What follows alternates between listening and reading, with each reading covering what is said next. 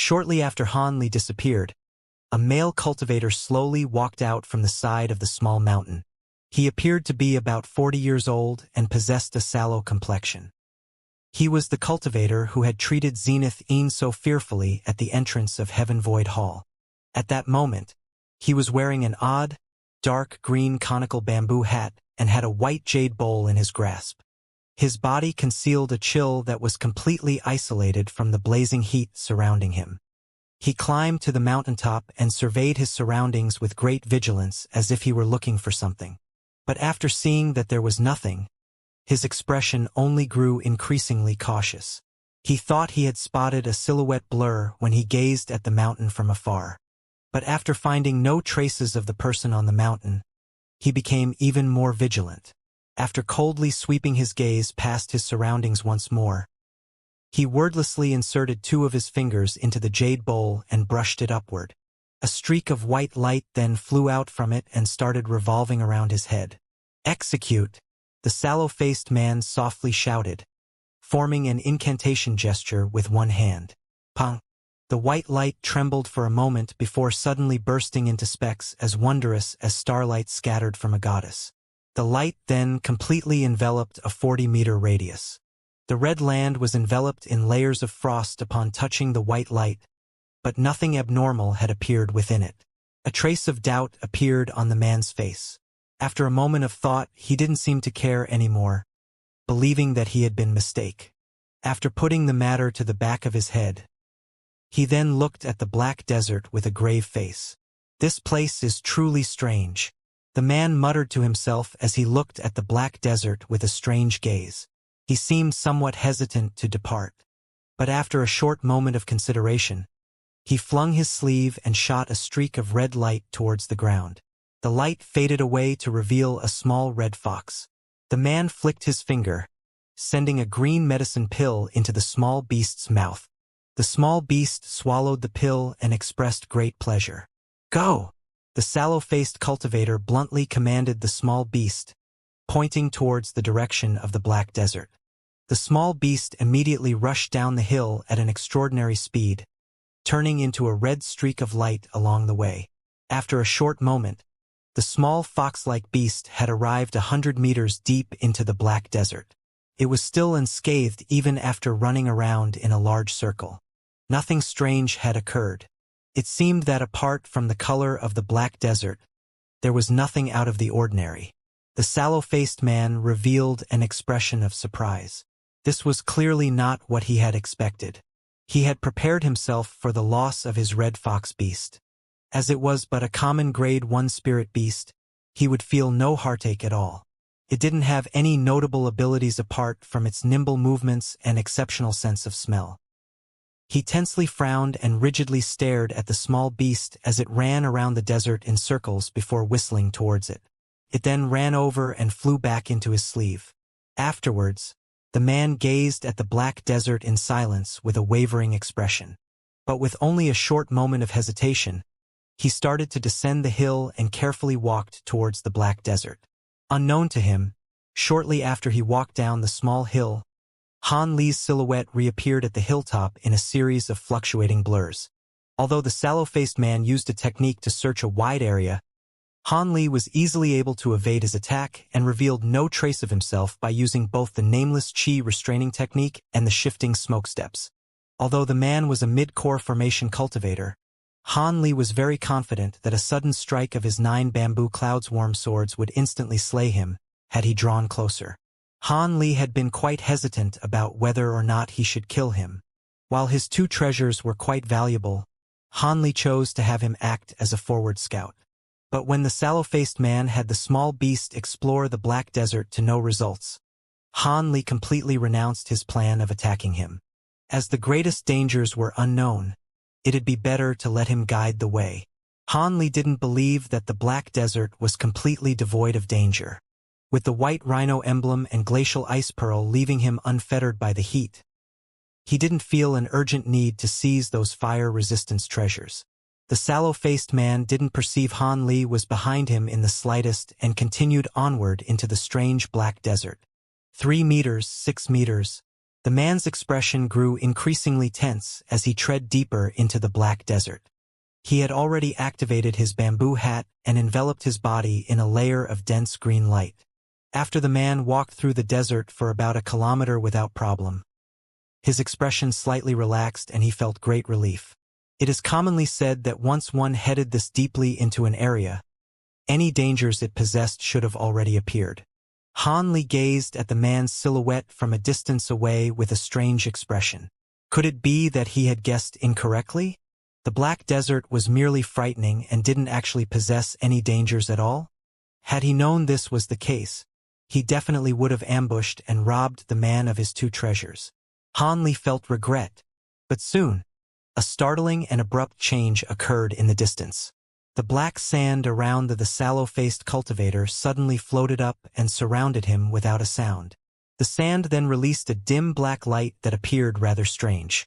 As the man was rich with experience, he instantly reacted by raising his jade bowl towards the sky. A vast white light scattered from the bowl, adding another layer of defense upon his green barrier. At that moment, the black sand turned into countless winged black insects and charged at the shocked man from every direction. The man bellowed. With a flourish of white light, he was then surrounded with palm-sized shields of ice. They then hurriedly rotated to form a white hurricane around him. He had now clearly made out the true appearance of the insects, winged ants. Their numbers were astonishing, with no less than 10,000 insects surrounding him. The sallow-faced cultivator's mind quickly churned, trying his utmost to recall the specific breed and weakness of these winged ants. But before he could finish thinking, the black swarm of ants knocked against his ice shield hurricane. Clangs rang out in quick succession as the shields repelled the winged ants several meters back. When the man saw this, he couldn't help but feel slight relief. But a short moment later his heart froze. After knocking the black-winged ants tumbling away several times, they charged forwards once more without the slightest injury. He was greatly alarmed. Without taking further thought, he raised his hand and released a gray flying knife. It transformed into a 10-meter-long streak of light and fiercely chopped towards the winged ant swarm. Just as the flying knife left the hurricane, the countless ants let out a drone and surrounded it. The fierce attack of the gray light didn't harm the flying insects in the slightest. Instead, they swarmed all over the flying knife in an instant and held it still. The sallow-faced man turned pale from fright and tried to recall his magic treasure. However, he was too slow. The magic treasure's gray light flashed several times before being submerged in the swarm of black insects. A blood-curdling shriek soon followed. The man's face was bloodless. The destruction of his magic treasure had greatly injured his origin chi. Without any further hesitation, he hastily controlled the white hurricane to follow him as he rushed forward. Leaving the desert was now his only chance at life. At that moment, the black-winged ants finished devouring the remnants of the flying knife and didn't move to chase after him. Its next action was cause for disbelief. It gathered together in an instant and flashed with a strange light before turning into a 10-meter-long black lance. Then, with a sharp whistle, the lance pierced through the air as if it had been shot from a crossbow. The sallow-faced man panicked at the sight and hastily exerted the entirety of his magic power to propel the hurricane with further intensity. The lance of black light struck the white hurricane and pierced through it in an instant. The spearhead and shaft were completely covered in scarlet blood. The hurricane came to an abrupt stop, revealing the sallow-faced old man. His body listlessly stood in place with the ice shields and green barrier completely destroyed. A fist-sized hole appeared where his heart should have been. The hole's edges were pitch black as if it had been caused from incineration. The man lowered his head to look at his chest and involuntarily touched it with his hand. He wore an expression of astonishment as if he couldn't believe what he saw. At the moment, the black lance hummed and transformed back into a dense swarm of flying ants. They madly rushed towards the man without restraint, throwing him down and covering his entire body in an instant. Several miserable screams immediately followed before being met with silence. A short moment later, the winged ants suddenly floated in the air and dropped back down to their original location, blending into the grains of sand. As for where the old man had fallen, There was no trace of him that remained. Han Li saw this in its entirety from the hilltop. He wore a strange expression from the shock he felt. Those are iron fire ants. They must be. I didn't think I'd see exotic insects at this location. Han Li muttered to himself. When Han Li initially saw the winged ants, he hadn't recognized what they were. Han Li only managed to identify them after he saw them fearlessly receive the attack from the sallow-faced cultivator's magic treasure and then condense into a lance. There were many winged ant spirit insect species in the cultivation world, and they all appeared nearly the same. Cultivators that didn't specialize in insect control techniques would find it difficult to differentiate them. As a matter of fact, different species of winged ants greatly differed in their degrees of power and ferocity. The more fearsome winged ants would cause even core formation cultivators to nervously recoil at the sight of them. As for the ironfire ants, they were ranked 37th on the ranking of exotic insects and were one of the most fearsome winged ant species. Apart from the rank 9 heaven crystal ants from legend, these ants were possibly the most formidable of their kind. Not only were these winged ants nearly invulnerable to physical attacks, even a majority of magic techniques also had little effect on them. Apart from fire and water attribute magic techniques of mid-grade or higher as well as a few specific magic techniques, they were nearly indestructible, possessing abnormal defensive abilities nearly equivalent to that of the gold-devouring beetles. In fact, they were even superior to the gold-devouring beetles in resisting the attacks of magic treasures. While they didn't possess the gold-devouring beetle's bizarre ability to consume spiritual power, the ironfire ants possessed the fearsome abilities to spout black flames and perform swarm transformations. A colony of ironfire ants could transform into a fire attribute magic treasure at will. Its fearsome attack could penetrate through common defensive magic treasures and magic techniques without even the slightest resistance. As a result, the sallow-faced man's miserable death couldn't be considered surprising. Although the ironfire ants weren't considered extinct like the gold-devouring beetles, they were seldom seen in the cultivation world.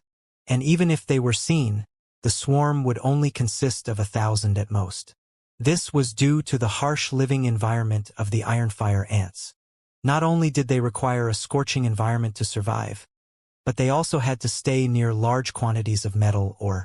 Upon leaving this environment, the ironfire ants would quickly grow weakened. It wouldn't take long before their abilities completely disappeared and they reverted into ordinary winged ants. If it were just that, there would still be many insect-controlling cultivators that would desire to use them, even to the point of creating or finding an appropriate environment to breed them in. However, these winged ants possessed a fatal flaw. Regardless of whether the ironfire ants were wild or domesticated, they were incapable of recognizing a master.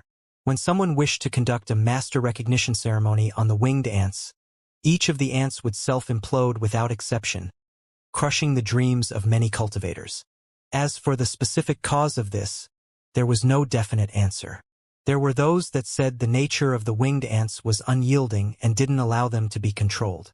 There were others that said it had to do with the ironfire ants' constitution, while others, naturally, there were very few people that knew about the ironfire ants in either the heavenly south region or the scattered star seas. They had been rarely seen in the last 1,000 years and their colonies were growing increasingly smaller. They were considered to be nearly extinct. At that moment, Han Li was looking at the Black Desert while lost in thought. It seemed that the Black Desert was a natural trap for the ironfire ants. Although Han Li didn't know how many colonies the desert contained, judging from how the sallow-faced cultivator encountered one after walking just 1 kilometer, they couldn't be few in number. It was quite possible that colonies of ironfire ants numbering in the hundreds of thousands existed in the desert as well. With that thought, Han Li felt a chill run down his back. He then swept his spiritual sense through his storage pouch, counting over a dozen mid-grade ice and fire attribute talismans. They should be enough to deal with 3 ironfire ant colonies similarly sized to what he had seen before. However, Han Li would have to be delusional to believe that these talismans were enough to carry him through the desert. When Han Li set his sights on the several spirit beast pouches of gold-devouring beetles, his heart stirred. He pondered whether or not the gold-devouring beetles would be exceptionally effective in dealing with the ironfire ants. After all, the gold-devouring beetles were higher ranked than the ironfire ants, and from the appearance of their shell, they haven't yet evolved to the rumored black gold stage. They should be half-matured like his gold-devouring beetles. As such, it would be acceptable for him to test them against one another.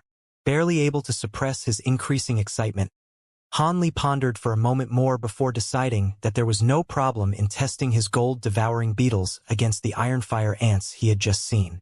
Even if his gold-devouring beetles weren't able to deal with them, he still had a few mid-grade talismans he could use to defend himself and safely withdraw from the desert. Han Li's expression grew cold as he rushed down the hilltop, heading straight into the black desert. After a short moment, Han Li had arrived at the edge of the desert. He gazed at the black sand beneath him and narrowed his eyes. He then grabbed a fistful of sand and brought it close to his eye. Han Li soon snorted. With a sudden flash of yellow light from his hand, he tightly closed his grip and squeezed.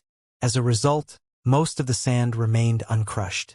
Han Li smirked and slowly muttered to himself, "This isn't black sand. It's actually grains of iron ore."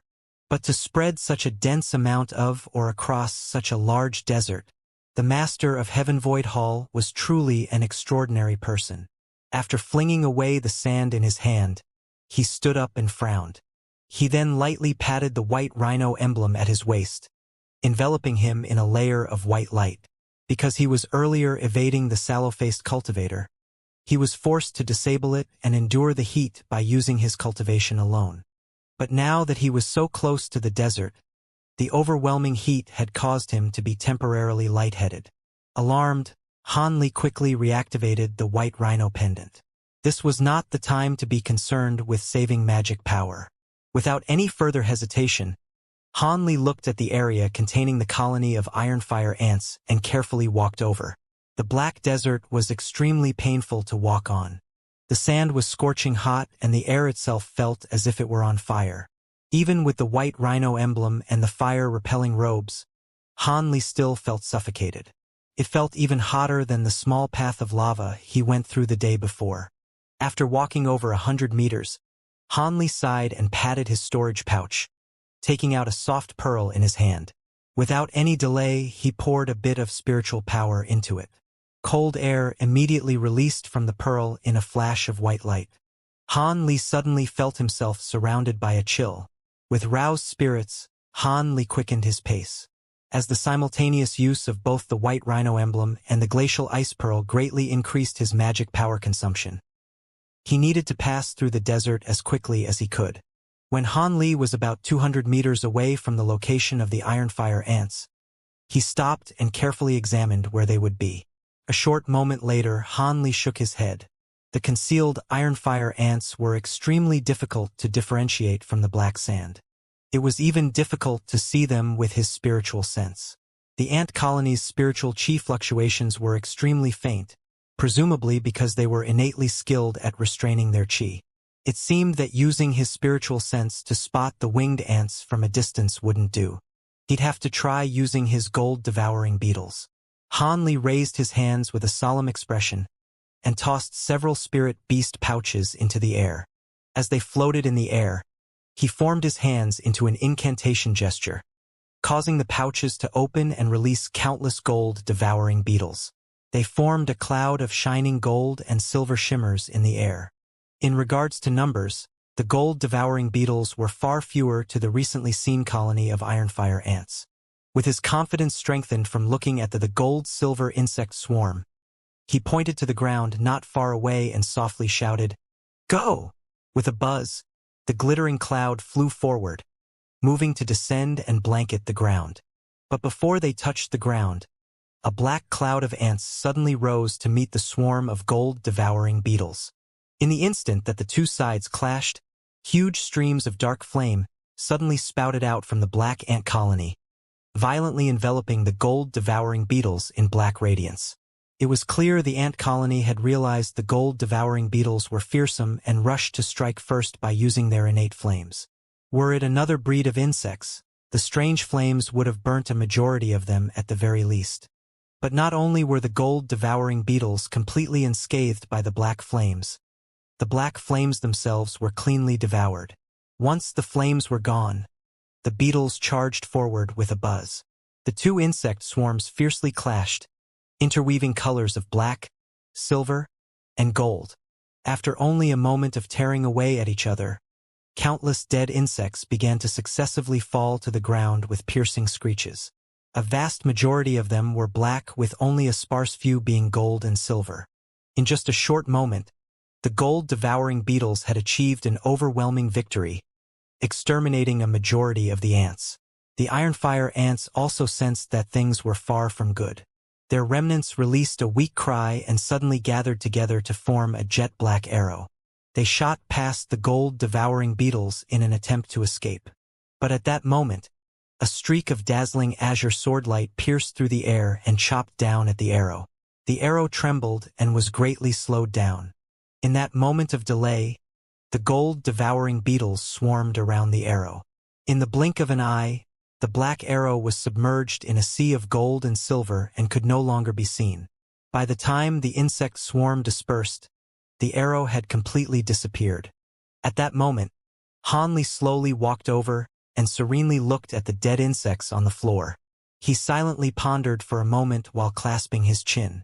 Only about several hundred of the dead insects belonged to the gold-devouring beetles, a trifling amount. The gold-devouring beetles' decisive victory clearly illustrated the superiority of the gold-devouring beetles. After all, the ironfire ants had outnumbered the gold-devouring beetles 10-1.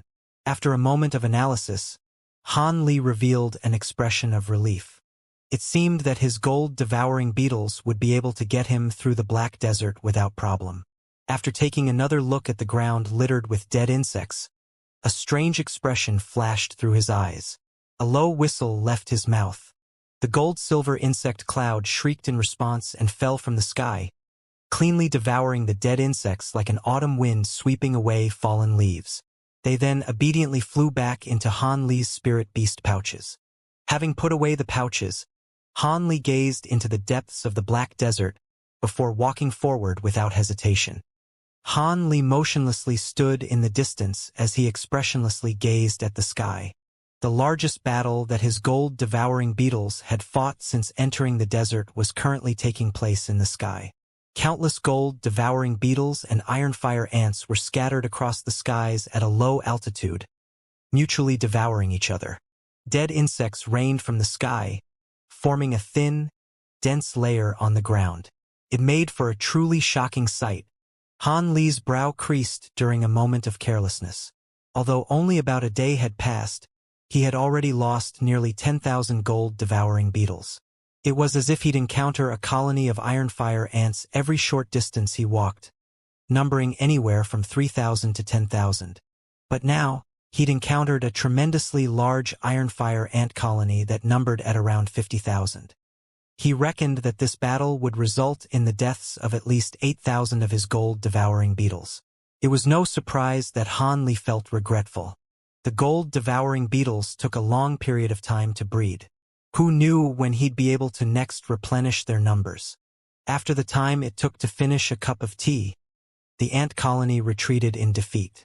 Apart from the several thousand survivors that managed to retreat, the winged ants had been cleanly devoured by the gold-devouring beetles. Han Li was uninterested in wasting time pursuing the remaining ironfire ants. Instead, he turned his gaze towards the glacial ice pearl and continued on his way with roused spirits. He supposed that he was currently at the center of the desert, which was why he had encountered such a large colony of ants. He had better be more vigilant on the path moving forward, else he would waste the much-needed magic power to fuel his heat-repelling magic treasures, leaving himself in a dire situation. After walking about 20 kilometers, Han Li's expression froze. He stared to the right with narrowed eyes. After a short moment, he revealed a trace of suspicion and suddenly changed his direction to a dune he was looking at. When Han Li arrived at the top of the dune, he unconsciously frowned. He had spotted yet another colony of ironfire ants in his line of sight. This colony of winged ants only numbered about 10,000, and were attacking a sphere of faint blue light. The sphere of light was on the verge of collapse. As it flickered, the image of a person with a strained appearance leaked through. Han Li gazed at this with complete indifference. At that moment, the iron fire ants had transformed into a keen long sword blazing with black flame and fiercely chopped at the sphere of light. Han Li was certain that this person was doomed. But then, an unremarkable dark green pellet shot out of the light sphere. Just as the pellet touched the black sword, a fist-sized dark green flame violently combusted. The ants that were wrapped up by the flame rapidly dispersed, with nearly 100 iron fire ants falling to the ground. Han Li felt surprised. That dark green pellet was an exceptional treasure. It was fearsome enough to burn away at fire-attributed iron fire ants without resistance. An inconceivable display. It seemed he was still quite ignorant of the countless unique treasures that existed in the cultivation world. The appearance of the green flame infuriated the ant swarm. They scattered and wildly charged towards the light sphere without any intent to retreat.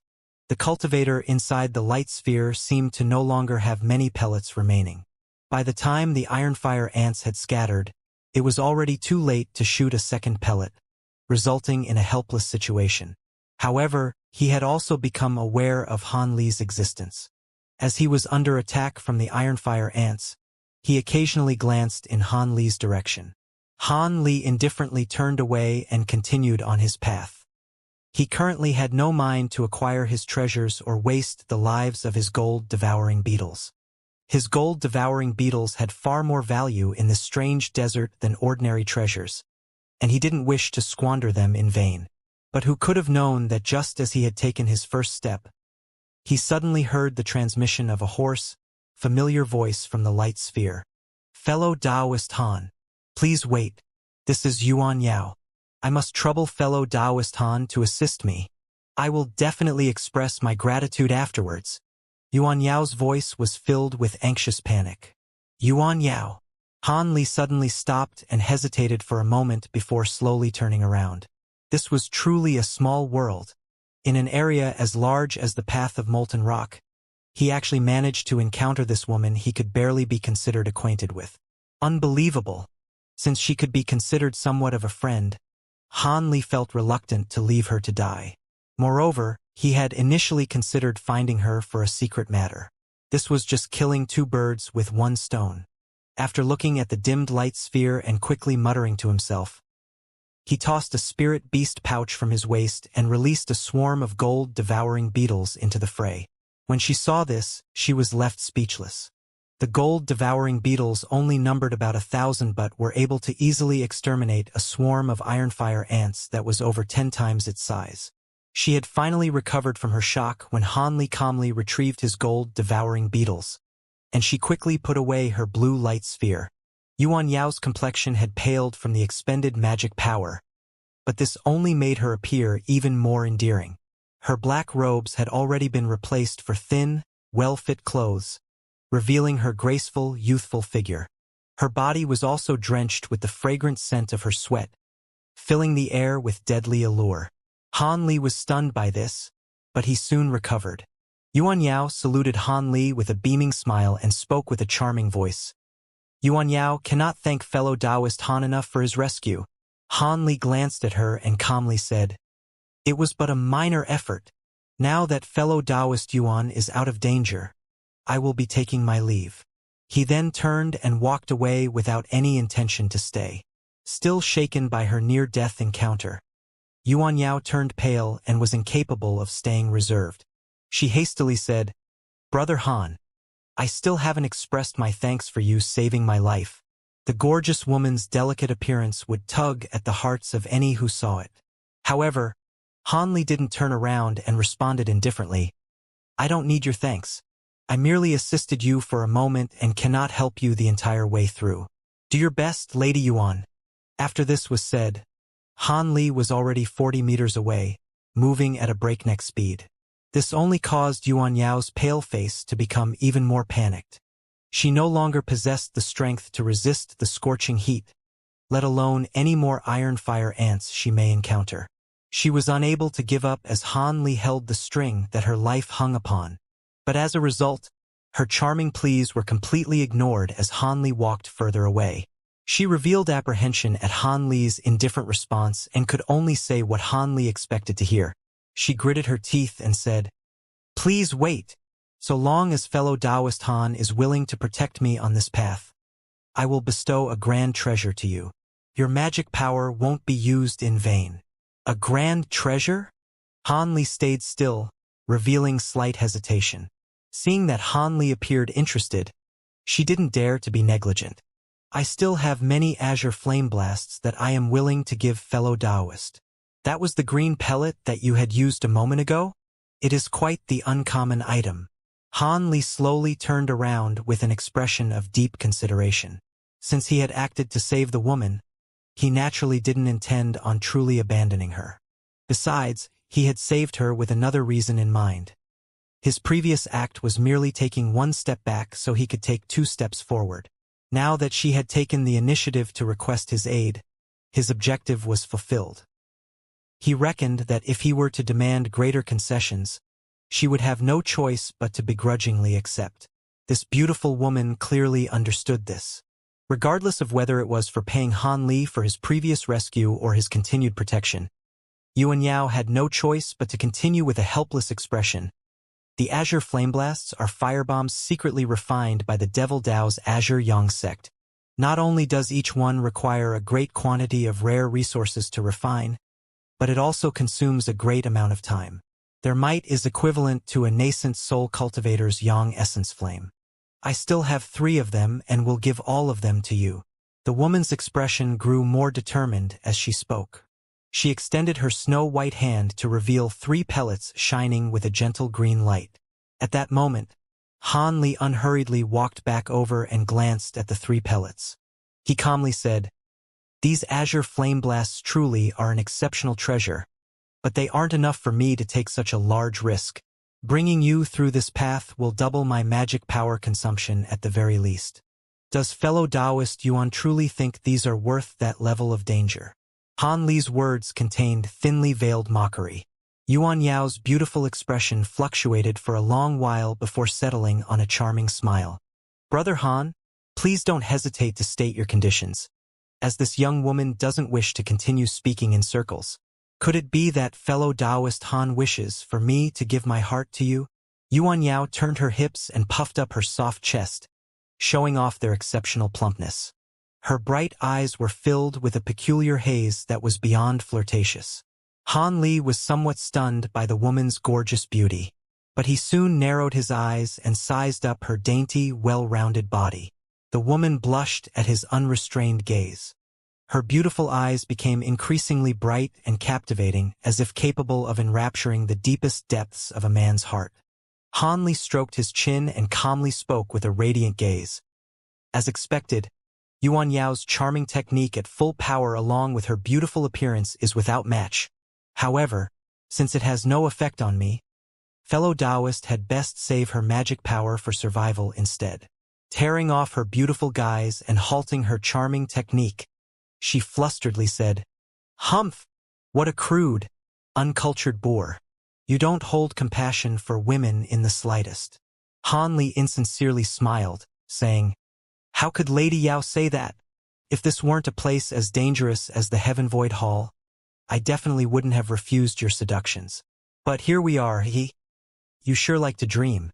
If it weren't this place, how else could I have possibly thrown myself into your arms?" Yuan Yao glared at Han Li with a resentful gaze. "It seems I've saved the wrong person. Since this is the case, I don't wish for fellow Taoist Yuan to give her heart to me. And there is also no need to express your thanks for my rescue. I'll be taking me leave." As if to deliberately anger the woman, he cupped his hands to her appearing as if he was about to set off. Seeing this, Yuan Yao's words immediately grew soft and she returned to being lovingly pitiful. "Brother Han, it was my wrong, please don't be angry. Please don't hesitate to say what must be done to receive your assistance through the path of molten rock. I will absolutely do as you ask." Could it be that Taoist doesn't wish to help this poor woman despite being her acquaintance for 100 years and a fellow companion that accompanied you through the ghost mist? As for treasure, apart from these azure flame blasts, I have no other treasures to give you. Although Han Li was wearing a mysterious smile, he inwardly felt astonished. Yuan Yao was a truly fickle person. standing tall 1 second and submitting the next. From her currently powerless pleads, her recent mature, flirtatious charms, to her proud, elegant impression from the very beginning, all of them had given Han Li a distinct, unique impression. How truly strange, as this woman was capable of cultivating to the core formation stage from the qi condensation stage in only 100 years, she was by no means ordinary. With this thought, Han Li started to mutter himself. Yuan Yao revealed a hopeful expression as she nervously watched him. After a short moment, he looked up and spoke with seemingly great reluctance. Since Lady Yuan is an acquaintance I had met over 100 years ago, I would appear truly heartless if I do not protect you. However, I was never someone to work for free. If fellow Taoist Yuan Yao wishes for me to take her through the path of molten rock, then how about she gives me the weeping soul beast? I am extremely interested in the beast's soul absorption abilities. After walking around so many pretenses and plots, Han Li finally stated what he had wanted from the woman from the very start. With this strange beast, he'd be more confident in working together with the old ghost bone sage. From what he had seen, this weeping soul beast was by no means weak. You want the weeping soul beast? Yuan Yao's eyes widened after hearing Han Li, as if she couldn't believe what he had said. What will it not do? Han Li's expression sunk, and his voice grew cold. If I give the weeping soul beast to you, you will take me through the path of molten rock? Yuan Yao asked Han Li this question word by word as she stared at him with a strange expression.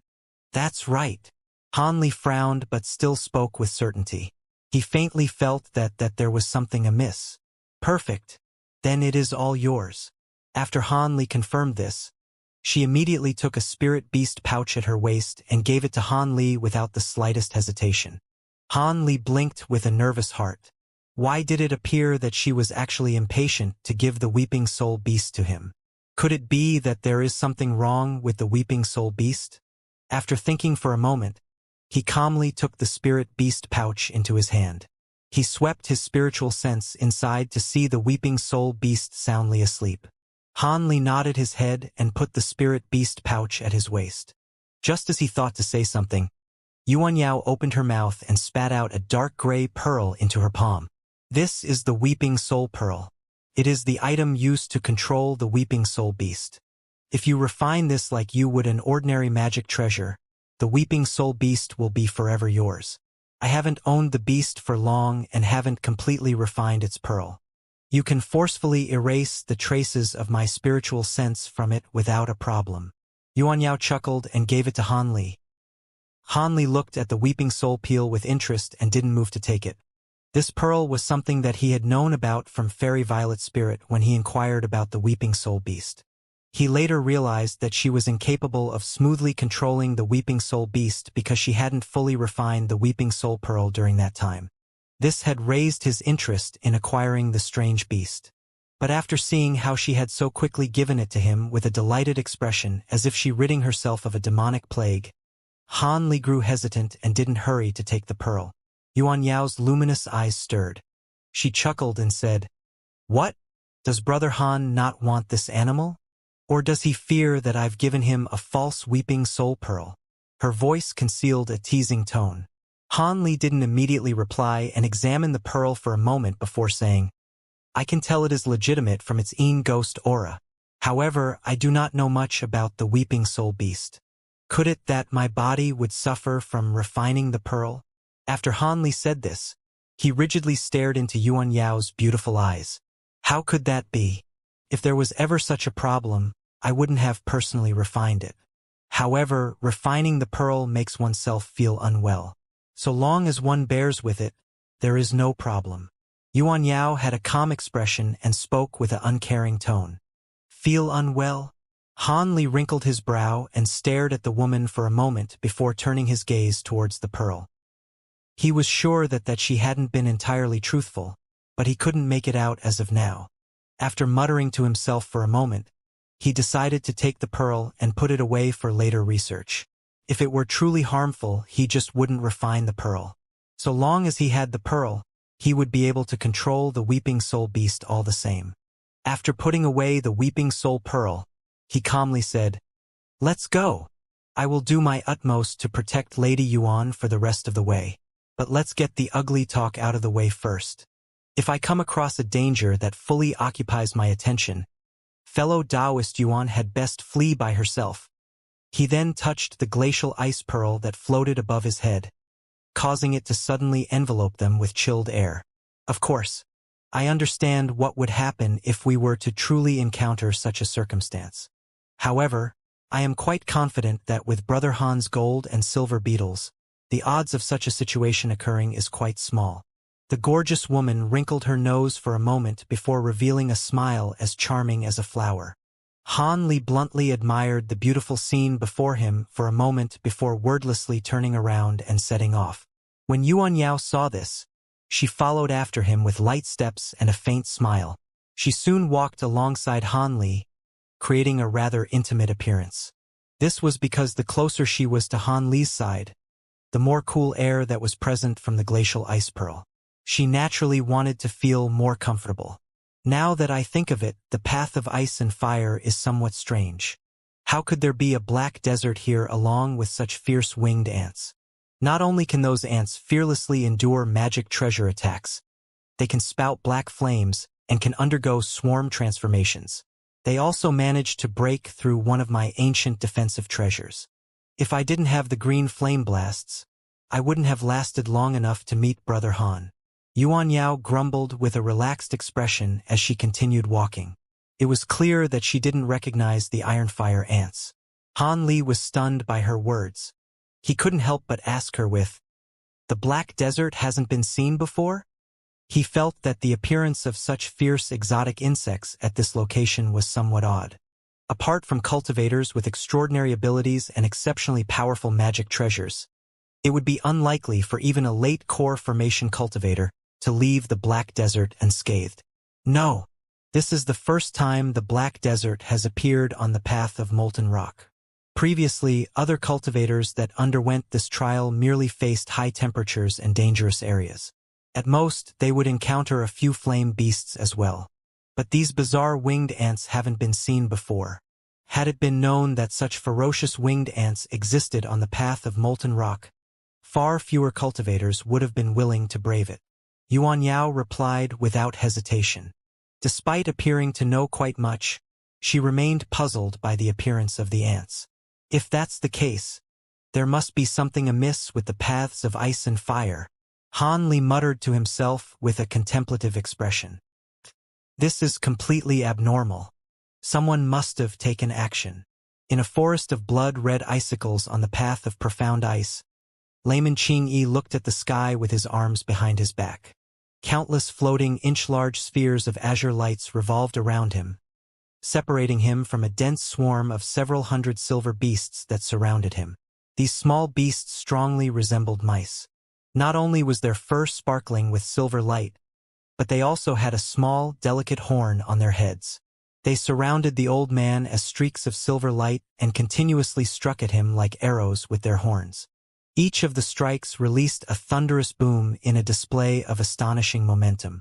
However, the azure lights surrounding the old man's body remained motionless, completely unaffected by the erratic attacks of silver light.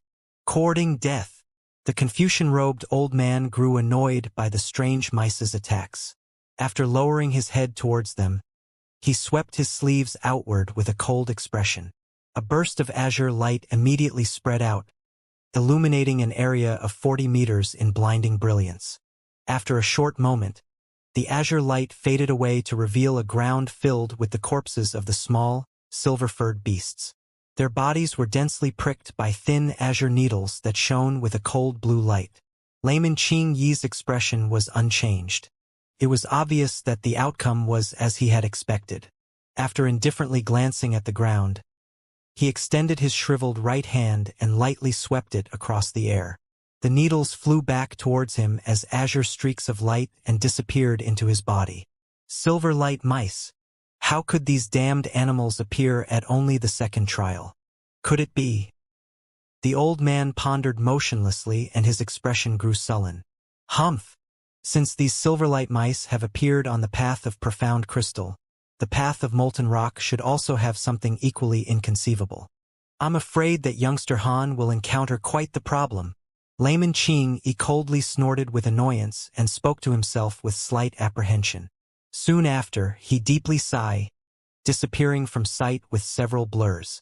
The forest of blood-red icicles appeared quite strange with its ground littered with the corpses of the small silver beasts. In some lightless place in the Great Canyon, two voices were calmly having a chat in the darkness. Weren't you too sloppy, using both ironfire ants and silverlight mice? Although we've always played our tricks in each of the treasure hunts, they were well hidden. The appearance of the Black Desert and Blood Icicle Forest is far too brazen. Apart from the few that didn't encounter these obstacles, I fear that a majority of devil and righteous Tao cultivators will have died. When that time comes, those nascent soul cultivators will no longer be fooled. A voice spoke with slight fear. Fool? Did you truly believe that our previous actions in the Heaven Void Hall were unnoticed by the righteous and devil Daos? They had long figured them out, but they chose to feign ignorance due to our Star Palace's power. They also knew that we could only control a few of the Heaven Void Hall's minor restrictions that wouldn't result in too great a death. In each treasure hunt, it would merely result in a few more deaths of the righteous and devil Tao core formation cultivators. The other voice unhurriedly replied. The Black Desert and the Blood Icicle Forest are the most ferocious restrictions I can control. It is only somewhat of a pity for them to be used like this. After all, as the previous generation masters of the Star Palace, we've spent quite some effort to grasp them. He unhurriedly spoke with a tone of regret. There is nothing to regret. Right now, there are rumors widely spread that the two sages have reached a crucial point in their seclusion and cannot be contacted, causing the inhabitants of the scattered star seas to be alarmed. However, this has caused the inner disciples of the Star Palace to become restless.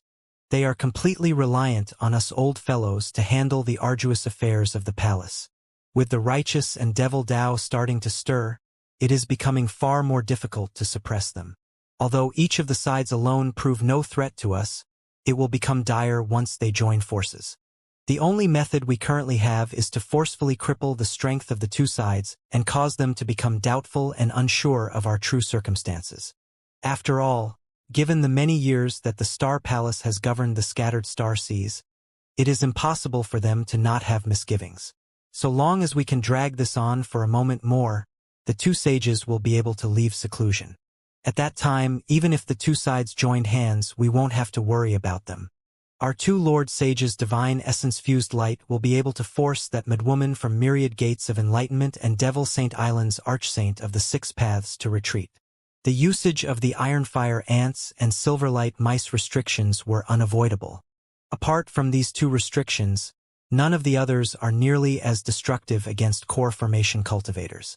They all lack the proper fierceness to admonish them and reflect our unyielding attitude. As for your fears of the two sides using this as a pretext to act, they are groundless. Those among the dead aren't their own personal disciples, and they are our opposition in the contest for the Heaven Void Cauldron. What we've done isn't enough for them to act. At most, they'll be inwardly seething. The cold voice sneered as he gave his long explanation. The first voice remained silent as if approving of the other's judgments. How many swarms have we hit since we've traveled together? Han Li slowly asked as he looked at the insect corpses on the ground. 7. Although we've encountered many ant swarms, we haven't encountered any that numbered in the 10,000s. Standing at Han Li's side, Yuan Yao obediently replied. They'd already traveled together for half a day. Han Li frowned at hearing the number and his expression grew sullen as if he had worries on his mind. After some thought, he swept his arm towards his gold-devouring beetles that had finished consuming the corpses. They followed his command, transforming into a cloud of sparkling light as they flew back into his floating spirit beast pouches. Han Li then calmly put them away. What? Fellow Taoist Han appears unhappy? We've already crossed through the center of the desert, the most dangerous area. The path out should prove to be much safer. Yuan Yao blinked upon seeing Han Li's expression and spoke with slight confusion. Safer? Do you really believe so? Han Li glanced at Yuan Yao and sneered. Could it be that there are still more dangers ahead? Yuan Yao unconsciously frowned and spoke without confidence. With an indifferent expression, Han Li said, I don't know if there are more dangers ahead, but I am certain of something. We will be quite lucky to not encounter any ant swarms that don't have any late-stage ants. As of now, we've yet to encounter any megacolonies that contain late-grade ants. We have to be more careful on the way out. If we don't encounter any mishaps after half a day more of walking, we should be truly safe. Yuan Yao's complexion turned white, but after a short moment, she feigned indifference. She forced a smile and said, Aren't you being paranoid? I hope that is the case. Han Li didn't continue speaking despite knowing that the late-stage ants existed among the ironfire ants. Although the strength of late-stage ants are ordinary, their astonishing intelligence would be certain to prove more than troublesome. Due to their previous conversation, they remained completely silent for the next 4 hours. However, something strange had occurred. They hadn't encountered a single ant colony on their path. Yuan Yao had become conscious that something was amiss, and her face revealed a trace of unease. But, when they mindlessly climbed up a tall sand dune, they saw an astonishing scene ahead of them. Yuan Yao wore a terrified expression. Her red lips moved several times, but no words came out. While Han Li's expression was a bit more calm, he was still quite alarmed. In the sand ahead of them was a solidarity pillar of ice with a height of about 100 meters. The ice pillar was extremely cold. Not only did it flicker with faint white light, it also contained a black giant of the same height. The giant appeared hideous. It had wide, glaring eyes and a smooth, shiny bald head, and was frozen inside the pillar of ice. How strange. After staring at it for a moment, Han Li immediately swept his eyes past the nearby sand. The nearby ground was filled with holes of all sizes as if a great battle had been fought there. A strange expression stirred from Han Li's eyes as they fell upon the giant once more. But when Han Li gazed at one of the giant's eyes, he couldn't help but shout in surprise. Did fellow Taoist Han discover something? Yuan Yao couldn't help but turn her head and ask after hearing Han Li. Han Li slightly smiled in response. He then narrowed his eyes and released his spiritual sense. After confirming that nothing was concealed in the nearby area, he bluntly walked down the sand dune and towards the pillar of ice in large strides. Humph! Yuan Yao sulked and expressed discontent at Han Li's attempt to remain mysterious, but she still followed him. After all, she'd have to waste magic power to resist the high temperatures if she left the range of Han Li's glacial ice pearl. Winged ants. When Han Li arrived about 40 meters away from the pillar of ice, Yuan Yao spoke with astonishment. At her current distance, she was finally able to clearly see the giant's true appearance, a formation of countless black winged ants. From a distance it could be passed off as genuine, a truly inconceivable affair. But as the ironfire ants remained completely motionless inside the pillar of ice, it was unknown whether they were alive or dead. At that moment, Han Li stopped and started muttering to himself as he gazed at the ice pillar ahead of him. After examining it, Yuan Yao slowly said, Since these ants are already dead, let's go on our way. It's a waste of time to remain here. Are you truly certain they are dead? They still could be alive. Han Li felt doubtful. How could they still be alive? Yuan Yao glanced at Han Li with astonishment and spoke with disbelief. The Myriad Gates of Enlightenment has an ancient treasure named the Profound Yellow Mirror. Have you not heard of it? So long as the treasure reflects on something living, they will grow still from terror and become trapped in a pillar of icy crystal. After several days, the crystal ice pillar will eventually disappear. I've never heard of it before. Han Li's honest answer left the woman wide-eyed and somewhat speechless. Han Li circled the huge ice pillar several more times before speaking with a pensive expression. According to what you've said, these insects were disposed off by Wan Tunming. If it wasn't him, then who? What are you thinking? Apart from time itself, this crystal ice cannot be broken by ordinary magic treasures. Otherwise, the profound yellow mirror wouldn't have such a famous name. Yuan Yao glanced at Han Li as if she had guessed what he was thinking and smiled. After Han Li heard this, he calmly glanced at her. He then moved his hands at his waist and tossed out all of his spirit beast pouches. A huge cloud of gold-devouring beetles then suddenly appeared in the air. "Go!" Han Li bluntly pointed at the ice crystal pillar. The gold-silver beetle cloud suddenly descended upon it and densely covered the pillar's peak in an instant. "You still intend on having your beetles consume the winged ant's remains? Your beetles may be ferocious, but they can't chew through." Yuan Yao's sentence remained half-finished. This was because the giant that was trapped by the crystal ice pillar was quickly being cut down at an amazing speed. In the blink of an eye, the giant's head had disappeared from view. Yuan Yao's small mouth gaped open and didn't close until a while later. Under the woman's astonished gaze, the gold-devouring beetles had completely devoured the huge pillar of crystal ice alongside the giant trapped within.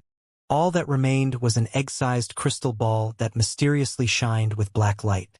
Han Li smiled upon seeing it appear and walked several steps forward before bending down to pick it up.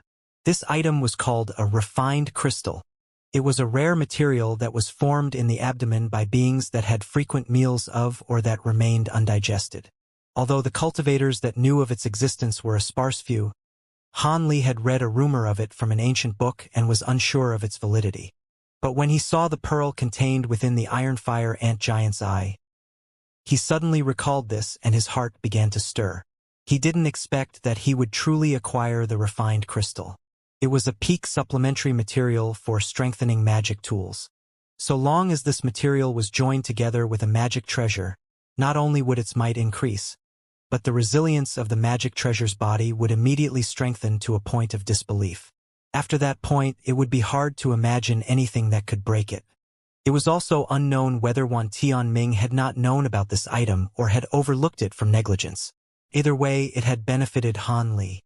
So long as he took the time to refine it into his bamboo cloudswarm swords, their strength would surely increase by another level. While Yuan Yao didn't know about the refined crystal, she knew it was certain to be a good item from Han Li's happy expression. However, she had tactfully remained silent about things that had little to do with her.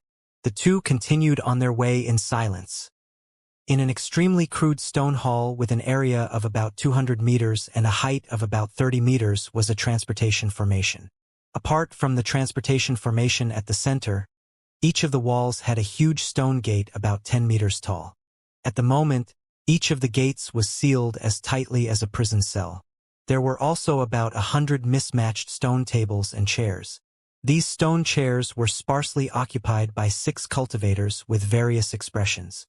Grandmaster Zenith Yin, Layman Qingyi, and Wan Tianming were the only nascent soul cultivators present. The other cultivators were late core formation cultivators, none of whom could be considered weak. Each of their expressions were sullen, and they possessed no interest in talking. The stone hall's atmosphere was beyond stifling. Grandmaster Zenith Yin was particularly dreadful with his ashen complexion. He stared at the transportation formation as his eyes continuously flickered with ominous glints. These cultivators were the first ones to reach the end of the path of ice and fire. While the Black Desert and Blood Icicle Forest naturally proved to be no threat to the nascent soul cultivators, the late core formation cultivators suffered quite badly to escape them. As for the weaker cultivators, their odds were grim. Only a few of them had managed to make it here so far. Zenith Yin and Layman Qingyi naturally worried about Han Li's fate. If Han Li died on the path of molten rock, his bloodjade spider would have perished with him, leaving them without any cause for joy. Zenith Yin, who stood to benefit the most, felt especially terrible, far worse than Layman Qingyi did. Although Wan Tianming appeared calm, he had lowered his head and was silently staring at his wide, thin hands with an icy gaze. Naturally, these 3 nascent soul cultivators knew of the strange changes of the path of ice and fire. They were certain that these changes had to do with the Star Palace elders that had yet to appear, causing them all to clench their teeth in resentment and feel great trepidation. What was the intent behind the Star Palace's actions? Could it be they truly wanted to tear away at the faces of both the righteous and devilish Daos? Time slowly passed by underneath this stifling atmosphere. Manhuzi, Tianwuxi, the old farmer, Wuchou, and the Bone Sage all eventually arrived from the transportation formation from the Stone Palace. These people either had wretched expressions or were gritting their teeth in fuming rage. They were clearly inwardly cursing at the Star Palace elders for causing these changes. As of current, it was only half a day more before the path of ice and fire were sealed off. Zenith Yin's expression had originally softened upon seeing Wu Chou appear. But with Han Li still missing, his face grew unsightly once more. Wu Chou was able to pass through the path of ice and fire unscathed because he had fortunately been given an ancient protective treasure beforehand. Zenith Yin didn't expect he would need to give Han Li such a treasure in order to protect himself. Presumably, Qing Yi and Man Huzi also felt remorse from this. After all, Qing Yi and Man Huzi also had many powerful ancient treasures on hand. Had they given some of them to Han Li, they wouldn't have to worry about his survival. With that thought, Zenith Yin gloomily glanced at the old man and Man Huzi. The Confucian-robed old man was currently gazing at the transportation formation with a fluctuating expression, appearing to be thinking of something. Man Huzi was gazing at the hall's roof with his chin moving as he muttered to himself. It was clear that he was pondering about something as well. Seeing this, Zenith Yin's pent-up rage grew stronger, but his heart soon grew calm. He merely had to face reality and consider his steps moving forward without the bloodjade spider. At that moment, the bone sage was sitting cross-legged on a stone table. His eyes were half open, appearing as if he were in the middle of refining qi. Although he was slightly surprised by Han Li's absence, it made sense. According to his view, Han Li's true strength was at most that of a late core formation cultivator. He merely had a 50% chance of making it through the strange transformations of the path of ice and fire. But without Han Li's assistance, he feared he lacked the strength to deal with Zenith Yin. The Bone Sage became unsure whether or not he could take action inside Heaven Void Hall. Perhaps he would look for another suitable opportunity and take some time to better prepare himself, increasing his odds of success. Feeling helpless, the Bone Sage couldn't help but inwardly curse at the Star Palace elders for a long while. As for Wan Tianming and the other righteous Dao cultivators, they also had bellies full of grievances. They had no choice but to alter their original plans of drawing support from the core formation cultivators. As a multitude of various attitudes and sinister designs stirred among those inside the stone hall, the two white-clothed Star Palace elders suddenly appeared in the transportation formation at the center of the hall. At that moment, everyone gazed at the two cultivators with menacing expressions. The kindly-faced white-clothed man ignored their icy gazes and swept his gaze across the room. He then deeply sighed and said, "Sigh! Just which of you imprudent fellow Taoists activated those ferocious restrictions on the path of ice and fire? You stirred up huge changes in the canyon. Us too were unable to find a way to reverse these changes, resulting in a loss of many Taoists from the cultivation world. We are quite ashamed at this failure and will beg for forgiveness from the Star Palace sages when we return, spending over 100 years in meditation." He appeared as if he were truly lamentful. Having heard that, the righteous and devilish Tao cultivators shamelessly cursed them out in their hearts. They planned on cleanly brushing the matter aside with those frivolous words as if the affair had nothing to do with them. However, what happened next was just as the two had anticipated. Although the people in the palace coldly glared at them, none of them took the initiative to question them. Man Huzi, Wan Tianming, and the other nascent soul eccentrics fiercely glanced at them several times, but they eventually turned away, each minding their own business. It seemed none still dared to easily provoke the Star Palace. After the two white-haired elder glanced at each other with a smile, they sat down in a corner and closed their eyes in meditation. Although many still felt unresigned, nobody was willing to take the initiative to act. In that next moment, two people appeared with a flash of white light from the transportation formation, Han Li and Yuan Yao. In the moment Zenith Yin saw Han Li appear, his eyes brightened and he shouted, "Han Li!" He then waved his arms towards Han Li with a smile, having him immediately come over. Man Huzi and Layman Qing Yi also revealed expressions of pleasant surprise. After exchanging a glance with one another, the two bluntly walked over to Zenith Yin's side. Han Li let out a sigh in his mind. After saying a few words to Yuan Yao, Han Li roused his spirits and walked over towards Zenith Yin. As Han Li fortunately knew that these Devil Dao eccentrics needed him in their hunt for treasure, he was able to remain calm. In addition, Han Li felt particularly assured after spotting the Bone Sage when he entered the large hall. After Zenith Yin called Han Li, he warmly greeted him and assumed the standard role of a kind master, inquiring about the circumstances of the path of molten rock. Han Li didn't go far into detail and merely gave a short, vague description to go through the motions. He understood that Zenith Yin didn't actually care about the matter. As he had expected, Grandmaster Zenith Yin didn't pursue the matter and praised Han Li instead. The Confucian-robed old man looked at Han Li with a smile and would occasionally chime in as if he was quite concerned with Han Li. As befitted him, Man Huzi indifferently watched from the side and didn't take the initiative to ask any questions. However, when Han Li returned the glacial ice pearl to him, Man Huzi waved his arm in a relaxed manner, indicating that he was giving it to Han Li. It seemed these old eccentrics valued Han Li far more now that he was one step closer to entering the inner halls, having rushed through the paths of ice and fire. However, Wuxia gazed at him from the side with increasing hostility, occasionally revealing a malicious glint from his eyes. Zenith Yin seemed to have noticed this and suddenly glared at Wuxia, transmitting a few words to him. Wuxia suddenly lowered his head, and his expression had returned to normal after he raised his head again. While Han Li dealt with Zenith Yin and the other eccentrics, he thought about whether or not he should contact the Bone Sage. It appeared that the old eccentrics didn't have a concrete plan in mind. Could it be that they were planning on responding based on how events would unfold? As Han Li thought about this, the final moments of the path of ice and fire had passed. The transportation formation at the center of the stone hall disappeared without a trace. There were only about a dozen people in the room before it disappeared. At that same moment, the walls around them began to rumble.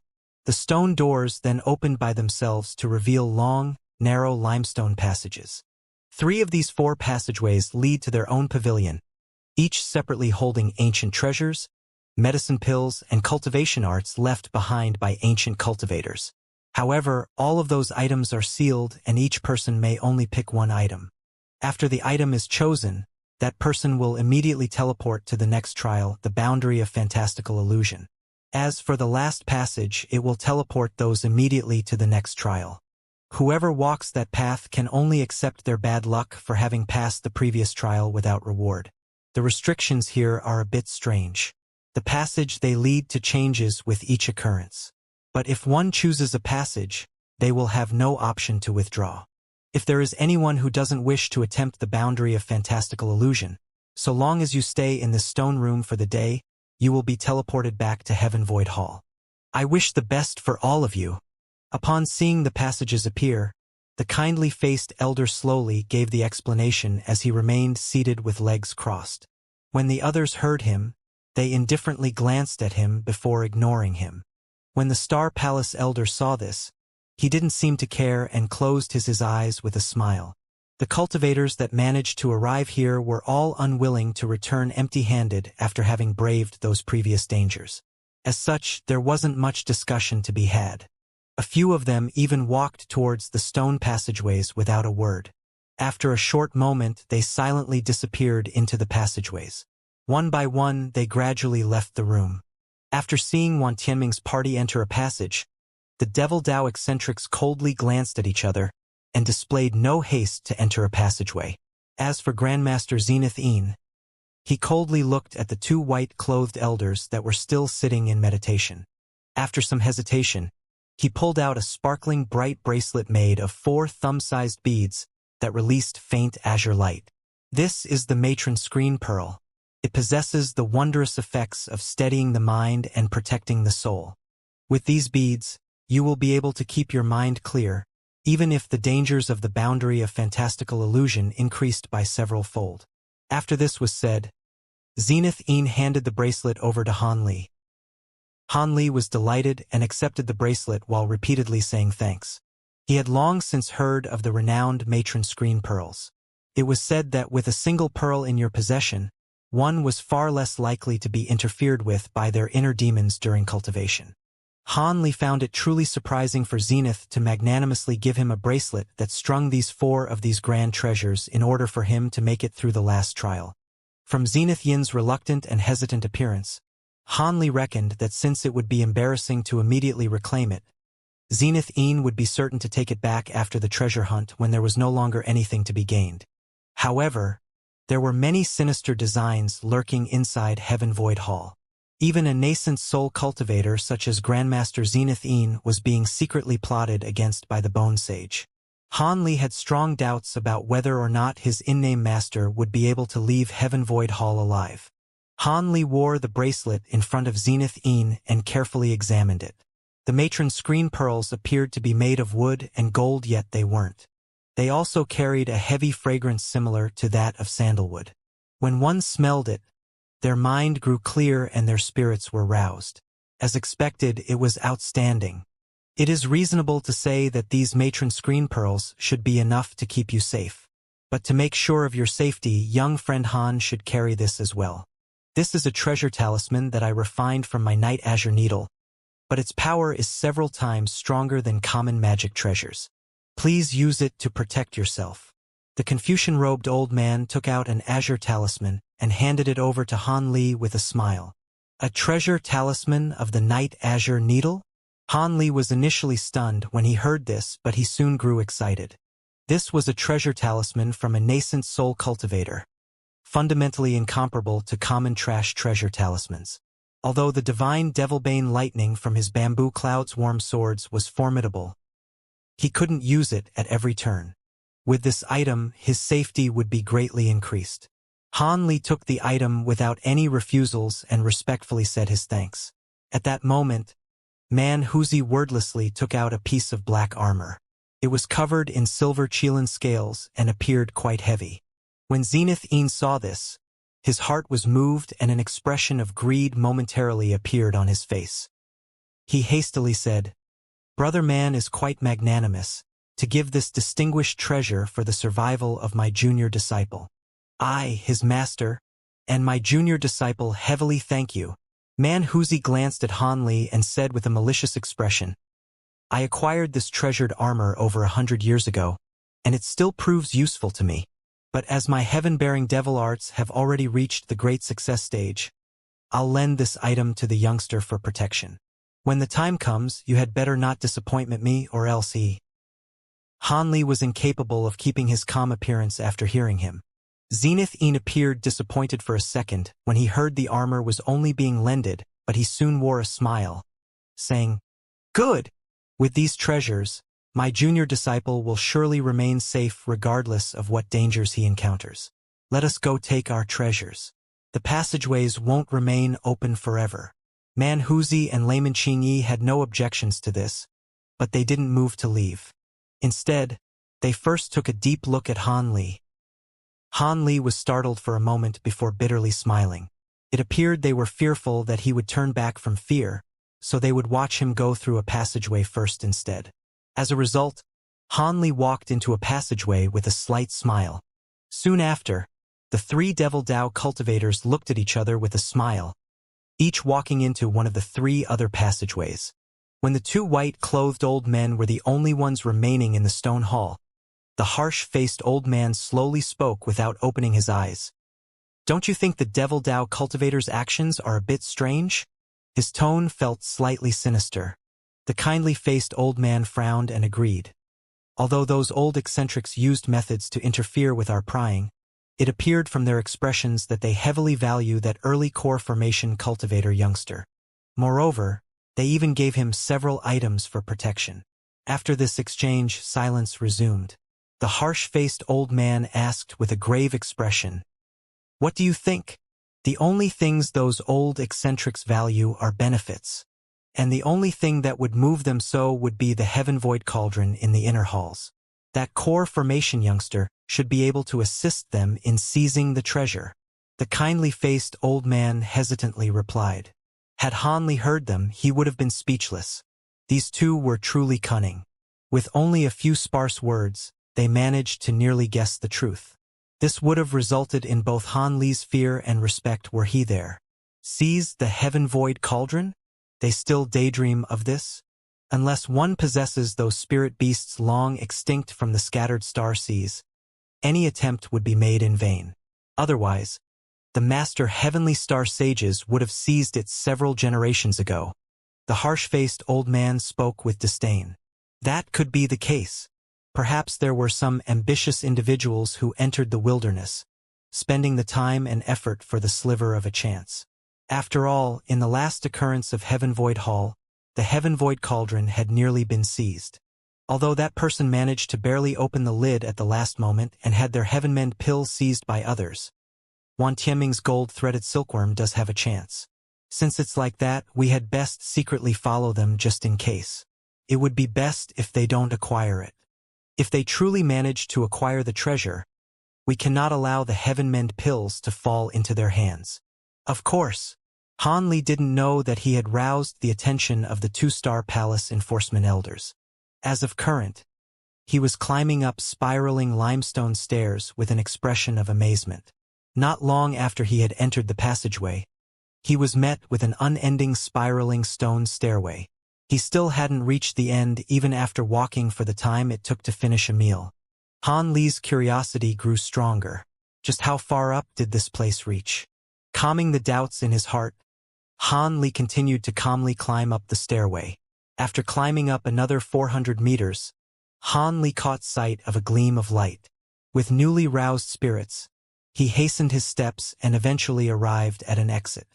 Han Li's heart stirred when he saw a faint glimpse of what lay past the exit.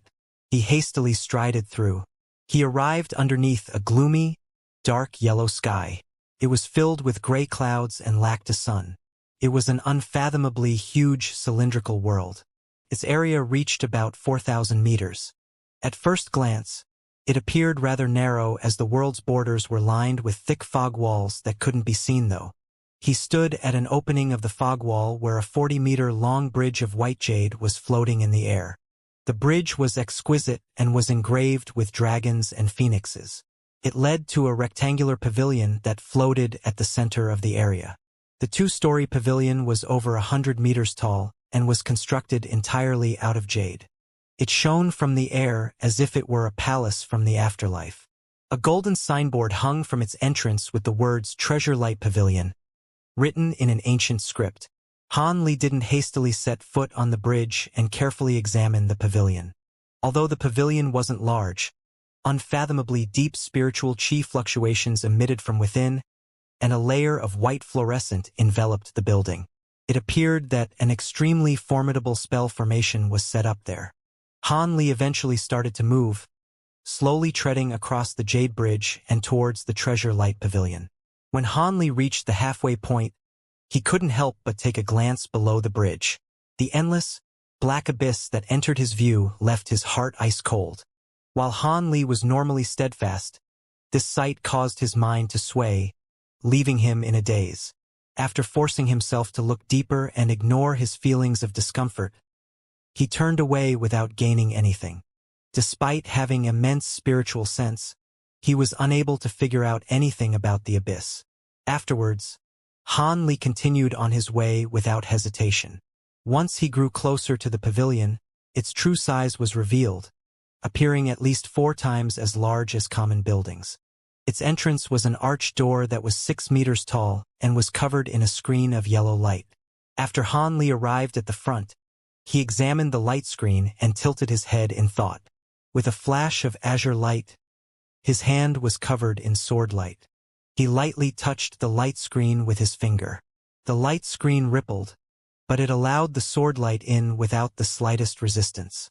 Han Li felt slightly surprised by this.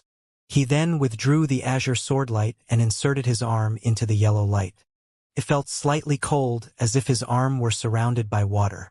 Without any further hesitation, Han Li stepped forward, disappearing into the light barrier. But after he entered the arched doors, Han Li stood in place with a look of astonishment. He saw rows of round white jade tables about 1 meter tall, each of differing sizes. Their surfaces were covered in flickering light barriers of all colors, as if they were concealing something underneath.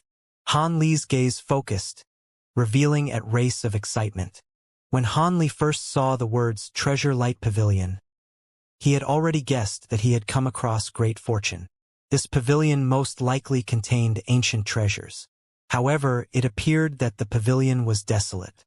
It seemed all the people that had arrived here either went to the second floor or had already chosen an ancient treasure and moved on. With that thought, Han Li examined the jade tables. As he had expected, there were jade tables that lacked both an item and the light barrier. And the stairs to the second floor? Han Li was slightly puzzled. He swept his gaze all around and couldn't find it.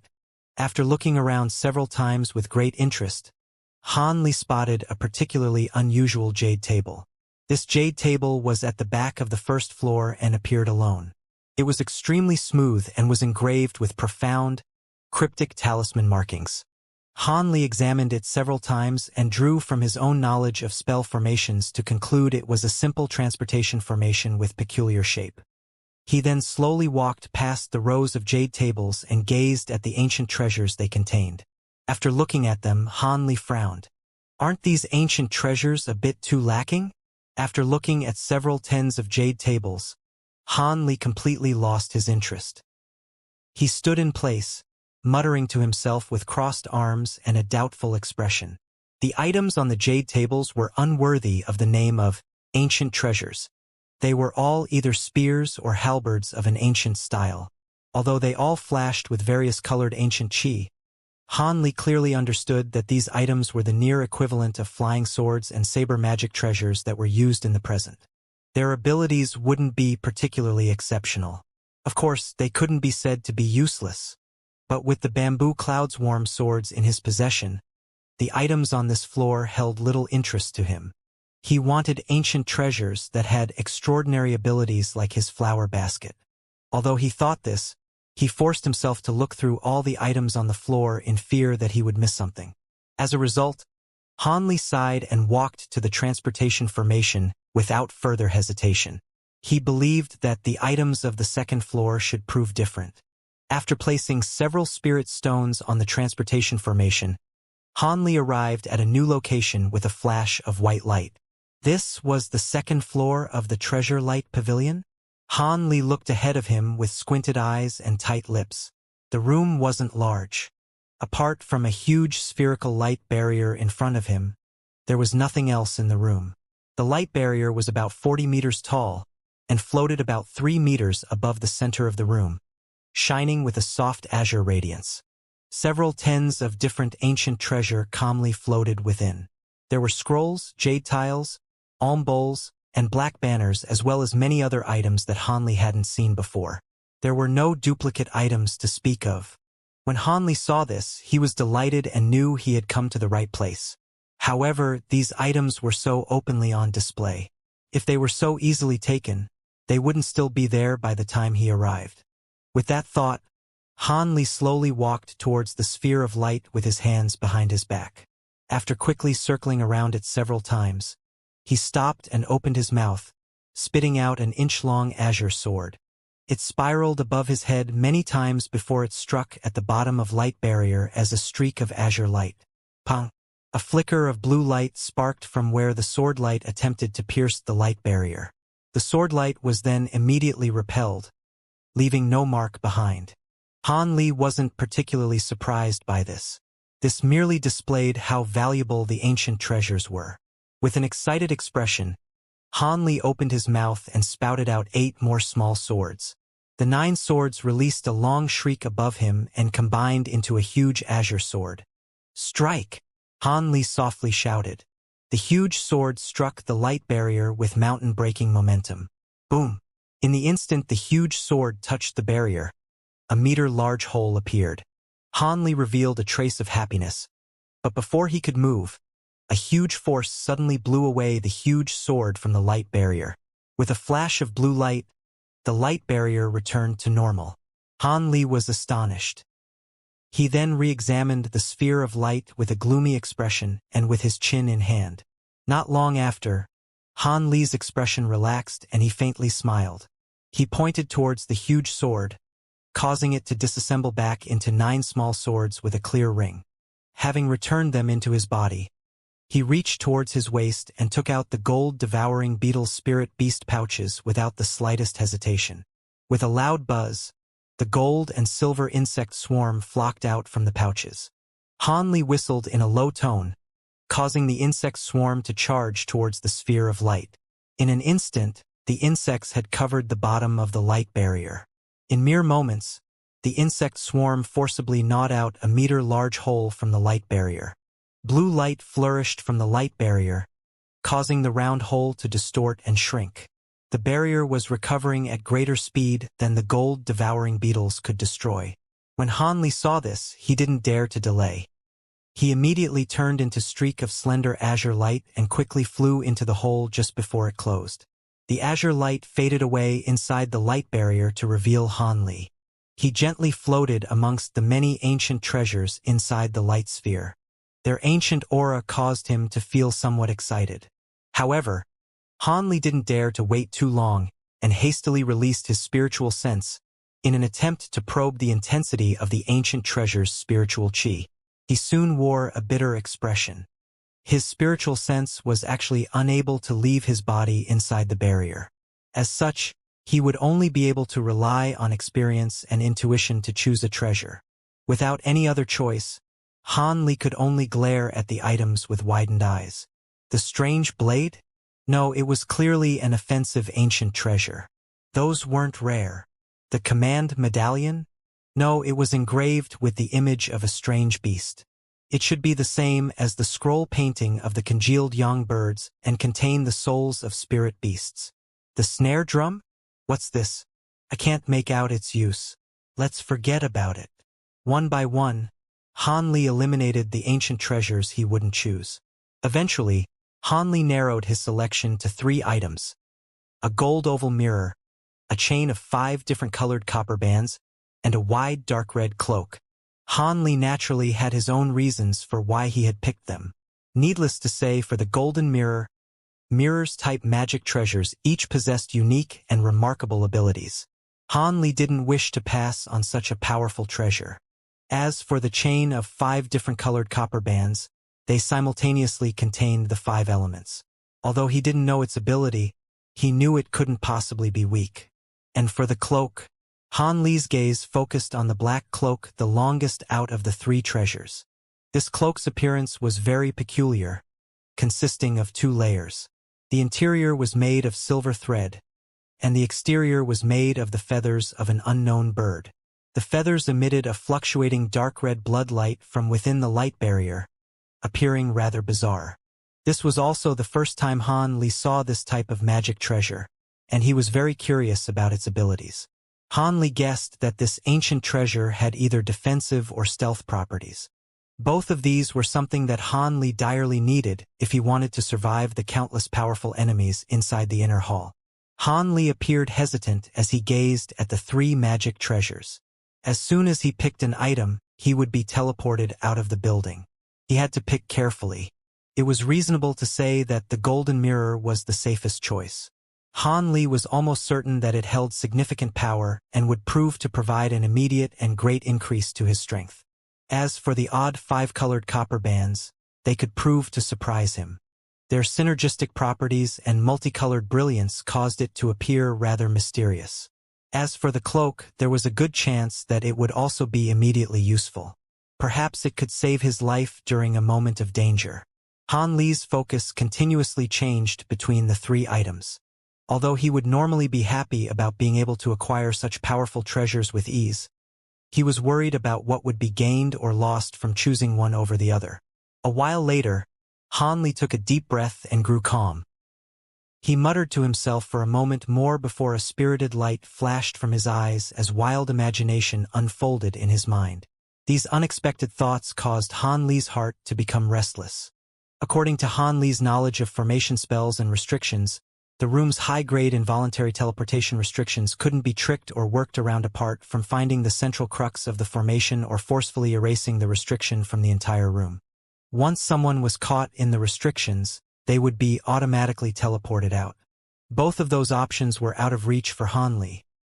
Finding the central crux of the room's restrictions was something that would take a Grandmaster-level formation expert several years to accomplish. The very thought of it was something best left alone. As for forcefully erasing the formation, It was only something that Han Li would attempt if he were out of his mind. Given the many nascent soul eccentrics that clearly hadn't succeeded, he would have to be deluded to think that a core formation cultivator like himself could succeed. However, he did possess the formation-breaking insights of the genius spell formation master Xianxia. Her records described a theoretical response to area restrictions that could disable an area's restrictions temporarily. Although it was only for a short instant, it would give Han Li enough time to acquire an extra ancient treasure. This method required the cultivator's own spiritual power to be completely severed from the energy-contained room, leaving not the slightest connection for the duration. After Xianxia wrote this in her records, she self-mockingly added that even a nascent soul cultivator couldn't perform such a feat. The thought was but an indulgence moment of her imagination. If a cultivator truly had such amazing abilities, they wouldn't have to go through the trouble of this, as they could rely on their own strength to forcibly break through the formations. After all, the cultivators of this world were only at most capable of qi concealment techniques that could hide themselves from others. How could they possibly sever their own connection from the spiritual qi of heaven and earth? But when Han Li read this inside his cave residence, he immediately thought of his gold-devouring beetle's bizarre capability of devouring the energies of heaven and earth. This roused enough interest in him to perform a small test with his gold-devouring beetles.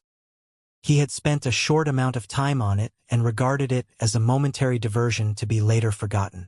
But now that he recalled all of this, Han Li couldn't suppress his burning excitement. After a moment of careful consideration, Han Li felt that this had a large chance of success.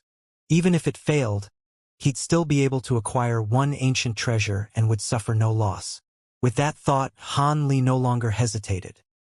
He waved his two arms and brought forth the spirit beast pouches on his body. Several tens of thousands of gold-devouring beetles flew off, transforming into a huge, buzzing cloud of insects that spiraled around Han Li. Han Li paid no attention to the insect swarm and turned his gaze towards the three ancient treasures. After some more thought, he floated over to the dark red cloak with his insect swarm closely following after him. When Han Li was about 3 meters away from the cloak, Han Li felt a slight change in the surrounding spiritual qi. He hastily stopped and wore a solemn expression. His hands suddenly formed an incantation seal and used a series of whistles. The gold-devouring beetles that were surrounding Han Li suddenly became restless, and they charged towards Han Li like an arrow. In the blink of an eye, they were covering his entire body in dense folds, immersing him in a sea of silver. While Han Li was covered in the beetles, his whistles did not cease, but rather, they became even sharper. Not long after, the beetles on his body started releasing soft cries, echoing Han Li's whistles. The beetles' cries gradually became louder until their mouths were gaping wide. Their continuous breaths appeared synchronized to a bizarre degree. At that moment, Han Li halted his whistling and became silent. An incredible scene followed. The cries of the insects crawling over Han Li's body diverged into high and low, gradually bringing forth specks of black light. As more flickering specks of light appeared, they grew larger. When they eventually touched, they fused together, becoming larger blots of black light. These black blots gradually grew larger and more numerous until they formed a large sphere. The black sphere appeared like a blooming chrysanthemum. The flower-like sphere slowly blossomed and unfolded as the black light underneath continuously grew larger, forming a profoundly black armor underneath. This impenetrable armor covered both Han Li and the beetles. The beetles' cries immediately disappeared with the appearance of the armor. Apart from pitch black, nothing else could be seen from the armor. It was unknown whether it was simply incapable of being seen or was completely void of color. In that very instant, Han Li began to move. A strange hand of jet-black light moved to snatch the nearby cloak at the speed of lightning. At the same time, Han Li clumsily turned around and floated towards the 5 colored bands. In the same instant Han Li grabbed the cloak, he was surrounded in brilliant blue light. The countless rays of light swept over him, but after they touched the strange black armor, they immediately disappeared into the black light without a trace. However, this didn't cause the blue light to retract. Instead, It grew increasingly overbearing and attempted to violently suppress the black armor with all its strength, causing it to sway on the verge of collapse. Han Li was burning with impatience, but his movements still remained careful and smooth, for fear that he would disturb something else. Traveling a mere 20 meters, Han Li felt as if he had made a difficult trek for 2 hours before having finally arrived in front of the 5 colored copper bands. While forcefully suppressing his wild delight, Han Li swiftly grabbed the bands with his hand of black light. At nearly the same time his hand closed around the copper bands, Han Li's black armor was overwhelmed by the blue light, causing it to loudly shatter. The armor dissolved into little blots before completely disappearing. Before Han Li could even react, he was drawn into the blue light and the world changed around him, causing him to disappear without a trace. In a flash of blinding blue light, Han Li appeared in a small stone room. After swaying a few times, he managed to find his bearings and stand straight before carefully examining his surroundings. He immediately let out a sigh of relief. Fortunately, there wasn't a single person around. Otherwise, they would have caught the extremely abnormal sight of him being covered in layers of crawling beetles. Having finished pondering, Han Li whistled. In response, the gold-devouring beetles flew off of his body and into a sparkling gold-silver cloud above his head. Without paying them much mind, Han Li hastily looked at the 2 items in his hands. Although he had previously seen them many times, Han Li could not hold back the thrill from having the items in his hands. He gently stroked each of the 2 ancient treasures for a moment. The cloak was extremely light and emitted a bit of heat. As for the 5 copper bands, they were ice-cold to the touch. After admiring the 2 treasures for some time, his attention shifted to the stone room. It was completely empty apart from the transportation formation that brought him here and a rectangular passageway that appeared completely desolate. There was nothing else of interest in the room. I don't think my editor liked beetles. There was no question as to whether or not this passageway led to the boundary of fantastical illusion. With his cultivation of the great development technique along with the matron screen beads that Zenith Een lent him, passing through this trial should be a matter of ease. With that thought, Han Li turned his attention to carefully examining the 2 ancient treasures in his hands. If he couldn't fully understand the scope of their power, he wouldn't be able to effectively use them when the time came. With a flash of blood-red light, the cloak disappeared from his hand, leaving only the chain of 5 copper bands in his other hand. These 5 copper bands were about as wide as an ordinary arm and had mysterious talisman markings engraved on their surface, causing them to appear mystifying. Han Li lightly shook them with a wave of his wrist. The colorful glow of the copper bands continuously fluctuated in response and released the faint cry of a phoenix.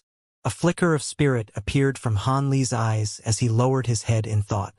He then slowly poured spiritual power into the copper bands through his fingers. During this, Han Li solemnly gazed at the bands without blinking. Then, with a flash of colorful light, the chain of 5 bands abruptly disappeared without a trace. Han Li was startled, but something soon came to mind. He looked upward to see the 5 copper bands floating not far above his head. They were ceaselessly flickering with demonic light. Han Li frowned and raised his arm, sending out an azure incantation seal. The copper bands immediately twirled for a moment before striking the wall to the side. With several muffled pungs, the wall flashed with white light, revealing not the slightest damage. The copper bands had instead been pushed far away. It seemed the copper bands were not intended to be used to directly attack. Han Li's expression remained unchanged. He waved his arm and had the copper bands fly back above his head. Then, without any hesitation, he spouted out a breath of spiritual chi towards the rings, causing them to swell into a huge size in the blink of an eye. Blinding radiance coiled around the bands, and their talisman markings began to move. Ring-type magic tools weren't ordinarily used to make direct attacks. A majority of them were used to either trap the enemy or defend oneself, something that Han Li had learned through experience. After looking at the huge bands and the astonishing pressure they radiated, Han Li lifted his head and slowly uttered the word, "Execute." Immediately after he spoke, the huge bands released a cry and directly fell down onto him. The rings overlapped one another and covered Han Li within them. Afterwards, the huge bands revolved around him with increasing speed, completely covering Han Li in a blurred screen of rainbow light. Han Li wore a slight smile. It seemed the copper bands possessed defensive abilities. As for how effective they were, that was something that could only be tested during an enemy confrontation. With that thought, Han Li shot an incantation seal towards the light screen with a flick of his finger. In an instant, the light curtain dissolved and the rings returned to their original appearance. But after a period of violent swaying, the copper rings released a flash of brilliance and disappeared from sight. This time, Han Li remained calm as he extended his palm. Following a flash of rainbow light, the 5 palm-sized copper bands appeared in his hand. Han Li calmly gazed at the copper bands with a pensive expression as if something had come to mind. Not long after, Han Li chanted a series of cryptic incantations, causing the bands to disappear from his hand. But after only a second, they appeared around Han Li's limbs and neck in a flourish of light. Han Li's stance grew unsteady as he began to drop down like a log. Fortunately, he had already prepared for this and hastily muttered an incantation to release the copper rings. Han Li hastily recovered his balance and rubbed his choked neck. However, his eyes betrayed immense excitement. This magic treasure could be used as a sneak attack and was something that was impossible to defend against. Even if his opponents had immense spiritual sense and realized something was amiss with the copper rings before they were restrained, they still wouldn't have time to react. Han Li was confident that even nascent soul cultivators couldn't guard against them. He reckoned that the odds of success for an ambush were quite large. Of course, he still had no way of knowing how long the bands would be able to restrain his opponents. Han Li was delighted to find that the copper band's abilities went far beyond his original expectations. Feeling completely content, Han Li placed the copper bands in his storage pouch, and he took out the dark red cloak. Tests for this ancient treasure were naturally much simpler. He simply wore the cloak on his body and poured a bit of magic power into it. It brightly flourished with a blood light and caused Han Li to feel a burning sensation on his body. At that same time, his magic power began to wildly flow into the cloak beyond his control. Han Li was greatly frightened and hastily severed his magic power towards the cloak, causing its brilliance to immediately dim. Han Li was startled and took off the cloak. He looked through it once more with squinted eyes. After a short moment, he donned it again and began to gradually pour spiritual power into the cape with great care. Once again, magic power began to rush out from his body. But this time, Han Li was prepared and remained calm. Instead, he turned his eyes to the cloak and carefully examined it for any oddities. In that moment, the cloak's outer layer of feathers grew longer and blood-red, covering Han Li in a dense barrier of blood light. After staring at it for a moment, Han Li waved his arms and slowly hovered off the ground. He then gazed around himself for a moment, before disappearing without a trace. A series of muffled bangs soon followed, and a ball of blood light burst from the right wall. Han Li fell from the ruptured light and tumbled several times, nearly falling onto his behind. His face was filled with shock. He hadn't even used its full strength and only utilized the most common flying technique. However, this had caused Han Li to abruptly crash into the wall, much to his dismay. With disbelief, Han Li attempted to use several other movement techniques, but the results were all the same. He would ram into a wall and end up disoriented without making any progress on controlling the cloak's abilities. It seemed this treasure allowed him to use this astonishing speed without any option of going slower. Han Li silently stood in place with complete astonishment. This cloak was far too bizarre. This was undoubtedly a top-grade life-preserving treasure given its light-like speed. Han Li was confident that even if a nascent soul cultivator were to chase him, they would lose his trail after only a short moment with this amazing treasure. But at the same time, this cloak had significant flaws. Not to mention the astonishing expenditure of magic power, its speed completely uncontrollable, much to Han Li's disappointment. It was clear that this top-grade ancient treasure was flawed and limited. Why else would it appear in the outer halls? But despite this, this item was still immensely useful in fleeing from enemies. Han Li put away the cloak with complicated feelings. He then lowered his head in bitter laughter before sitting cross-legged on the floor to refine qi. As the cloak had consumed quite a bit of magic power in such a short time, he couldn't afford to just walk out of the room in his current condition.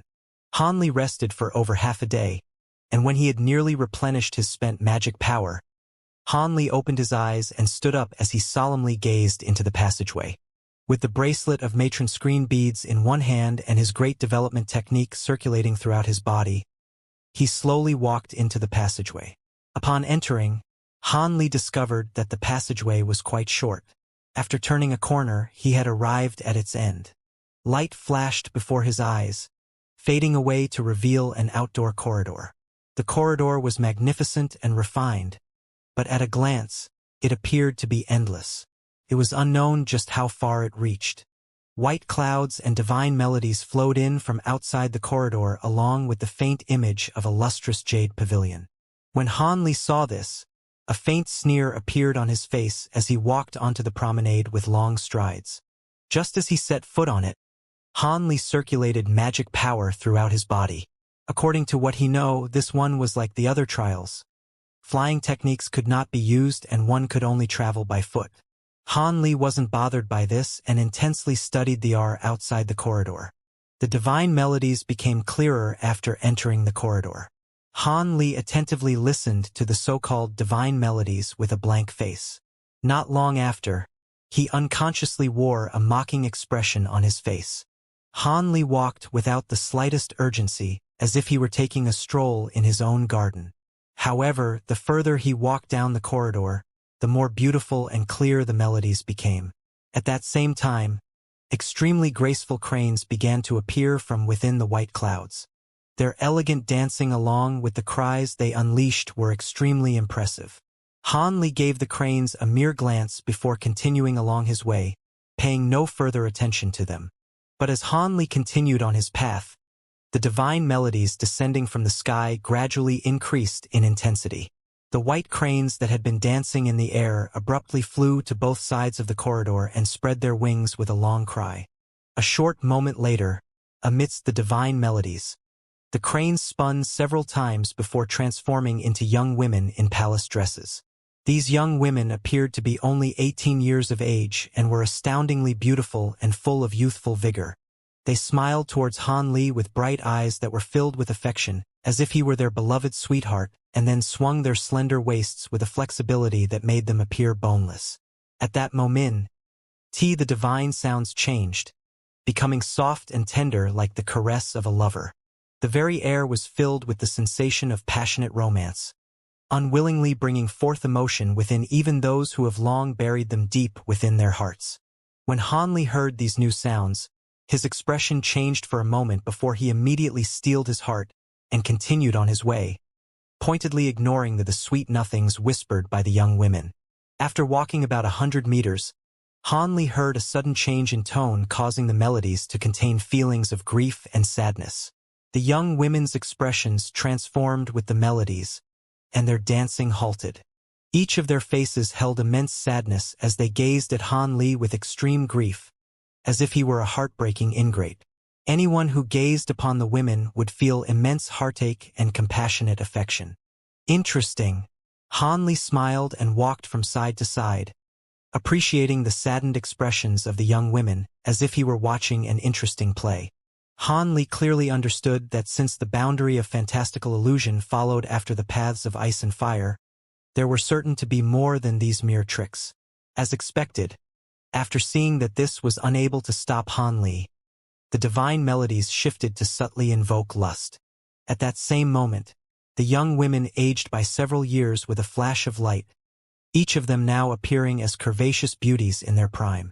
With flushed complexions, the peerless beauties' eyes fluttered with enticing passion as they took off their muslin dresses. Along with the seductive moans leaving their small red mouths and the demonic lust-provoking sounds being emitted by the sky, it was more than enough to drive any man mad with temptation. Han Li was stunned, but after circulating the great development technique once through his body, he immediately regained his calm. Even if a master of bewitchment techniques were to assault Han Li with full force as he was now, Han Li wouldn't be fazed in the slightest. In comparison to such an event, these crude illusions were beneath his notice. As Han Li walked through the 2 rows of gorgeous women, their actions became even more unrestrained. A few of them looked to Han Li with flirtatious glances as they pressed their hands against their chest. Others stroked their entire body as they shook their hips, along with other increasingly lewd acts. Han Li watched on with dazzled eyes and clicked his tongue. While he remained unfazed due to the protection of the Great Development Technique, he still made sure to properly appreciate such a rare view. Following this, the women's appearances changed once more, transforming into all sorts of different types of beauties. There were dignified and scholarly noblewomen, fiery whores, pure-hearted maidens, and elegant and icy matrons, each with their own different bearings and mannerisms. The scene that was revealed was much like a gathering of all the peerless beauties of the mortal world. A faint smile hung on Han Li's face, but his gaze was ice-cold, without the slightest hint of desire. After 2 hours at a relaxed pace, Han Li had finally arrived at the end of the corridor after taking his time and feasting the view. The corridor led to a black palace hall with a flat ceiling. The large gates and its walls were constructed entirely out of black bricks. The hall's gates appeared over 40 meters tall. As for the interior of the hall, it was pitch black, eliciting a feeling of mystery. At the same time that Han Li caught sight of the large black palace hall, the overbearing melodies from the sky and the seductive women suddenly disappeared. All that remained were the endless white clouds. The corridor's appearance had returned to how it was when he had just entered. Han Li didn't appear surprised and just turned his gaze towards the black hall, wearing a solemn expression. He unconsciously slowed his steps as he approached, but before he grew near, a dense bloody scent arrived before him. Han Li frowned and took another look at the palace hall. He discovered that the palace hall wasn't actually purely black, but rather, it contained an odd shade of red as if a layer of hot blood had been frozen over it, producing the wicked scent. Han Li stood in front of the gates with crossed arms and muttered to himself for a moment. Although he hadn't had someone explain the finer details of the boundary of fantastical illusion, the mere appearance of this hall made him certain that this place tested the darkest fears of a person's mind. This undoubtedly wouldn't be as easy as the corridor had been.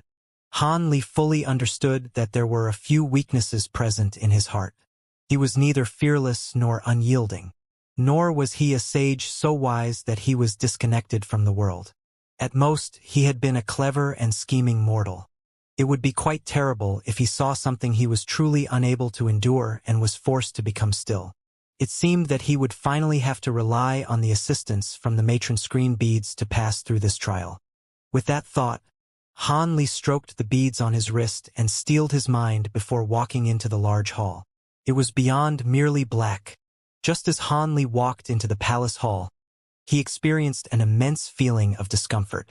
Han Li was unable to detect any restrictions, but could only see about 10 meters ahead of him despite having his eyes wide open. He was also unable to extend his spiritual sense out from his body. The absence of light was accompanied by a complete lack of sound, producing a stillness capable of inspiring dread. Han Li unconsciously licked his lips and waved his hand, attempting to summon a ball of fire. But at the same instant the flame appeared, it was immediately extinguished. Han Li was lost in surprise for a moment before indignantly making another wave of his hand. This time he had summoned a moonlight stone form his storage pouch. But just like the flame, its light immediately faded away after appearing, turning completely dull as if it were an ordinary stone. It was now that he realized the hall's restrictions must have the peculiar effect of absorbing light. With his hopes of producing light dashed, he leisurely walked forwards. But before he could even take a few steps, he suddenly heard sporadic and faint sobs of pain from the distance. It sounded as though they came from a young girl. Han Li wryly smiled and continued forward, ignoring the sound. However, the sobs erratically appeared from either close or far away, and they became increasingly sorrowful. The sobs seemed to be following him. Bah! These sounds had caused him to become distraught, and he couldn't help but unleash a shout that caused the nearby ground to tremble. The sobbing suddenly stopped, Han Li felt greatly relieved and quickened his pace, wanting to leave this hall as soon as possible. But after having only walked about 10 meters, the sobbing continued. This time, a white silhouette had appeared not far in front of Han Li. A young woman wearing mourning clothes was crouched down. The sorrowful sobs were apparently coming from her. Han Li's face froze upon seeing the white-clothed woman. Strangely enough, despite the fact that she was kneeling and made no attempt to approach him, he hastily approached her instead. He knew that the more timid and cowardly he acted in this place, the more likely he was to become entangled in its illusions. As avoiding any conflict wasn't possible, a calm confrontation seemed to be the optimal choice. With that thought in mind, Han Li arrived about 20 meters from the white-clothed woman. Just as Han Li thought to recklessly roar once more and disperse the woman, he suddenly felt that this woman's sobbing seemed familiar, as if he had heard it before, long ago. Han Li's heart trembled. He hastily reassured himself that this was but an illusion to prevent himself from becoming mesmerized. But the longer he gazed at her, the more familiar she seemed. His mind began to fervently shuffle through his memories, but he was unable to recall who she was. Han Li unconsciously stopped and frowned, coldly gazing at the woman in front of him in silence. "Fourth brother," the woman exclaimed with a timid, delicate voice. When Han Li heard this, he felt his mind shudder as blood rushed to his head. He couldn't help but ask, "Who are you? Could you be? Fourth brother, don't recognize me anymore? I'm your little sister." The white-clothed woman slowly lifted her head from the ground and revealed her delicate, grieving face. Her small nose, bright eyes, and delicate face were reminiscent of his shy little sister from before he left for the Seven Mysteries sect. Little sister? Han Li's gaze darted around as he studied the young woman. Her words and appearance had evoked something that he had long buried at the bottom of his heart. "Fourth brother, how did I get here? Didn't I die from illness many years ago? I'm scared." The white silhouette shivered as she stood. He could see that her complexion was pale as she grew near him, appearing just like a small, terrified bird. Han Li's eyes revealed a strange expression. This young woman who resembled his little sister was just 2 steps away from him. Han Li's eyes suddenly revealed a cold glint and he raised his hand, silently shooting out a small azure sword. In an instant, it pierced right through the young woman's forehead. The white silhouette released a tragic scream before turning into a puff of black smoke. "Even if you take the form of my little sister, the two of us were separated when we were young. Not only should my current appearance greatly differ from long ago, but I imagine she had already forgotten my appearance as well. Just how could she have recognized her fourth brother at a glance?" Han Li looked in the direction of the fading black smoke and revealed a trace of loneliness. With that finished, he brought his wrist up to his eyes and looked at the 4 matron screen beads. Although he had spoken those words with confidence, Han Li might not have taken action if the matron screen pearls had not burned him when the white silhouette had approached him, dispelling the last trace of hesitation from the depths of his heart. Although he knew it was only either an illusion or a transformed ghost, he had wanted to take a longer look at his sister's appearance. Bearing a trace of indescribable sadness, Han Li continued forward through the darkness. There were over 10 people sitting motionlessly in front of an enormous pagoda. The pagoda appeared to reach the clouds and was constructed entirely out of huge limestone bricks. From a distance, the pagoda appeared to be separated into 5 floors, with each floor being slightly thinner than the one below it. However, each floor was separated by at least 400 meters. Even the limestone gate at the very bottom was at least 200 meters tall, making for an astonishingly grand display. The entire pagoda was covered by a white barrier of light, with everyone resting outside of it with their eyes shut. They appeared like ants compared to the White Tower. A white transportation formation was set up at the center of the resting cultivators. All of the nascent soul cultivators were amongst those resting in front of the pagoda. Apart from Wuxia and the Bone Sage, there was also a late core formation cultivator there. Han Li, Yuan Yao, the 2-star palace elders, and another late core formation cultivator had yet to appear. Zenith Yin's face appeared calm, as if he were without a care. However, he was inwardly anxious. As both were core formation cultivators, Han Li should have arrived here at the same speed Wu Chou had.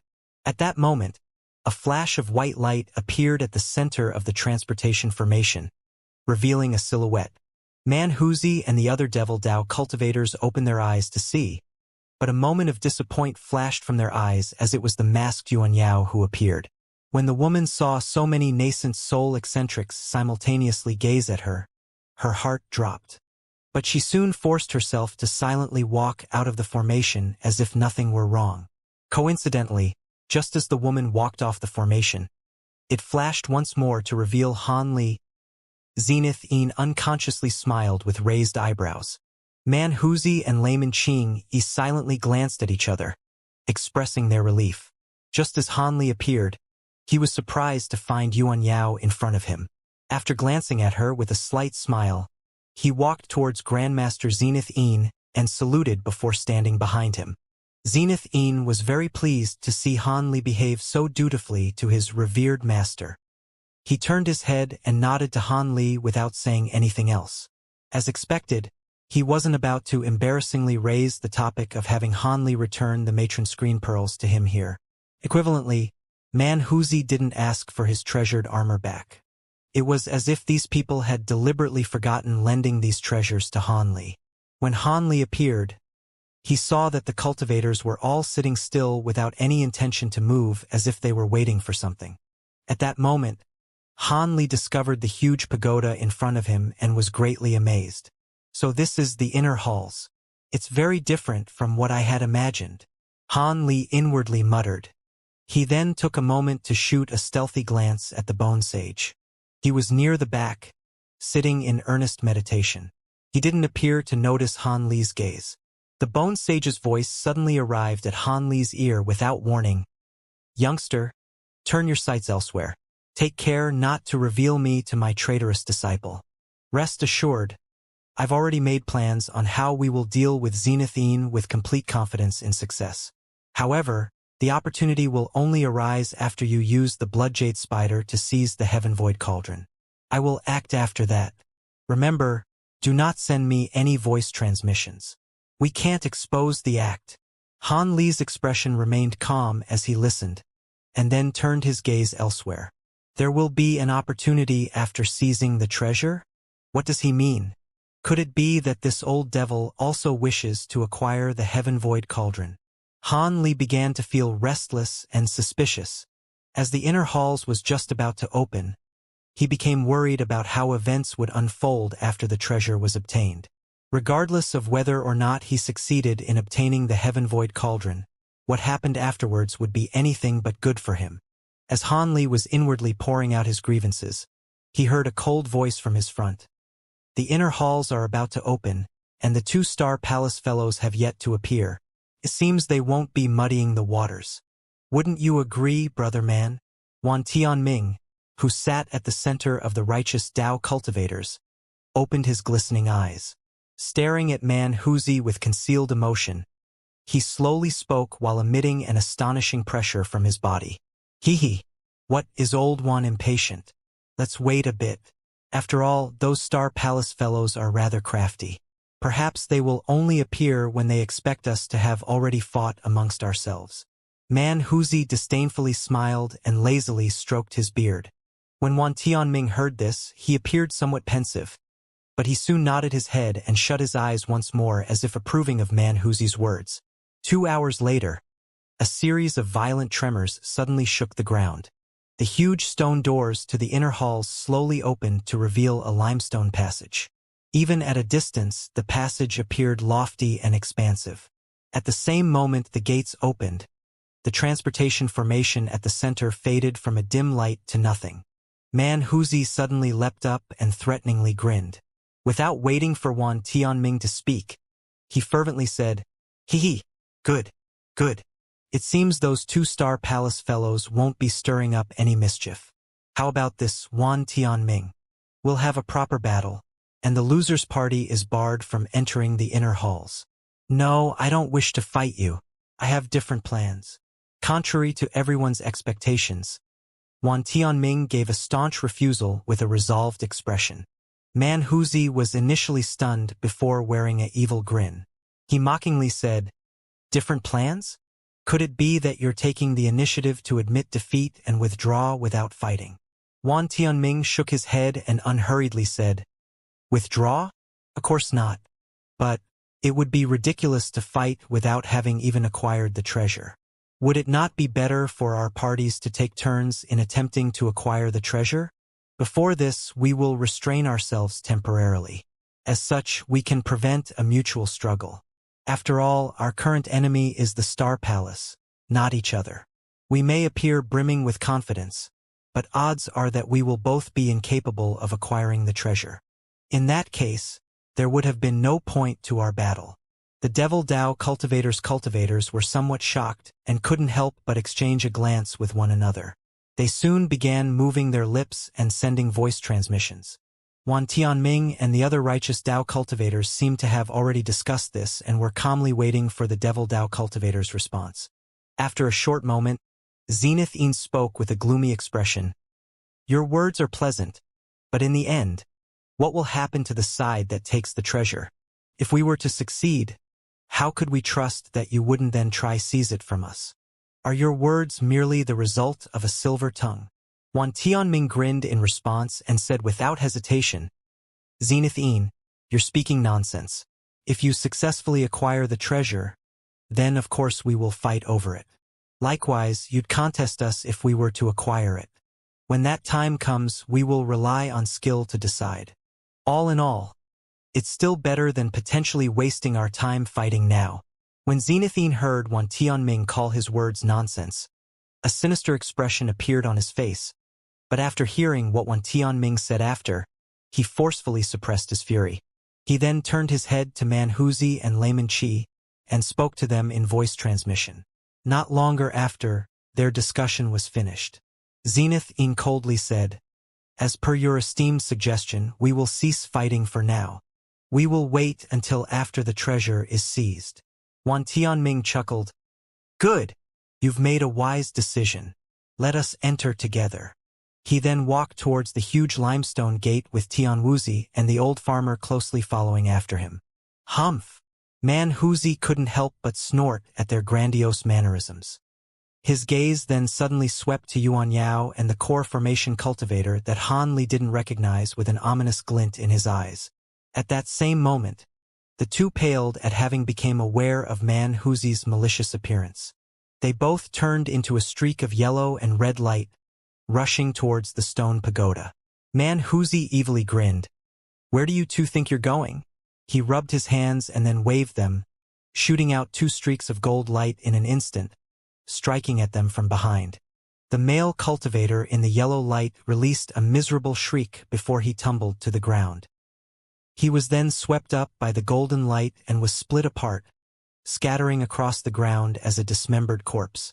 As for when the golden light neared Yuan Yao's red light, several bursts of blinding green flames temporarily scattered the golden light. As if spurred on by this, her red light transformed into a scarlet-red bird and became even faster.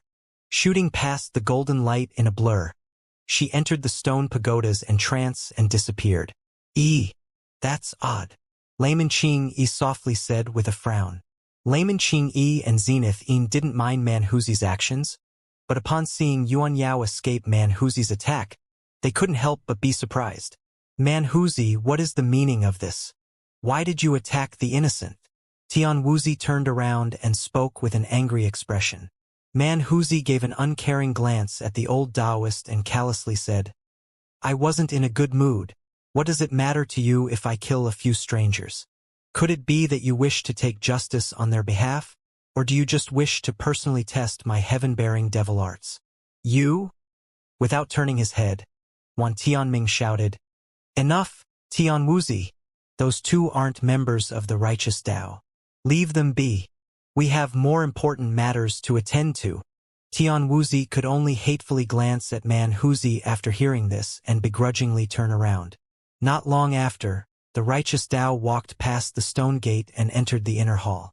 Zenith Yin glanced at the righteous Tao cultivators as they left and applauded Man Huzi with a sinister smile.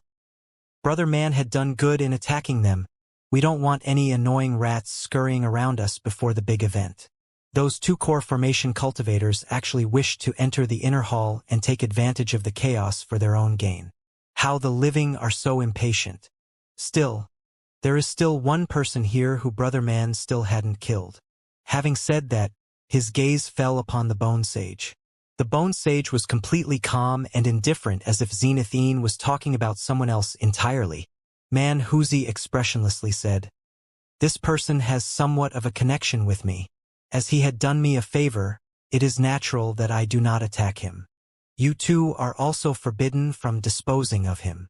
Zenithine narrowed his eyes and carefully examined the Bone Sage, confirming whether or not he recognized this person. He then ambiguously said, "Since he is a junior with relation to Brother Man, it is only natural that we won't dispose of him. Although, it is quite surprising that Brother Man would accept a favor from someone." Man Huzi's face grew cold, and he intensely glared at Zenithine. Zenithine, you dare to interrogate me? How could I possibly? I was merely a bit curious. If Brother Man doesn't wish to answer, then so be it.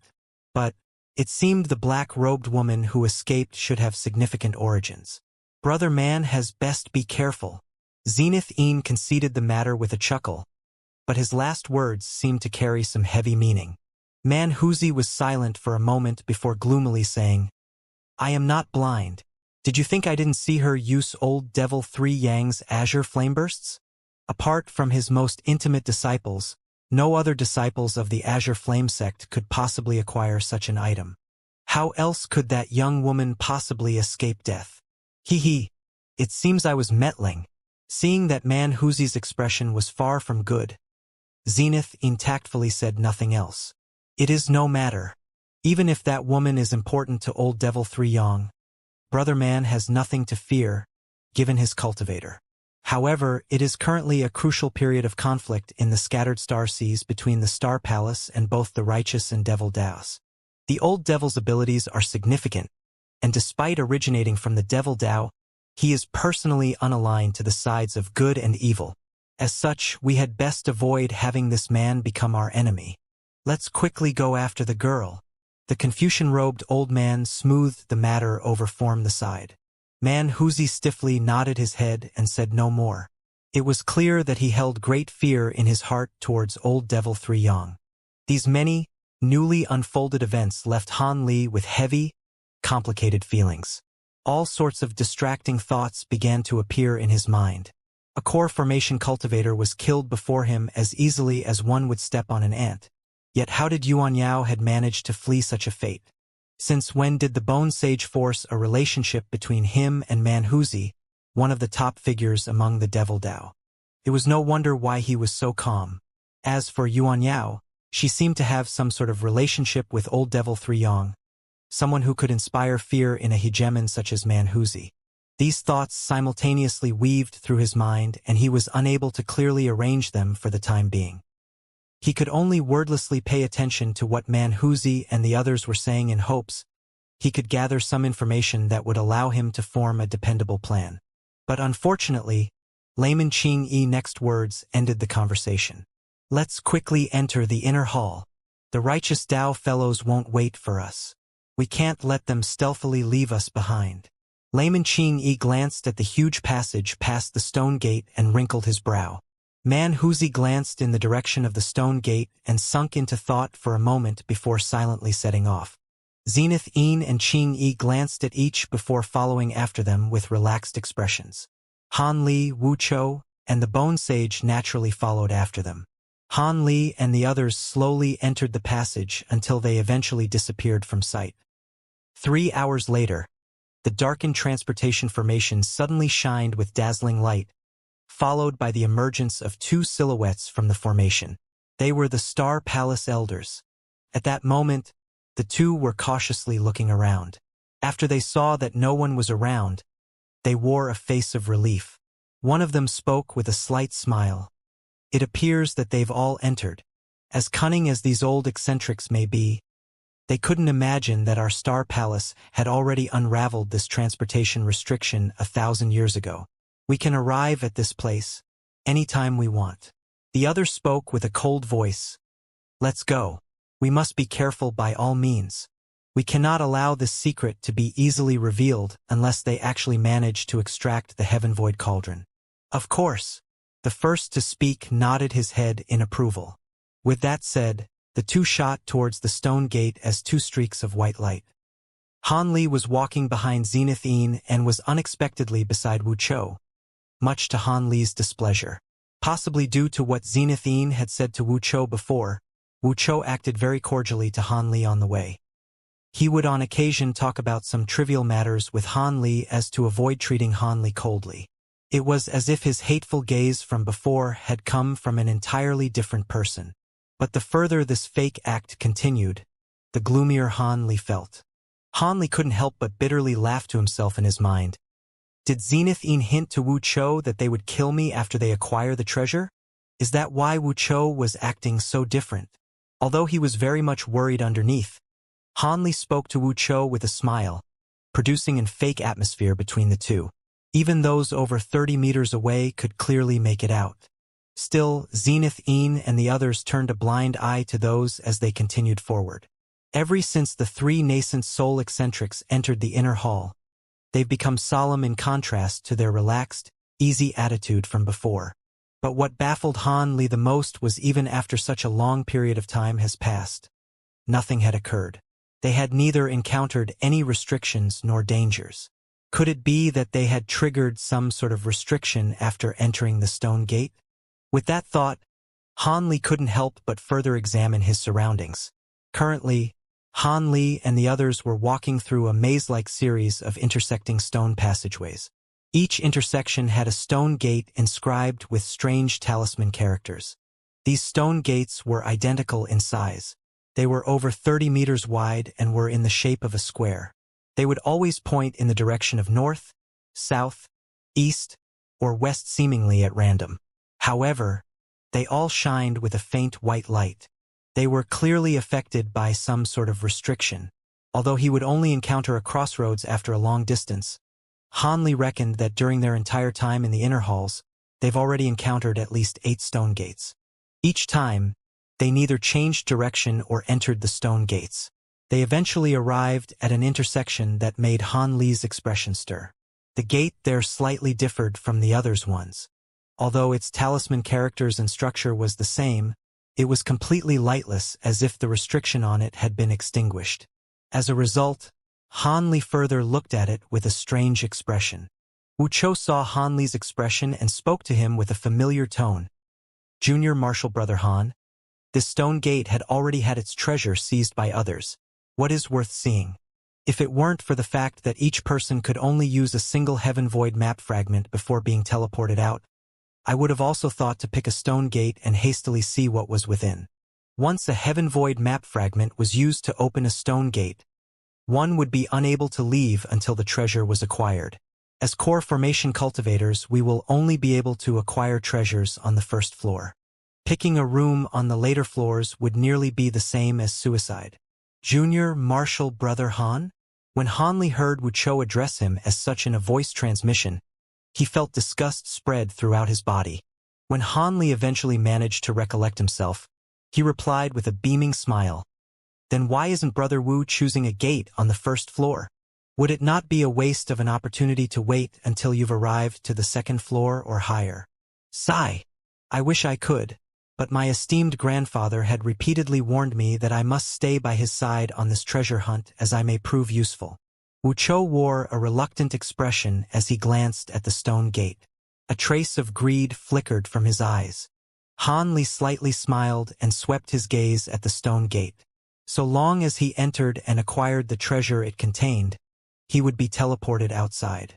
He would be keeping this in mind. Who knew whether or not he could use this as a method of escape? At that moment, the group passed through another intersection and into the passage ahead of them.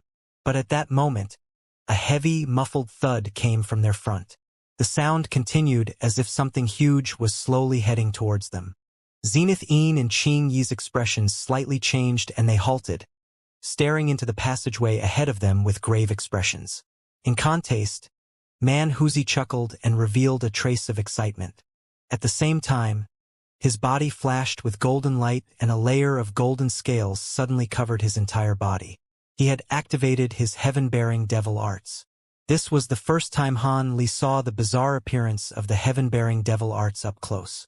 He couldn't help but take a curious stare at Man Huzi's transformation. Man Huzi keenly felt Han Li's stare and turned his head around, giving Han Li's sinister grin.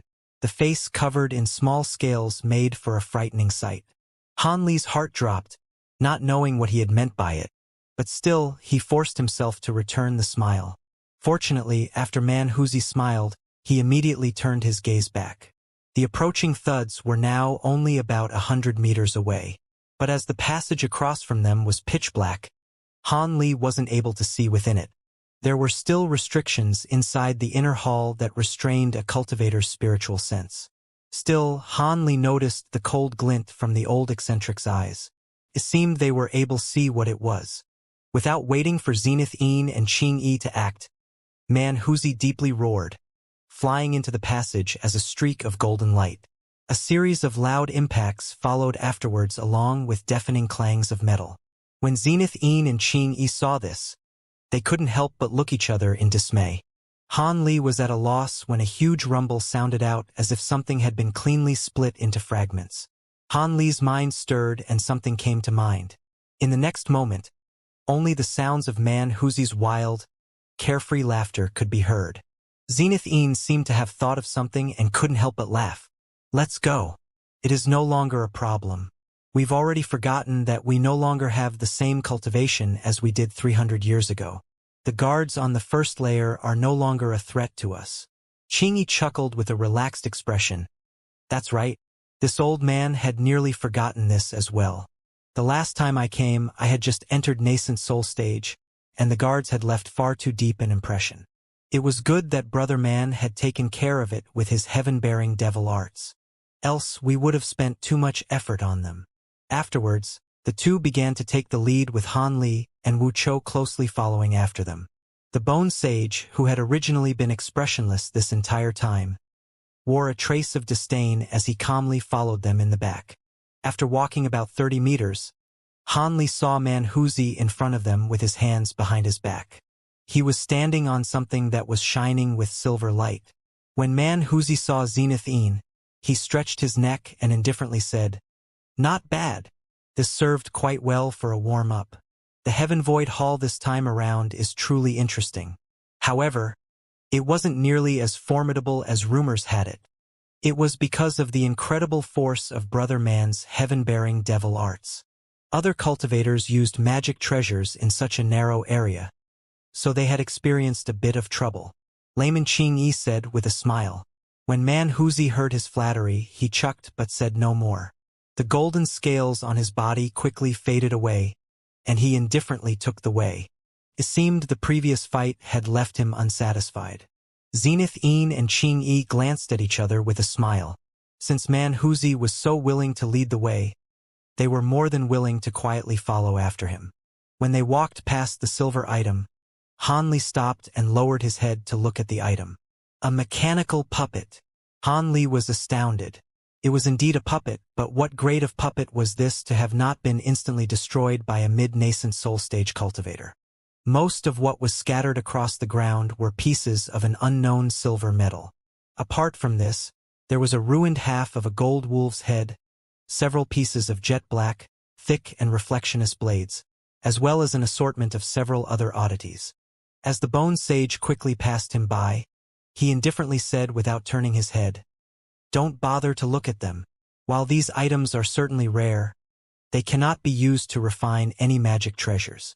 Those long before have already tried."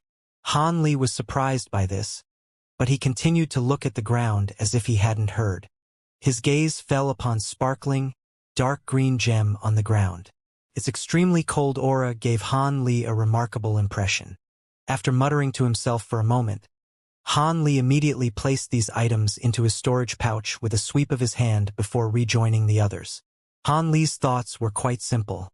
Even if these items were truly useless, he could learn a bit about the ancient cultivator's achievements in puppet techniques from the puppet's composition and refinement techniques. After all, the highest grade puppets in his Puppet Sutra were grade 4 puppets, equivalent to only late Foundation establishment cultivators at false core stage. It was a puppet he had seen before, the huge tiger that consumed an entire mid-grade spirit stone with a full-powered strike. The puppet with the golden wolf head was stronger than an early core formation cultivator. Although Wuxia dealt with it like child's play without using any powerful magic treasures, Zenith Yin's and Layman Qingyi's serious attitude towards indicated that it was unordinary. With such good items in hand, it was only natural for Han Li to want to leave and research it. But as things stood, there would be no such opportunity for him to slip away a stone gate and escape with treasure as well. He understood all too well that despite walking ahead of him, the three nascent soul eccentrics were watching his every move through their spiritual sense. Wanting to stealthily slip away through a stone gate was merely wishful thinking. With Han Li's temperament, it felt somewhat intolerable to leave empty-handed from a treasure trove such as this. For now, he could view these puppet fragments as a consolation prize from the inner halls. As for the treasures of the Heaven Void Cauldron, Han Li knew better than to have such fanciful expectations. Following after the first encounter with the wolf head puppet, they encountered more puppets in quick succession. But under the unyielding transformation of the heaven-bearing devil arts, Wuxia smashed them into pieces as if they were made of clay. Zenith Yin and Qingyi didn't need to help the slightest. With each encounter, Han Li bluntly gathered and put away the remains of each puppet, much to the confusion of the Bone Sage and Wu Chou. As for the nascent soul cultivators, they turned a blind eye to Han Li's actions. However, it was clear that they walked a path from Wan Tianming's party. When Han Li saw that the Devil Dao cultivators were still calm and unhurried, Han Li knew that these old devils probably had an approximation of where they were. But ever since they encountered the puppet guards, Zenith Yin and the others no longer continued straight ahead. They began to take turns. However, Han Li felt that there was something odd. From their earlier advance, Han Li had a clear feeling that all pathways were the same. But these three nascent soul cultivators made a sudden turn to the left and another turn to the right without the slightest hesitation. It was as if they already knew the route in advance. Were it just Zenith Yin and Qingyi doing this, Han Li wouldn't find it strange. After all, they've been to the inner halls before. Perhaps they already memorized the route from their last time here. But this was clearly Wuxia's first time coming here, and he was leading them at the very front with Zenith Yin and Qingyi following after him without any objections. Han Li found this baffling. Han Li's mind set into motion as he stealthily swept the intersections for any differences or markings. After passing several intersections, his efforts was vainly spent as he had found nothing. He could only leave the matter be for now. After Wuxia wrecked the eighth wolf head puppet along the way, they arrived at a small transportation formation. The transportation formation was at the center of an intersection and emitted a faint, sparkling light. This will take us to the second floor. I wonder if Wan Tianming and his party had used any tricks. They actually managed to get ahead of us. Layman Qingyi grumbled upon seeing the transportation formation, but a trace of a grin was still on his face. Wuxia coldly snorted and said without concern, "Humph, let's go. Even if they're ahead of us, the Heaven Void Cauldron isn't something that is so easily acquired." Soon after, he led the way, entering the transportation formation in stride. Layman Qingyi smiled at the sight. After Wuxia entered, Zenith Yin and Layman Qingyi stood still. After taking a glance at each other, they heavily gazed at Han Li. Han Li felt his heart shiver. He had no choice but to enter the transportation formation under their supervision. Han Li saw a flash of white light and regained his bearings before raising his head. He was shocked. He was at another intersection of stone passageways. If it weren't for Wuxia standing in front of him, Han Li would have thought that the transportation formation had failed. While Han Li was at a loss, white light flashed from behind him, bringing along the rest of the party. Just as Zenith Yin appeared, he took a look around. He grimaced and muttered, "What method did those righteous Dao folk use to travel so fast? I can no longer find them." Layman Qingyi's eyes coldly glinted as he stood behind Zenith Yin. "Leave it be. I had felt it was strange as to why the righteous Dao cultivators had made such a sly proposal outside. From we've seen, it seems they were scheming against us all along. But it'll still be fine if they try to seize the treasure first. Actually acquiring the Heaven Void Cauldron with Wan Tianming's gold-threaded silkworm is merely wishful thinking after all. They're merely testing what little luck they have. It wouldn't be too late for us to hide and lie in ambush. Brother Qing's words make sense. However, we cannot delay for too long. We must quicken our pace. Zenith Yin nodded his head. He agreed, a much improved expression. Qing Yi spoke to Man Huzi with a solemn expression. Brother Man, be careful. The snake puppets guards on this floor are somewhat troublesome. Fellow Taoist Wu and I can both provide assistance in taking them down. This way we can save a bit of time and magic power. Let's prevent having a weakness the righteous Tao can exploit. Snake puppet guards? That seems interesting. Do as you like. Man Huzi said with a careless tone. The party of Devil Tao cultivators then continued on their way. Not long after, Han Li discovered a difference between the first and second floor. The crossroads on the second floor were much smaller than the first floor. They were also farther apart, with a few fearsome traps and restrictions placed down along the way. Although these things didn't pose a threat to a nascent soul cultivator, they were undoubtedly deadly to core formation cultivators. Han Li felt a cold chill down his spine as he followed after the others. There was no question that he would have lost his life to the restrictions and traps had he entered the second floor of the inner halls alone. By the time they crossed the intersection on the second floor, Han Li finally saw the snake puppet guard. The puppet appeared truly disgusting. Its snake heads were both blue and red, but its body were also covered in jet black scales. It also had 2 arms on both their back and front. Its front 2 arms held green short spears, and its back 2 arms held glossy black whips with razor-sharp barbs that glowed the gray chi. When the puppet saw them, it immediately charged towards them as a black streak of light without a sound. Its actions were extremely quick. Man Huzi howled with laughter. He charged to meet it after activating his heaven-bearing devil arts. The following scene left Han Li in awe. The snake demon puppet was extraordinarily swift with its green spears and flailing whips. Although its unceasing barrage of attacks didn't pose much of a threat to Man Huzi, he was forced to protect a few of his vital spots. As he wasn't using any magic treasures, he had no other actions open to him. While it was unknown what materials the green spears were made from, they slightly deformed Man Huzi's gold-clad hands on impact, leaving behind 2 cuts. An expression of astonishment was betrayed from Man Huzi's face. It was at this time that Zenith Yin and Qing Yi decided to act. Zenith Yin used the Heaven Void corpse fire that had inspired fear in Han Li when he had first met him. A black ball of flame appeared his hand before turning into a fine black thread as it shot out. Just as the puppet pierced through Man Huzi's heaven-bearing devil art, it had left its guard down. In an instant, one of its front arms was enveloped by black flames and disappeared. As for the old man, Qing Yi opened his mouth and an azure thread of light wildly rushed out from his mouth towards the puppet. The azure thread of light wrapped once around the puppet and bursted into a cluster of explosions, causing the puppet to tumble. A fierce expression flashed from Man Huzi's face.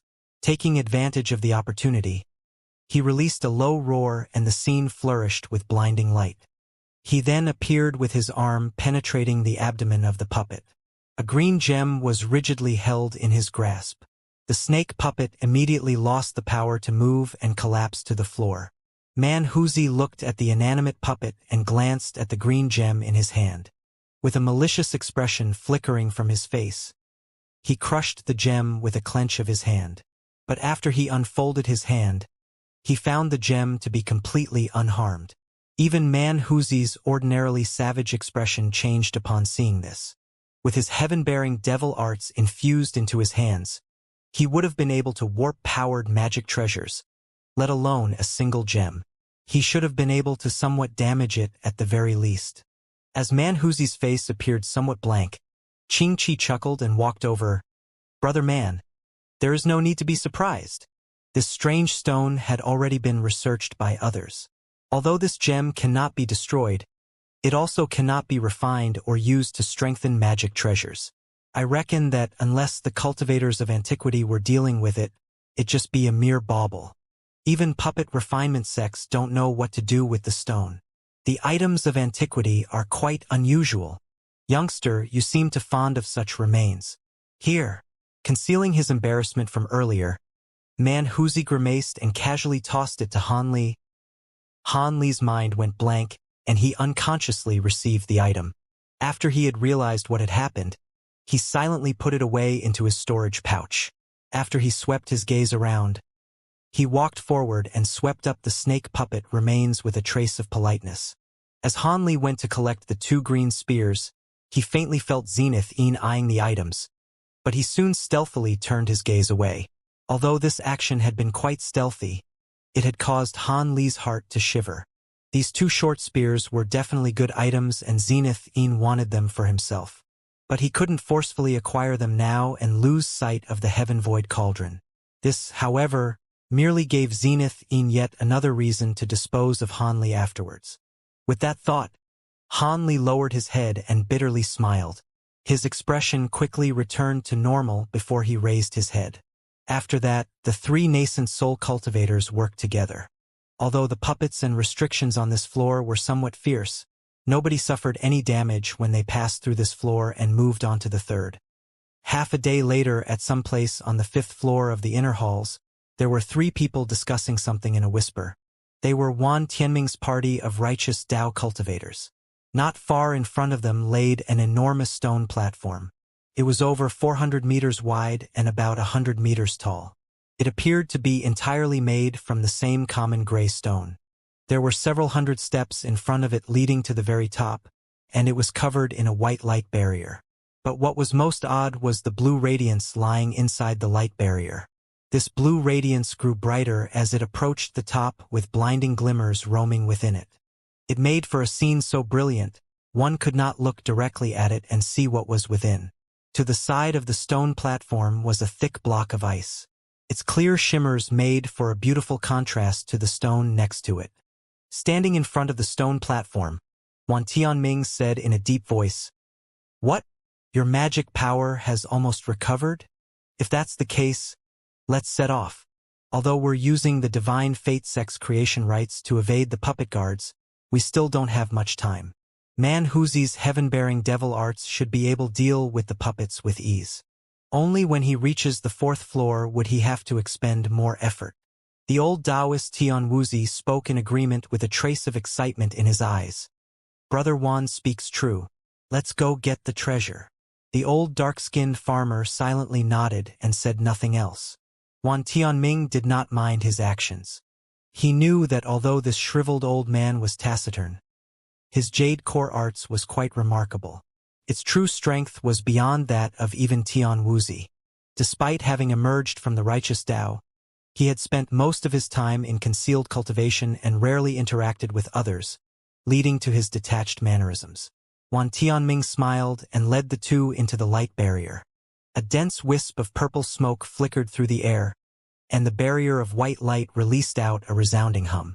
With a wave of his hand, Wan Tianming split open a 3-meter-tall opening, allowing them to walk through in a line.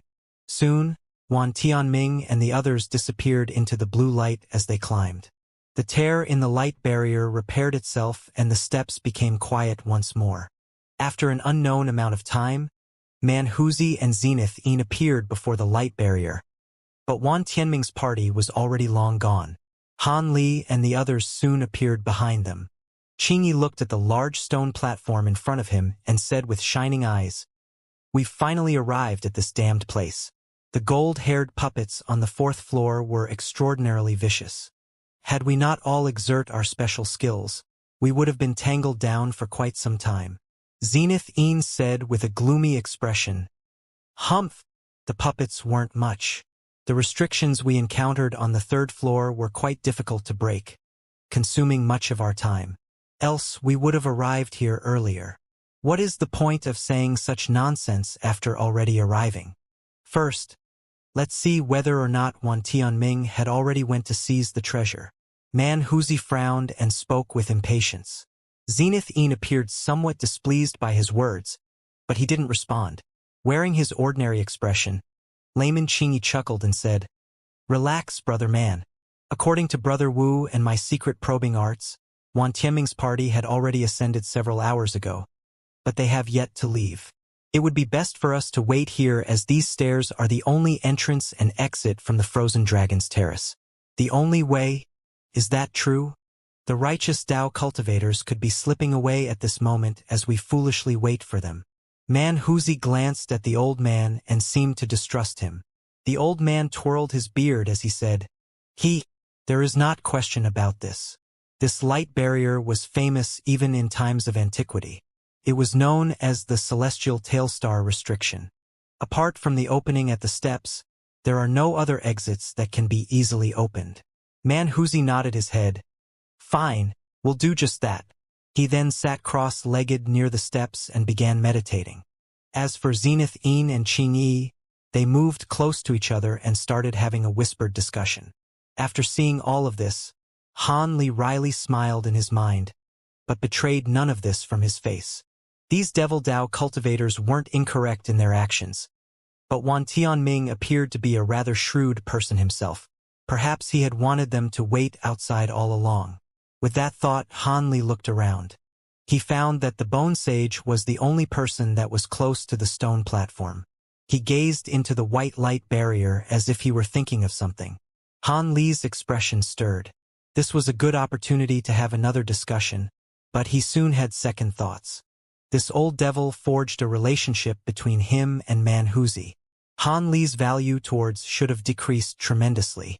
It was most likely that he had the same thoughts as Zenith Yin, to use his bloodjade spiders to acquire the Heaven Void Cauldron and dispose of him afterwards. Why else would he forego this excellent opportunity to kill Zenith Yin? It must be to first acquire the treasure. If he were to take the initiative to contact him, he would merely be allowing the Bone Sage to see through his doubts. The situation could only become worse as a result. It seems he would have to rely on himself to plan for his escape. With that in mind, Han Li's gaze unconsciously turned cold as he looked at the Bone Sage. The Bone Sage seemed to have perceived something and turned his head, happening to see Han Li.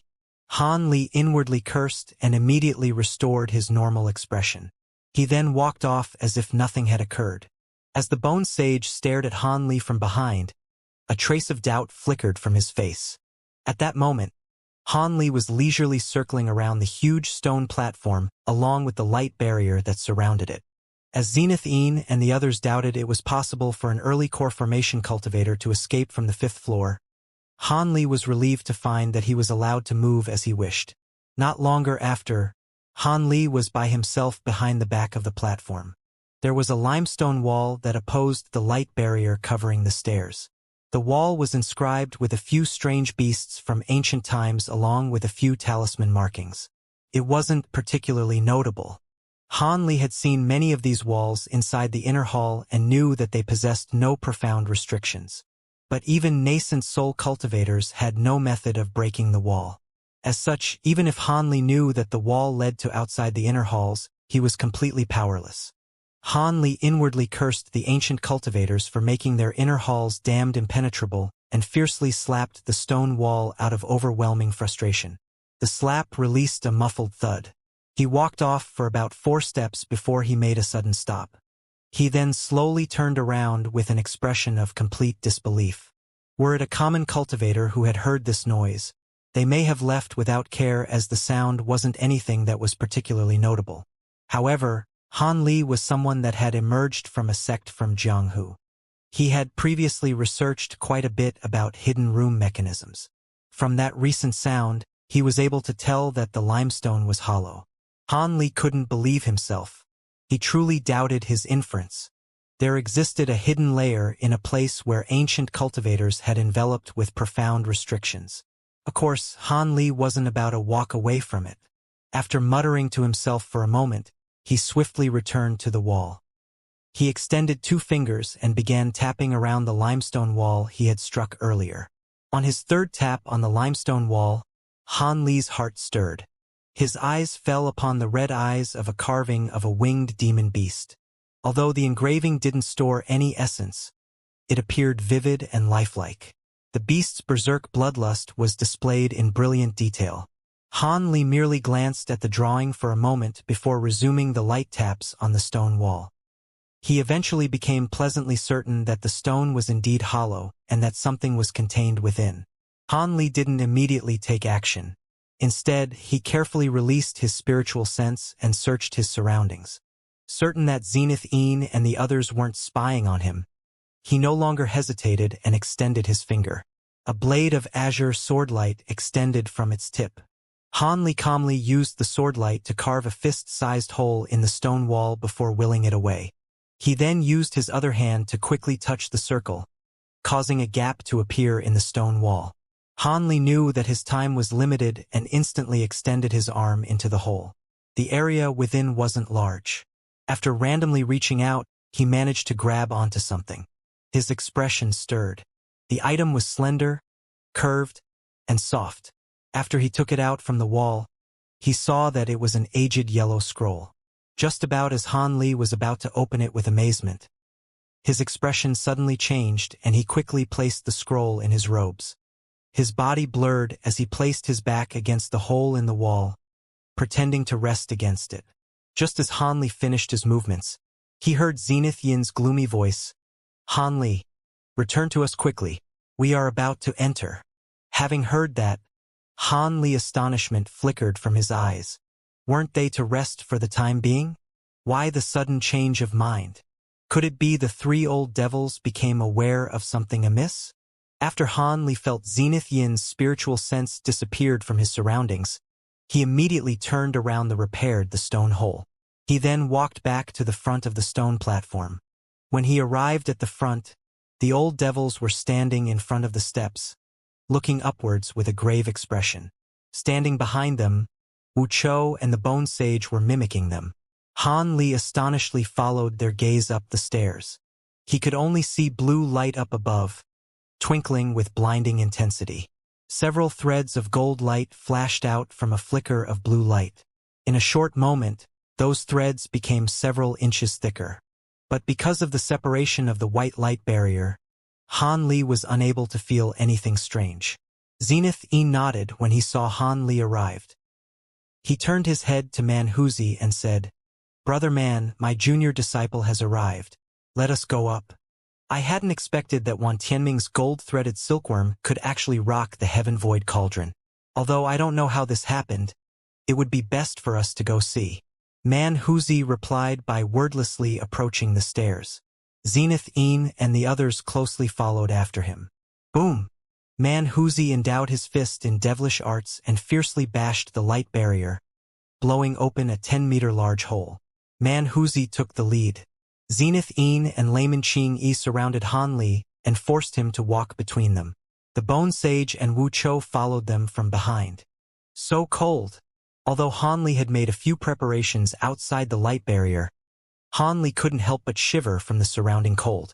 He quickly covered his body in a barrier of light, greatly reducing the chill. Man Huzi didn't wait for the rest of them. He walked straight towards the center of the flourishing blue light with large steps.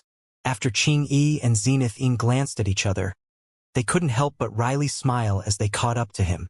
But before Zenith Een chased after Man Huzi, he turned to look at Han Li, indicating that he had best hurry.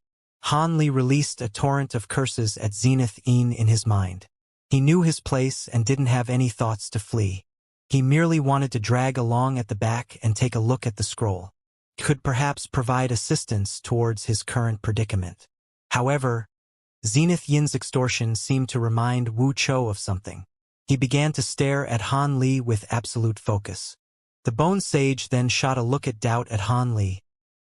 Han Li had no choice but to quicken his steps. But after he walked several steps, his speed slowed down through no intention of his own. Although his light barrier was protecting from the freezing blue light, Han Li felt a chill pass through his body with each step he took. After only a short moment, his face turned pale white. He quickly closed his mouth, fearing the frost would spread throughout his core. At that moment, Han Li heard Zenith Yin's voice in his ear. The white rhino emblem doesn't only protect from the heat, it also works against the cold. What are you waiting for? Han Li came to a sudden realization and hastily brought the item out, hanging it from his waist. Once the white rhino emblem brightly shined with light, he instantly felt warmth surround him. No longer impeded by the cold, Han Li leisurely walked forward and glanced how the others dealt with the cold. Manhuzi and the other nascent soul cultivators only used a light barrier on their bodies and continued without obstruction. As for the bone sage, he wore a chain of sparkling red beads and displayed no trace of cold. As for Wu Chou, he had put on a grotesque serpent scale armband that emitted a pink light barrier around his body. Han Li then turned his gaze to the center of the platform up above. There was a small altar protruding his vision. There were 8 orbs of gold light pulsing above the altar. At the center of the lights, there was a large hold that shined with blinding blue light. Han Li's mind was roused at the sight. He quickly examined the scene. Each of the golden orbs of light contained a meter-long silkworm, with each worm pulling on the thick golden thread they released into the hole. Their bodies swayed as they tugged back as forcefully as they could. Each sway caused the blue light from the hole to wildly flicker. 3 silhouettes were standing to the side of the altar. They were Wan Tianming's party of righteous Tao cultivators. They clearly knew that Manhuzi and the others had arrived, but they completely ignored them. They were only focused on the golden light in front of them, each with a tense expression. A cold glint flickered through Manhuzi's eyes when he saw the scene. He wordlessly raised his hand and shot 2 streaks of golden light towards the righteous Tao cultivators. Glacial Dragon, Phantom Tortoise, Wan Tianming and Tian Wuzi simultaneously shouted as they coldly gazed in the direction of the attack. With a sudden burst of fluctuating sounds, 2 streaks of azure and blue light intercepted the golden lights. Return!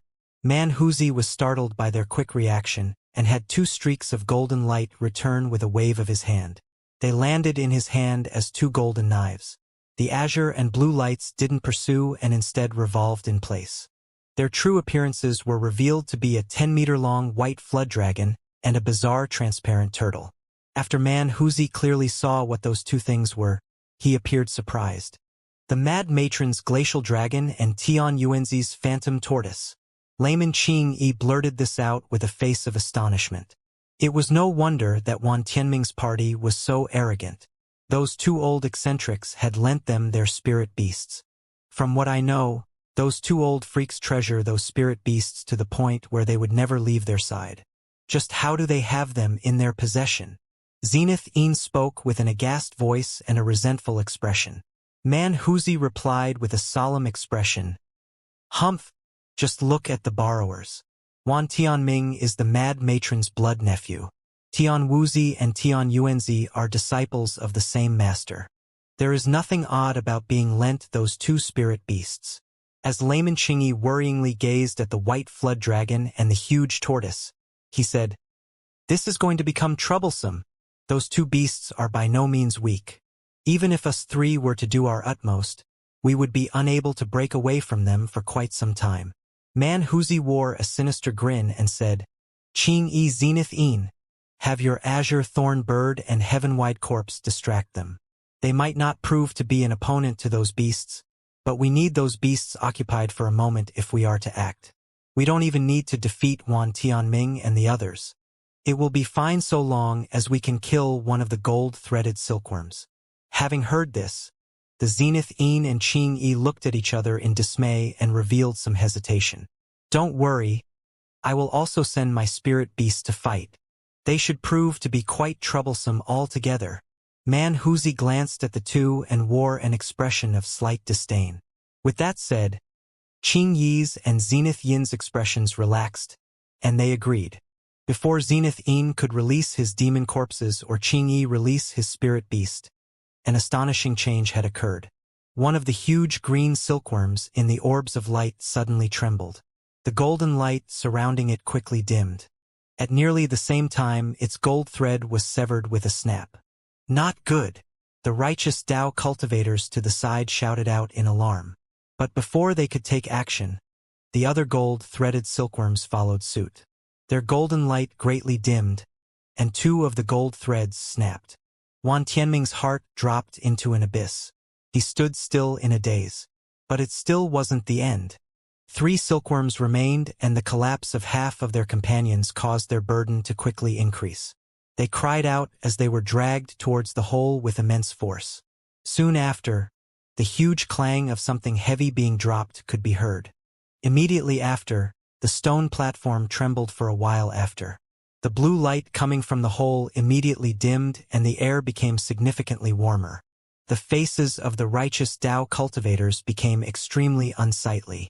As for the old devils that were about to act, their eyes were uncharacteristically wide open with their faces wearing expressions of extreme marvel. Ha ha ha ha!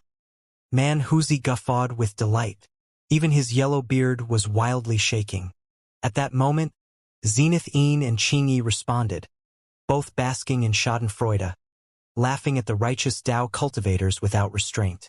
At that moment, Wan Tianming's face became ashen.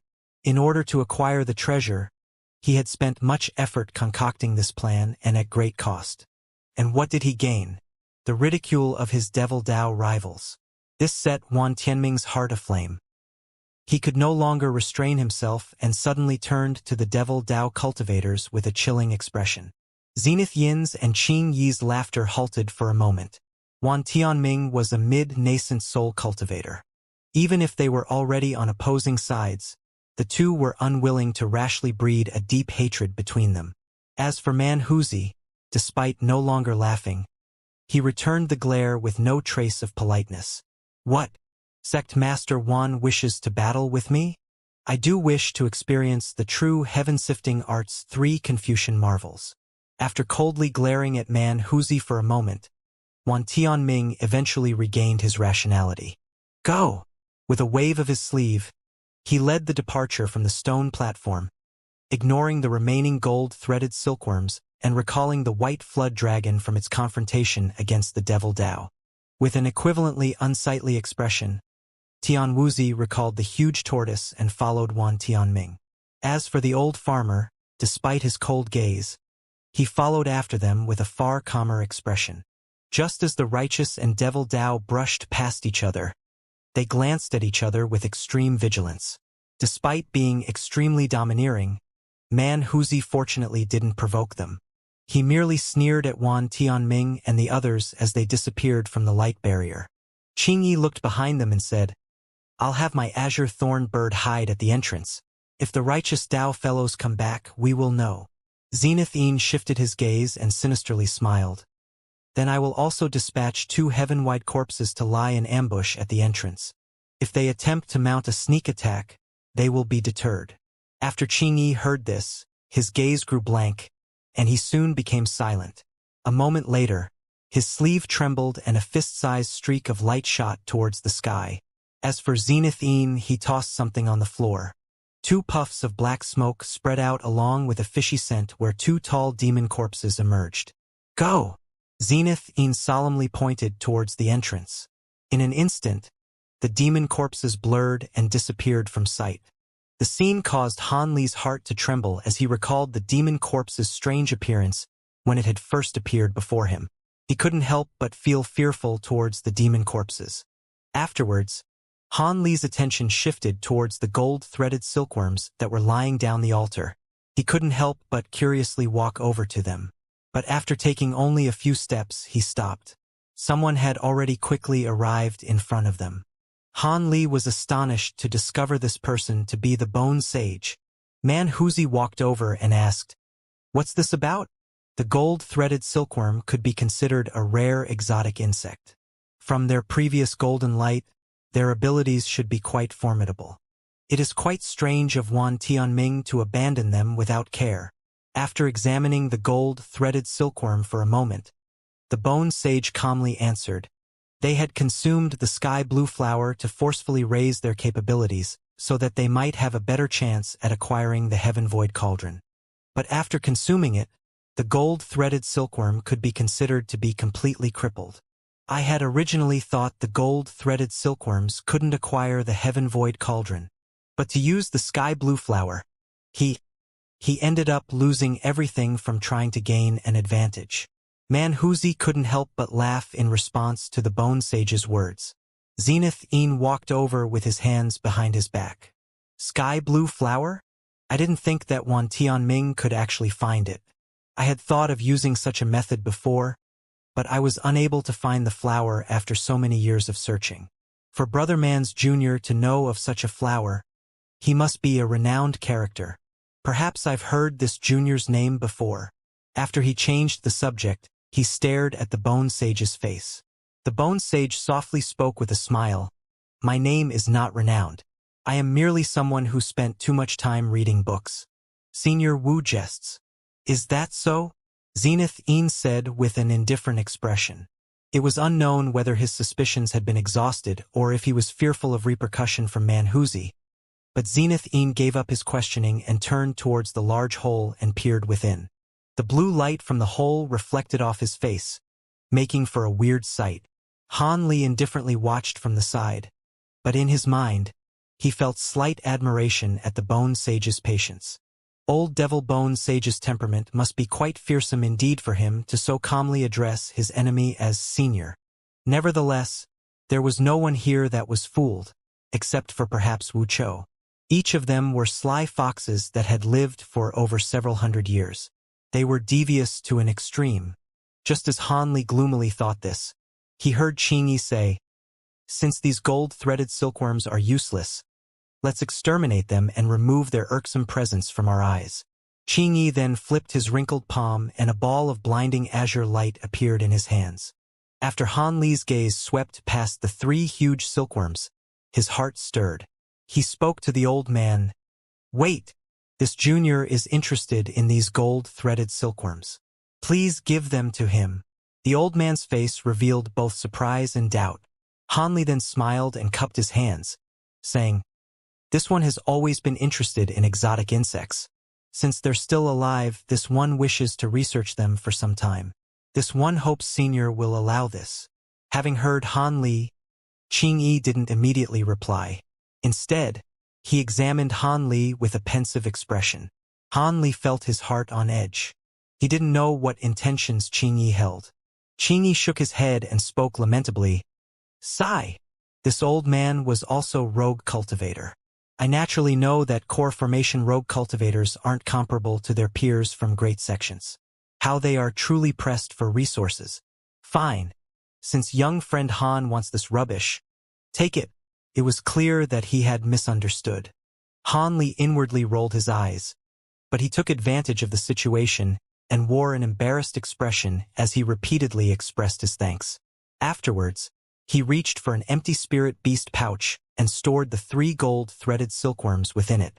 It appeared as though that at the same time Wan Tianming had discarded them, he had also erased his marks of ownership from them. As such, they entered Han Li's pouch without a trace of resistance. After staring into the hole for a moment more with fervent eyes, Zenith Een shouted at Han Li without turning his head. "Han Li, stop wasting your time on these useless matters. Quickly take out your bloodjade spiders. I want to see what grade the spirit beasts are. When the time comes, I will provide some assistance with my flame python. We must succeed in one attempt." Han Li inwardly frowned and walked forward. Layman Qingyi and Manhuzi happened to glance at Han Li after hearing Zenith Een. "Be at ease. So long as you acquire the Heaven Void Cauldron, your master won't treat you unfairly." Zenith Een turned around and spoke to Han Li with a kindly face, fearing that Han Li wouldn't attempt his best. But when Han Li heard those words, he felt a fierce chill run down his spine. No trace of Han Li's feelings were betrayed on his face. Instead, he approached the hole and took a deep glance. Han Li was astonished by the sight. The hole wasn't as amazingly deep as he had imagined. It only dropped to about 100 meters. With his abilities as a core formation cultivator, he could clearly see a flourishing ball of blinding blue flame. A black object could faintly be seen through the flickers of the blue flame. It seemed that this was the famous Heaven Void Cauldron. But when he leaned over the hole, he felt a bone-piercing cold spread throughout him. Even the white rhino emblem was unable to block most of the cold. He feared if he looked any longer, he would freeze over. The brilliant blue flame at the bottom of the hole was actually releasing such a fantastical cold. But after glancing at the blue flames for only a few moments more, his head started to spin. Aghast, He quickly turned his gaze away and collected himself. As Zenith Een stood by Han Li's side, he stared at the hole and slowly said, "How was it?" "That was the celestial ice flame. A flame that roars with a cold beyond freezing. Let alone core formation cultivators, even us nascent soul cultivators don't dare to touch it. Even the slightest burn by the fire would cause a nascent soul cultivator to easily perish by refinement. It is said that this flame isn't something that came from this world, and it is unknown how the ancient cultivators found such a thing. Even nascent soul cultivators would be refined?" Han Li's breath grew cold when he heard this, but soon after, his expression returned to normal.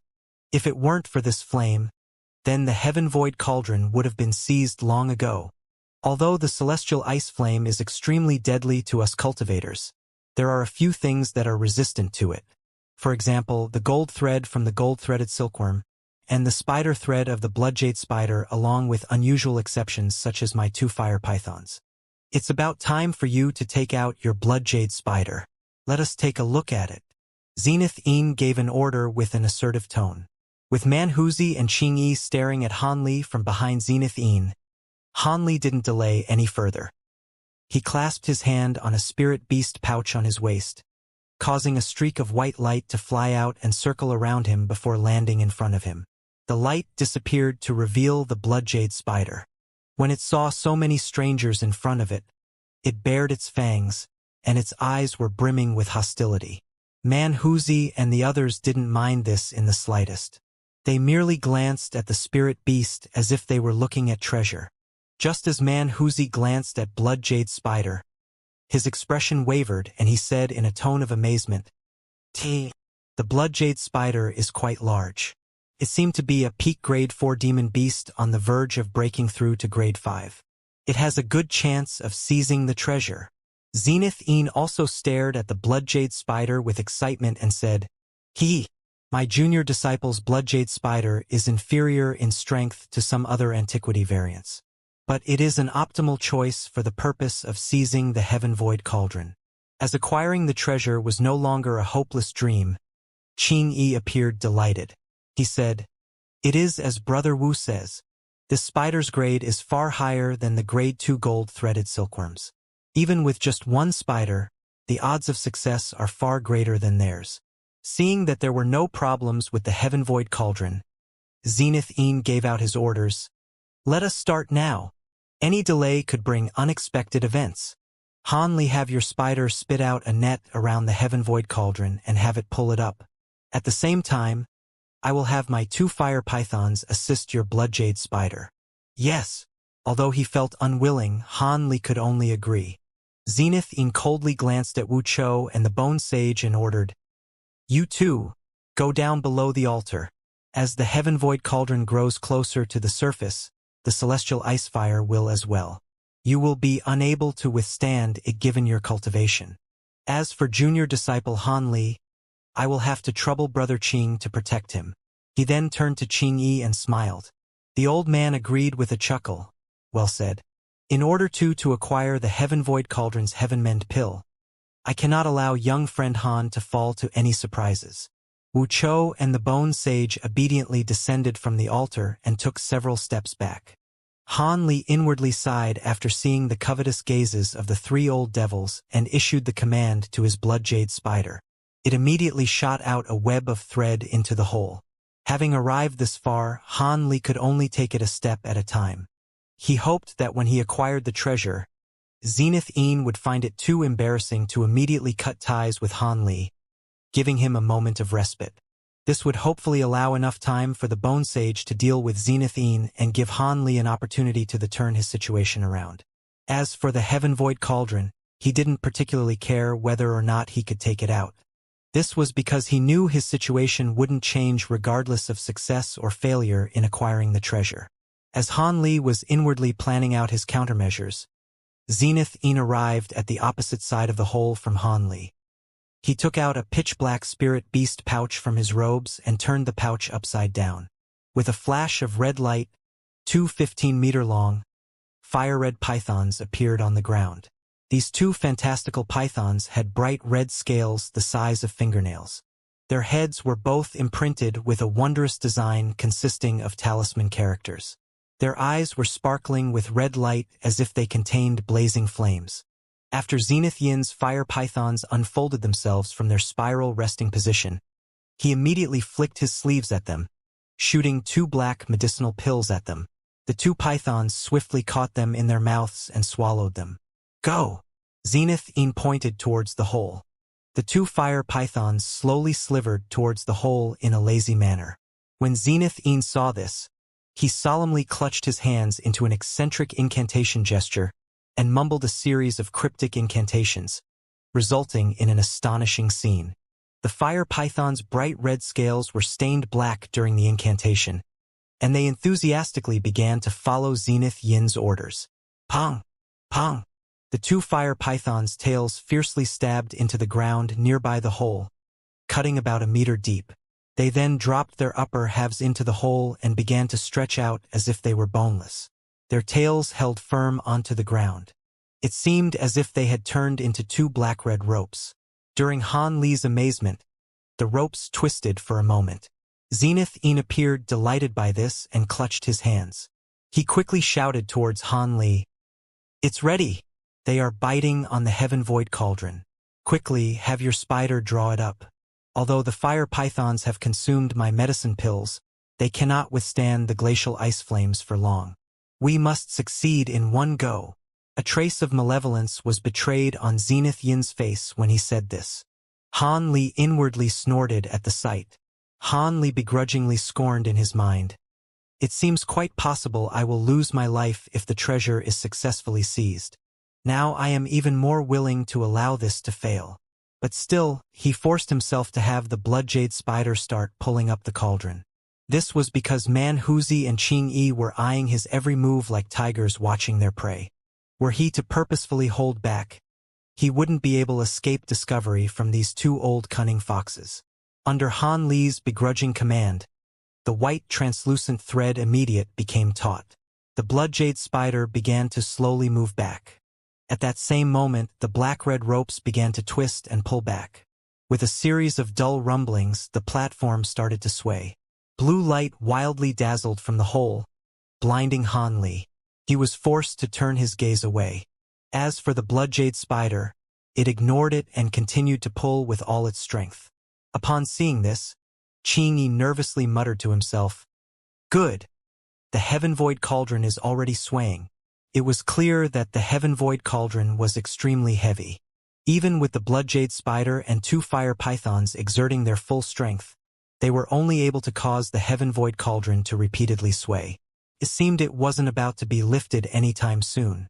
Zenith Yin didn't reveal the slightest impatience. Instead, he muttered to himself for a moment and puffed out 2 wisps of black smoke that entered the bodies of the fire pythons. He then turned to Man Huzi and quickly said, "Brother Man, I must trouble you to use the berserking technique on the bloodjade spider. My junior disciple lacks the magic power to fully use this technique. Leave it to me." Man Huzi replied without surprise. It seemed he had already anticipated this. He stared at the bloodjade spider and muttered quickly. He then opened his mouth, faintly revealing the red light within it. "Pa!" Man Huzi loudly shouted, spitting out a beam of blood-red light towards the bloodjade spider. With a puff, the beam of light burst on contact, enveloping the spider in a large blood-red mist in an instant. The bloodjade spider hissed and became frantic as if it had been provoked. When Han Li saw this, his heart flared with anger. Upon hearing its name, Han Li was certain that the berserking technique was a secret Devil Dao cultivator technique that carried repercussions. These old devils had used the technique without even telling him or showing any consideration towards the aftereffects the bloodjade spider would suffer. It seemed they simply didn't view a core formation cultivator to be worth considering. Although Han Li had already anticipated this, he couldn't help but grimace when he was actually treated this way. At the moment, the bloodjade spider had nearly absorbed the entirety of the blood-red mist. The spider's original sparkling, translucent body had turned completely blood-red, as if it were cut from a single piece of scarlet gemstone. Upon seeing this transformation, He immediately recalled the violet appearance of the blood-jade spider in the underground cave in the heavenly south region. It had the same color and intensity as the furious blood-jade spider he had seen back then. When he worriedly scanned its mind, he sensed a crazed violence from it, as if it had lost its intelligence. Just as Han Li attempted to forcefully placate it in his fright, Wuxia suddenly roared from his side. "What are you spacing out for? Quickly have your blood-jade spider start pulling. The duration of the berserking technique is limited." He was fiercely glaring at Han Li, stifling his anger. Han Li had no choice but to command the blood-jade spider to resume pulling. Fortunately, the blood-jade spider still obediently listened to his orders despite entering a berserk state. A blood-red light flickered from its green eyes as its pointed legs frantically scratched the ground before managing to gradually pull up its taut spider thread. A series of even more intense trembles rocked the ground, soon followed by thunderous clangs ringing out from the hole. Wuxia and the others were delighted by these developments. Blinding blue light suddenly bursted from the hole and reached over 30 meters above the altar. Han Li felt his body grow cold for an instant before he grew warm once more. A barrier of brilliant azure light had protected him. Han Li was stunned for a moment before he realized that Xianxia had enlarged his light barrier by several times and was covering him under its protection. The old man said with a solemn expression, "Be careful! A far harsher current of cold erupts in the instant that the heaven void cauldron is raised. It is unknown just how many treasure-seeking cultivators have pitifully succumbed to the unexpected occurrence." After saying this to Han Li, Xianxia's gaze rigidly focused on the hole once more. He appeared nervous. When Han Li heard this, his heart was shaken. Just how many had previously attempted to move the cauldron? How was it that they all failed? Although his heart held doubts, Han Li knew that now was not the time to ask these questions. He could only recollect himself and look at how things were developing at the center of the altar. It was obvious by now that the heaven void cauldron was extremely heavy. The full strength of these spirit beasts could only move it a sliver at a time. But even so, the blue light at the center of the altar grew brighter by the second. Let alone Xianxia and the others, even Wuxia and the bone sage down below were staring at the scene without blinking. But while Wuxia had his hands tightened and wore an expression of excitement and greed, the bone sage's eyes revealed a complicated expression containing both anticipation and hesitation. There was only silence at the altar apart from the sound produced by the slow and gradual rise of the heaven void cauldron. Everyone was raptly gazing at the hole with held breath. Han Li was the exception. He was worriedly staring at his blood-jade spider. In the end, he wouldn't have any claim to the heaven void cauldron. What mattered more was the blood-jade spider he had painstakingly raised. He had made a startling discovery. The original milky white color of the spider thread was now enveloped in a layer of faint blue radiance. Although this change was so faint it could be dismissed as a trick of the eyes, it was undoubtedly a change of its original color. Just as Han Li was mulling over this change, he heard a sudden buzz from behind him. Despite being rather soft, it was particularly noticeable among the silence on the platform. Han Li was initially shocked before he turned his head over with concealed delight. It was the sound of the barrier being torn open at the entrance of the stone steps. Xianxia and the others had also clearly heard this sound. With an unsightly expression, Wuxia let out a rain of curses before patting the beast storage pouch at his waist. A streak of yellow light shot out, revealing a yellow-spotted panther. Not only was its body several times larger than an ordinary panther, but there was also a third eye emerging from the top of its head. A flickering yellow glow could be faintly seen from its third eye. A cold glint flickered from Xianxia's eyes. He icily said, "Wan Tianming and the others have arrived. My azure thorn bird and fellow Taoist Wu's 2 demon corpses have already perished. They obviously aren't willing to allow us to seize the treasure and are coming back to attack us.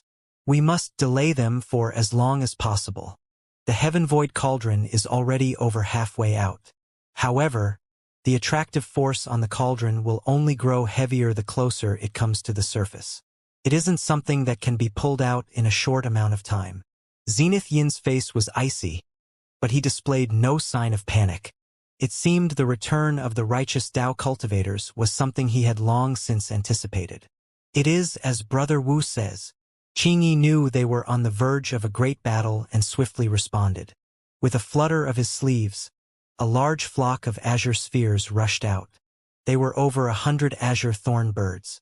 Although these birds were only fist-sized, they had feathers and beaks of razor-sharp steel. They all silently floated above the old man, making for an impressive display. As for Zenith Een, he had his hands clutched in an incantation gesture. A pitch-black mist began to slowly exude from his body. As this devilish mist drifted through the air, 15 dark green armored demon corpses appeared around him. Man Huzi coolly glanced at the 2 other core formation cultivators in silence. Wuchou hastily took a few steps towards the altar with a restless expression. As for the bone sage, his eyes swiveled several times, but he stood completely still. It was unknown what he intended. Seeing that the bone sage hadn't moved, Hanli frowned for a moment before immediately relaxing his face. Several streaks of light had arrived before them at an amazing speed, appearing in front of the altar in only a fraction of a second. The light disappeared to reveal the group of 3 righteous Tao cultivators. After Wan Tianming swept his gaze past the blood-jade spider that was pulling up the heaven-void cauldron along with the blue light wildly bursting out of the hole, he calmly said, "Good, very good." The devil Tao cultivators looked at each other, not knowing what he had meant by his words. Manhuzi glared at him and retorted, "Good? I am obviously feeling quite good. But I'd feel even better if you hadn't come."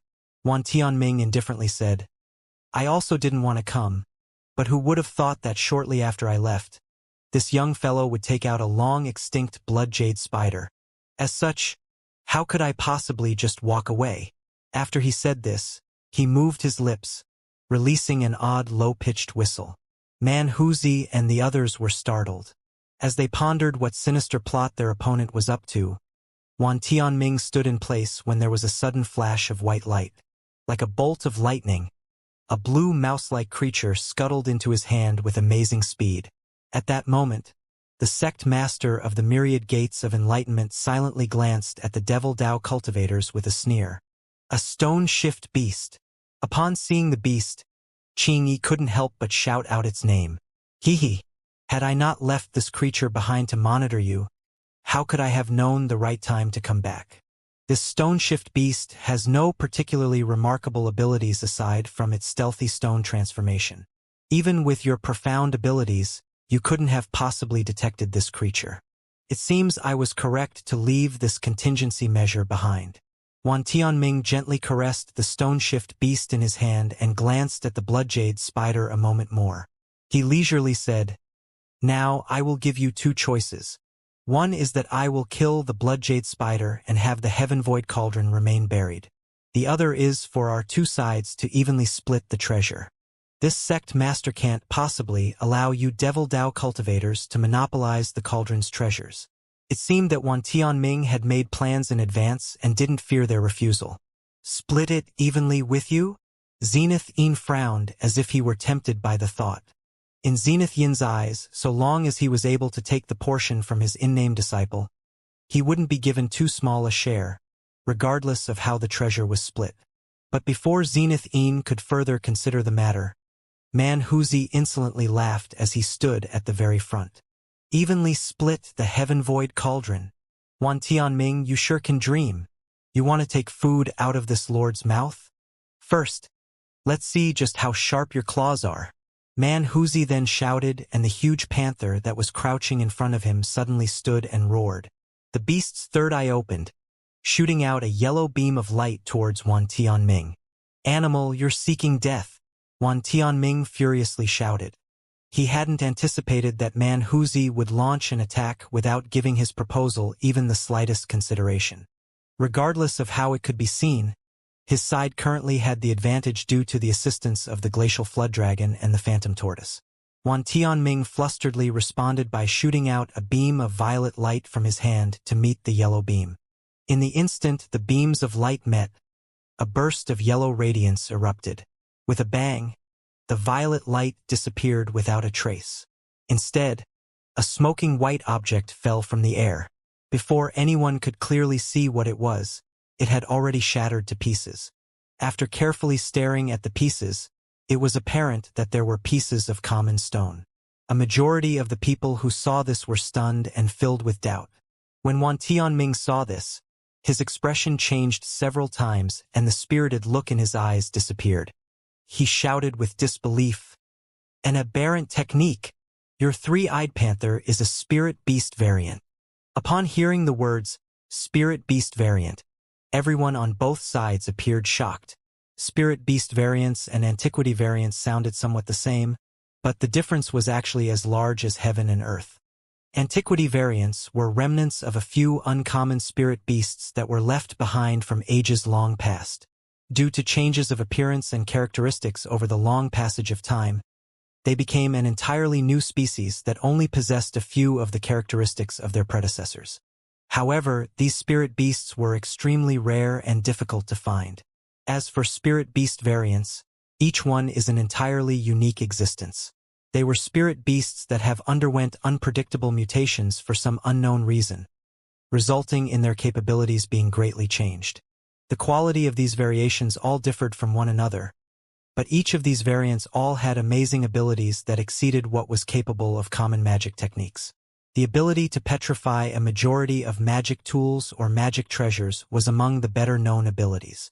This ability was quite incisive. If a core formation cultivator were to make use such an ability of their own spirit beast variant, they would be able to cleanly deal with 4 cultivators of their rank in a single breath. As the abilities of these spirit beast variants often caused tremors amidst the scattered star seas, they became collectively known as aberrant techniques, distinguishing them from common magic techniques. Originally, a three-eyed panther was only capable of shooting fire attribute attacks out of its third eye. But now, it was capable of shooting out a beam of light that was able to turn magic tools and treasures into stone. This was an ability that only a spirit beast could perform after a mutation. Spirit beast variants were a rare existence that hardly ever occurred. In addition, the variations only appeared in spirit beasts at grade 4 and above. Ever since the existence of spirit beast variants became widely known in the scattered star seas, no more than a dozen had appeared. And among those dozen, less than half of them possessed any particularly destructive abilities. Even worse, spirit beast variants had come increasingly rare. It had been over 1,000 years since the last spirit beast variation had been seen. As such, spirit beast breeders no longer held any hopes that one of their beasts would become a variant. The thought had become nothing more than a fleeting daydream. At that moment, Wan Tianming realized the reason Manhuzi had so bluntly refused the offer to split the treasure was because he had this to rely on. His three-eyed panther variant was fearsome enough to even the odds against both their glacial flood dragon and phantom tortoise. Having understood this, Wan Tianming's expression grew solemn, and he turned his gaze towards Zenith Yin and Layman Qingyi. The two revealed both surprise and delight. It was clear that they had already decided to refuse his offer to split the Heaven Void Cauldron. Wan Tianming guessed correctly. Now that Zenith Yin knew that Manhuzi's three-eyed panther was a spirit beast variant, the thought of sharing had been thrown to the back of his head. As for Qingyi, this towering figure of the Devil Dao was by no means a true layman of Buddhism. He would naturally be unwilling to split the treasure with the righteous Dao cultivators if he could monopolize it. Zenith Yin meaningfully exchanged a glance with Qingyi before he started to spin in a circle. Countless strands of profound black qi spread out around him.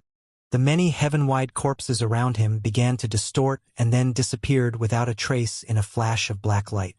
Layman Qingyi sent a voice transmission into Han Li's ear. "Stand a bit farther back and protect your life as best you can. We won't be able to protect you in the coming fight." After this was said, the azure thorn birds above his head received their orders. They released a chilling cry and shot towards the righteous Dao cultivators as a swarm of azure arrows. The old man also threw out another the swarm of birds. Seeing the Devil Dao cultivators rush to act, Wan Tianming responded without restraint. Even if Manhuzi's spirit beast variant was somewhat troublesome, he had nothing to fear from it. In the end, a vicious spirit beast variant is no more than a mere beast. Besides, he clearly understood that while this aberrant technique could petrify objects, it didn't have much effect on a cultivator's body. So long as he was somewhat careful and prevented his magic treasures from being struck by the yellow light, the spirit beast could be dealt with. With that thought, Wan Tianming snorted and quickly shouted, "Move!" With that said, he released his white glacial flood dragon and struck his palms against his chest, causing a purple flame to wildly erupt from his body. In the next instant, he was enveloped in purple flames and was charging down towards Man Huzi from the sky. When Tian Wuzi saw this, he quickly called out to the phantom tortoise and struck its shell without any hesitation. An ominous glint suddenly flickered from the huge tortoise's small eyes. It slowly opened its mouth, spouting out a white icy mist in overwhelming quantity, sending a raging snowstorm in the direction of the incoming azure thorn birds.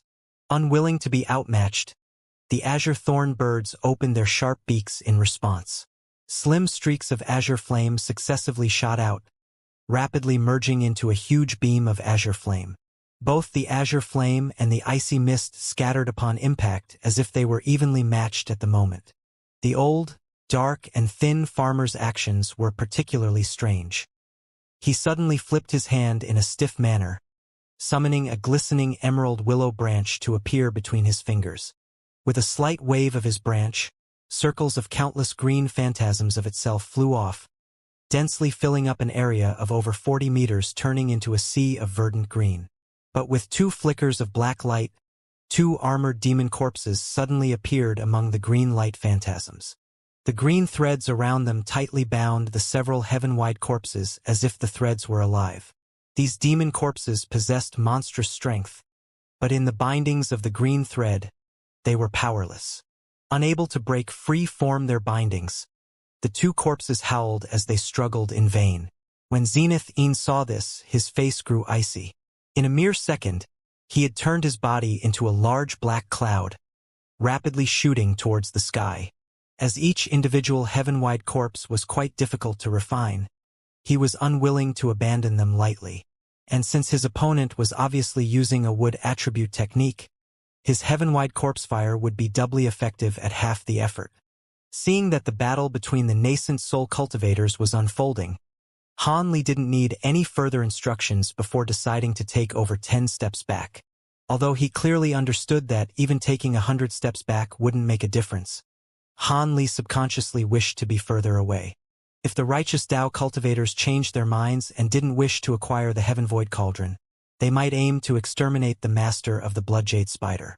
In that case, his death would be certain. He couldn't possibly trust that Man Huzi and the others would arrive in time to save him. After all, to a nascent soul cultivator, traveling any distance on the stone platform would only take an instant. At this moment, his mind suddenly wandered to the Bone Sage.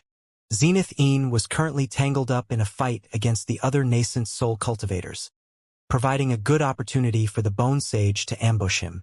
Would he prioritize settling his own score and taking revenge, or would he decide to be patient and refuse to provide aid to the righteous Dao? With that thought, Han Li couldn't help but look in the direction of the Bone Sage who stood below the altar. At that moment, the Bone Sage was expressionlessly watching the battle unfold. His face was completely devoid of any emotion, preventing Han Li from reading him in the slightest. Old fox! Han Li couldn't help but gloomily curse at him in his mind. Still unsure of the Bone Sage's intentions, Han Li's gaze moved towards his nearby Bloodjade Spider. The red light in the spider's body began to shine even more brilliantly and, trembling ever so slightly, it pulled its thread back. In that moment, the milky white spider web sparkled with a faint, yet chilling blue light. The light traveled up the web until it collided with the Bloodjade Spider's own red light and immediately dissipated into specks of white light. Couldn't make even the slightest contact with the Bloodjade Spider's body. Han Li frowned. There was no doubt this strange light had something to do with the celestial ice flame. Nor was it no wonder why those eccentrics wouldn't dare assist the spirit beast in acquiring the treasure. They were fearful of this blue light. But just as Han Li finished this thought, he heard the sound of Man Huzi laughing as an explosion went off in the sky. The spectacle brought Han Li's attention back to the battle at hand. He watched as Man Huzi's body grew 13 meters in size. The clothes on the upper half of his body disappeared to reveal the densely packed golden scales that lined his body. They radiated brightly to the point where they can't be directly seen. But what was even more strange were the several silver rings of light rotating around his huge body. The silver rings seemed illusionary and fluttered erratically, but they were very much capable of preventing Wan Tianming's purple flame dragons from approaching Man Huzi, always blocking their every advance. Although Man Huzi proclaimed that his heaven-bearing devil arts was ranked first in the scattered star seas, even he was unwilling to foolishly take on Wan Tianming's true flames with this technique alone. In addition to the change from heaven-bearing devil's transformation, Man Huzi was also now wearing a malicious-looking pair of dull, pitch-black gloves that was covered in inch-long needles. Man Huzi brandished his hands and started punching the air, sending out huge golden fists with every strike, all aimed at the huge purple draconic sword that Wan Tianming had summoned earlier. Every strike knocked the huge sword back several. A malicious expression appeared on Wan Tianming's face as he floated in midair nearby. He ordered 2 of his purple flame dragons to fly through the skies and look for a weak point in the silver rings. He hoped to corner Man Huzi in a single move. As for Layman Qingyi and Tian Wuzi, they were the sort to treasure their lives above all else. They kept a large gap between themselves as they fought. Qingyi was continuously issuing orders to his azure thorn bird as he attacked with magic treasures, while Tian Wuzi relied on the phantom tortoise and his short, sparkling club to form an impenetrable defense. The two were calmly battling as if they were exchanging pointers. The most lively battle was between Zenith Een and the dark, skinny old farmer. Their battle took place over a large area where both ghostly wails and phoenix cries interweaved amongst each other. Green silhouettes flickered within a huge vortex of black chi. The only images that could be seen from the outside was the occasional flicker of a heaven-wide corpse or the wild whips of huge green vines skirting the edge of the black mist. As for the heavily valued three-eyed panther variant, it was currently tangling with the white glacial flood dragon. The dragon was clearly at a disadvantage, the panther's aberrant technique putting heavy pressure upon him. The white, icy mist that it spouted immediately turned into chunks of stone upon contact with the yellow light, leaving the panther completely untouched. However, it was still able to tie down the leopard, preventing it from attacking the 3 Devil Dao cultivators. But under the current circumstances, the dragon wouldn't be able to last for much longer. As Han Li observed the battle, a strange thought popped into his mind. While their battle was quite lively with magic treasures constantly fluttering about and secret techniques being unleashed without restraint, he still felt the absence of the desperate struggle that comes with a battle of life and death. It was as though they were not fighting for their lives, but merely sparring instead. Could it be that all battles between nascent soul cultivators were all like this? After finishing his thought, he took another look at the Bone Sage. The Bone Sage's blank face now had a trace of a sneer, but after sensing Han Li's gaze, his face became blank once more and returned to its normal, unreadable state. Han Li's heart trembled and felt as though he were on the verge of realizing something. But before he could further pursue the thought, a huge explosion erupted from the altar's hole, followed by deafening clangs. Greatly startled, Han Li turned to face the hole, readying his guard. He watched as a pulsating blue light emerged from the hole, before violently exploding into a red flame as the cry of a dragon echoed from within. The fiery light quickly wrapped itself around the altar before stopping in midair and merging into the form of a huge 2-headed wolf. Its entire body was made of blazing flame.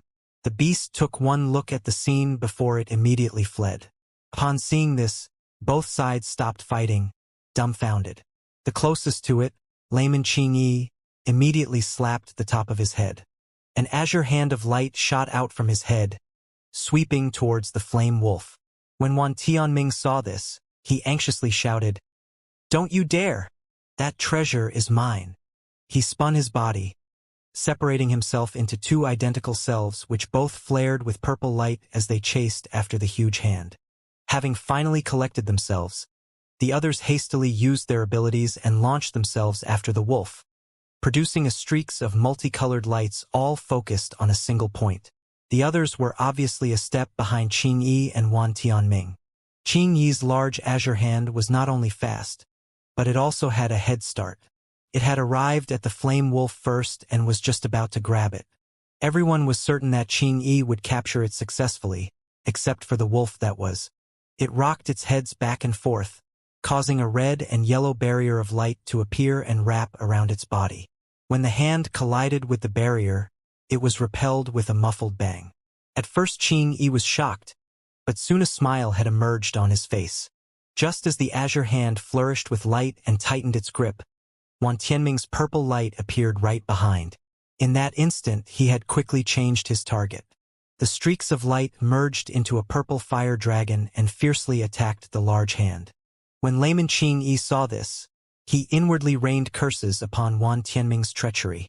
The hand was a profound transformation of his spiritual sense. Though it was an easy ability to use, its power certainly wasn't weak. Even so, he didn't dare take a direct hit from a flame dragon created by the heaven-sifting true arts. Even if he were able to acquire the treasure, his spiritual sense would suffer heavy damage. He couldn't afford to make such a costly trade. With no better option, the azure hand suddenly stopped grabbing at the flame wolf and turned to block Wan Tianming's purple flame dragon, resulting a burst of azure light and purple flames. In that instant, the others had overtaken them. They surrounded the flame wolf, and instead of attacking it, they all began to attack each other. These attacks were far more vicious and ruthless than before. Secret techniques were quickly cast in succession, tangling everyone down and rendering them incapable of paying the flame wolf any heed. The flame wolf, appearing to be quite intelligent, seemed to have realized the fearsomeness of the nascent soul eccentres. It quickly darted out from underneath them and charged in the direction of the three-core formation cultivators. Initially, Han Li was dumbstruck by this, but soon he recollected himself. The two-headed flame wolf was certain to be a transformed treasure of the Heaven Void Cauldron. While he didn't know how it was able to break out before the Heaven Void Cauldron was entirely seized, it was undoubtedly a rare item from its mobile transformation and independent acts of resistance. Upon seeing the treasure wolf charge towards them, Han Li reacted near instantaneously, patting his storage pouch.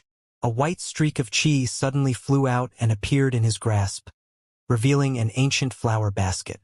But before Han Li could act, two huge pythons made of black qi rushed to constrict the flame wolf. They managed to wrap themselves around its body several times, restraining it. Han Li inwardly cursed and glanced at the side to see Wuxia forming an incantation seal with a proud expression. It seems the huge black pythons were created with the profound arts. Han Li exposed slight vexation on his face. He couldn't help but hesitantly consider whether or not he should attack him for the treasure. After all, the treasure hadn't yet been truly acquired. However, this would undoubtedly enrage Grandmaster Zenith Yin, guaranteeing that Han Li would be disposed of after the Heaven Void Cauldron was acquired. It simply wasn't worth the consequences. These thoughts quickly rushed through his mind, but, before he could even finish his contemplations, the Bone Sage ruthlessly launched an attack at the flame wolf. A cold glint flickered through the Bone Sage's eyes. He silently opened his mouth and spat out a ray of green light. In an instant, the green light brightly flourished, transforming into a huge emerald green net that ensnared both the black python and the flame wolf. Wuxia hadn't anticipated that the taciturn Bone Sage would silently compete with him for the treasure. With a savage expression, he furiously shouted, "You dare to fight this young island lord over treasure?" The Bone Sage sneered and spoke with unconcealed derision. "Funny. Was this treasure created by your clan? Why can't I contend for it?" Wuxia flew into a fit of rage out of embarrassment, but something soon came to mind and he foully grimaced. Instead of further refuting, he clasped his hand into an incarnation gesture, forcefully causing the black pythons to exert more strength. It seemed Wuxia understood that since the Bone Sage was being supported by Manhuzi, who Zenith Yin held in fear, he couldn't use his grandfather's status to subdue him. Wuxiao's actions caused the Bone Sage to sneer. Without speaking further, he pointed at the green web, causing its light to brightly flourish as its threads grew thicker and tightened. Wu Chao's and the Bone Sage's techniques had both restrained the wolf, but despite its light barrier having decreased several times in size, it grew increasingly firm and bright. The unscathed flame wolf gazed at the two of them as they remained at a standstill. The nascent soul cultivators that were still fighting in the sky were all caught by surprise. None of them had expected that the treasure would run towards the core formation cultivators. The righteous Dao cultivators grew increasingly anxious and wished to break off from the battle to seize the treasure.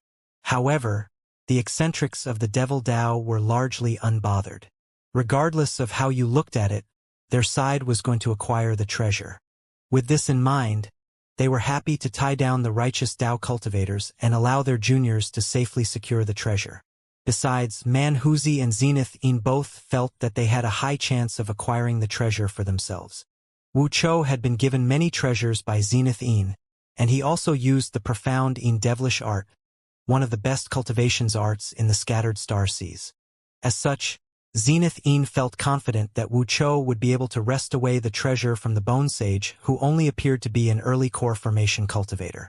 Manhuzi, knowing the Bone Sage's true identity, held far more confidence in acquiring it than Zenith Yin did. Qing Yi could only look at the circumstances with a trace of sadness. After hesitating for only a moment, he decided to tangle with Tian Wuzi and keep him occupied. At that moment, the sole person near the altar was Han Li, and he didn't feel calm or confident in the slightest. In fact, he felt cold sweat running down his back. He had instinctively taken out the ancient flower basket a moment ago due to the fact it was the most suitable for seizing treasures. But when he saw the Bone Sage move to take the treasure, he instantly recalled something significant. His ancient flower basket treasure was something he had acquired from the ugly man that was watching over the Bone Sage's prison. If he were to take it out, then wouldn't he be informing Zenith Yin that he had released the Bone Sage? This was what had caused Han Li to break out in a cold sweat.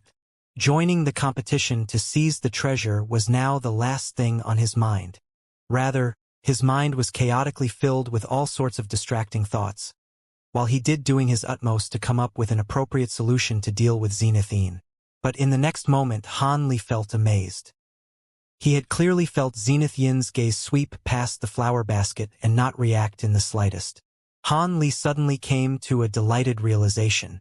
The ancient flower basket wasn't something that Zenith Yin had given to the ugly man. Furthermore, it wasn't something that he even knew the ugly man had possessed. Having come to this conclusion, Han Li felt greatly relieved. Han Li had guessed correctly. That ugly man had stood guard at the Bone Sage's island for a very long time, and had heard of the ancient flower basket during that time and had left to retrieve it. Although he managed to smoothly acquire the treasure, Han Li's party had already surrounded the Bone Sage's formation and were just about to destroy it. This frightened the ugly man into a furious rage, but he ultimately ended up dying to Han Li's bamboo cloudswarm swords, allowing Han Li to acquire the flower basket as spoils. Having recovered his calm, Han Li glanced at Wu Chou and the Bone Sage struggling over the fire wolf. He thought to himself, "You're quite in luck, old devil. Had Zenith Yin discovered this matter, I would have dragged you down with me. Don't think that I'll leave you unscathed." Another round of heavy, thunderous clangs rang out from the hole. Having gone through this before, the nascent soul cultivators slowed their hands and glanced at one another. No one knew who moved first as they all blurred and appeared in the direction of the altar's hole. At that moment, the heaven void cauldron was close to the surface. The nascent soul cultivators were all forced to block the fantastical cold it had released, each making full use of their respective techniques and defensive treasures. While these actions produced flashes of wondrous light, both sides remained cautious as they vigilantly watched one another. At that moment, Zenith Yin was extremely vexed. His original plan had been to fend off the righteous Dao and seize all of the treasures in one go. Then they would split the treasures in agreement. But who could have thought that as the heaven void cauldron neared the surface, the ancient treasures would fly out on their own? In this manner, the acquisition of treasure was entirely a matter of skill. After all, regardless of who seizes the treasure, it was impossible to ask them to hand it over to others as they had been acquired through battle. This would render their original agreement on how to split the treasures null and void. Zenith Yin's eyes furiously looked around, wishing to see if there was a way he could acquire more treasures. But just as these thoughts appeared in his mind, a deafening screech was heard, followed by two sounds of rustling wind. A streak of red and a streak of white radiance shot out of the blue flame at the center.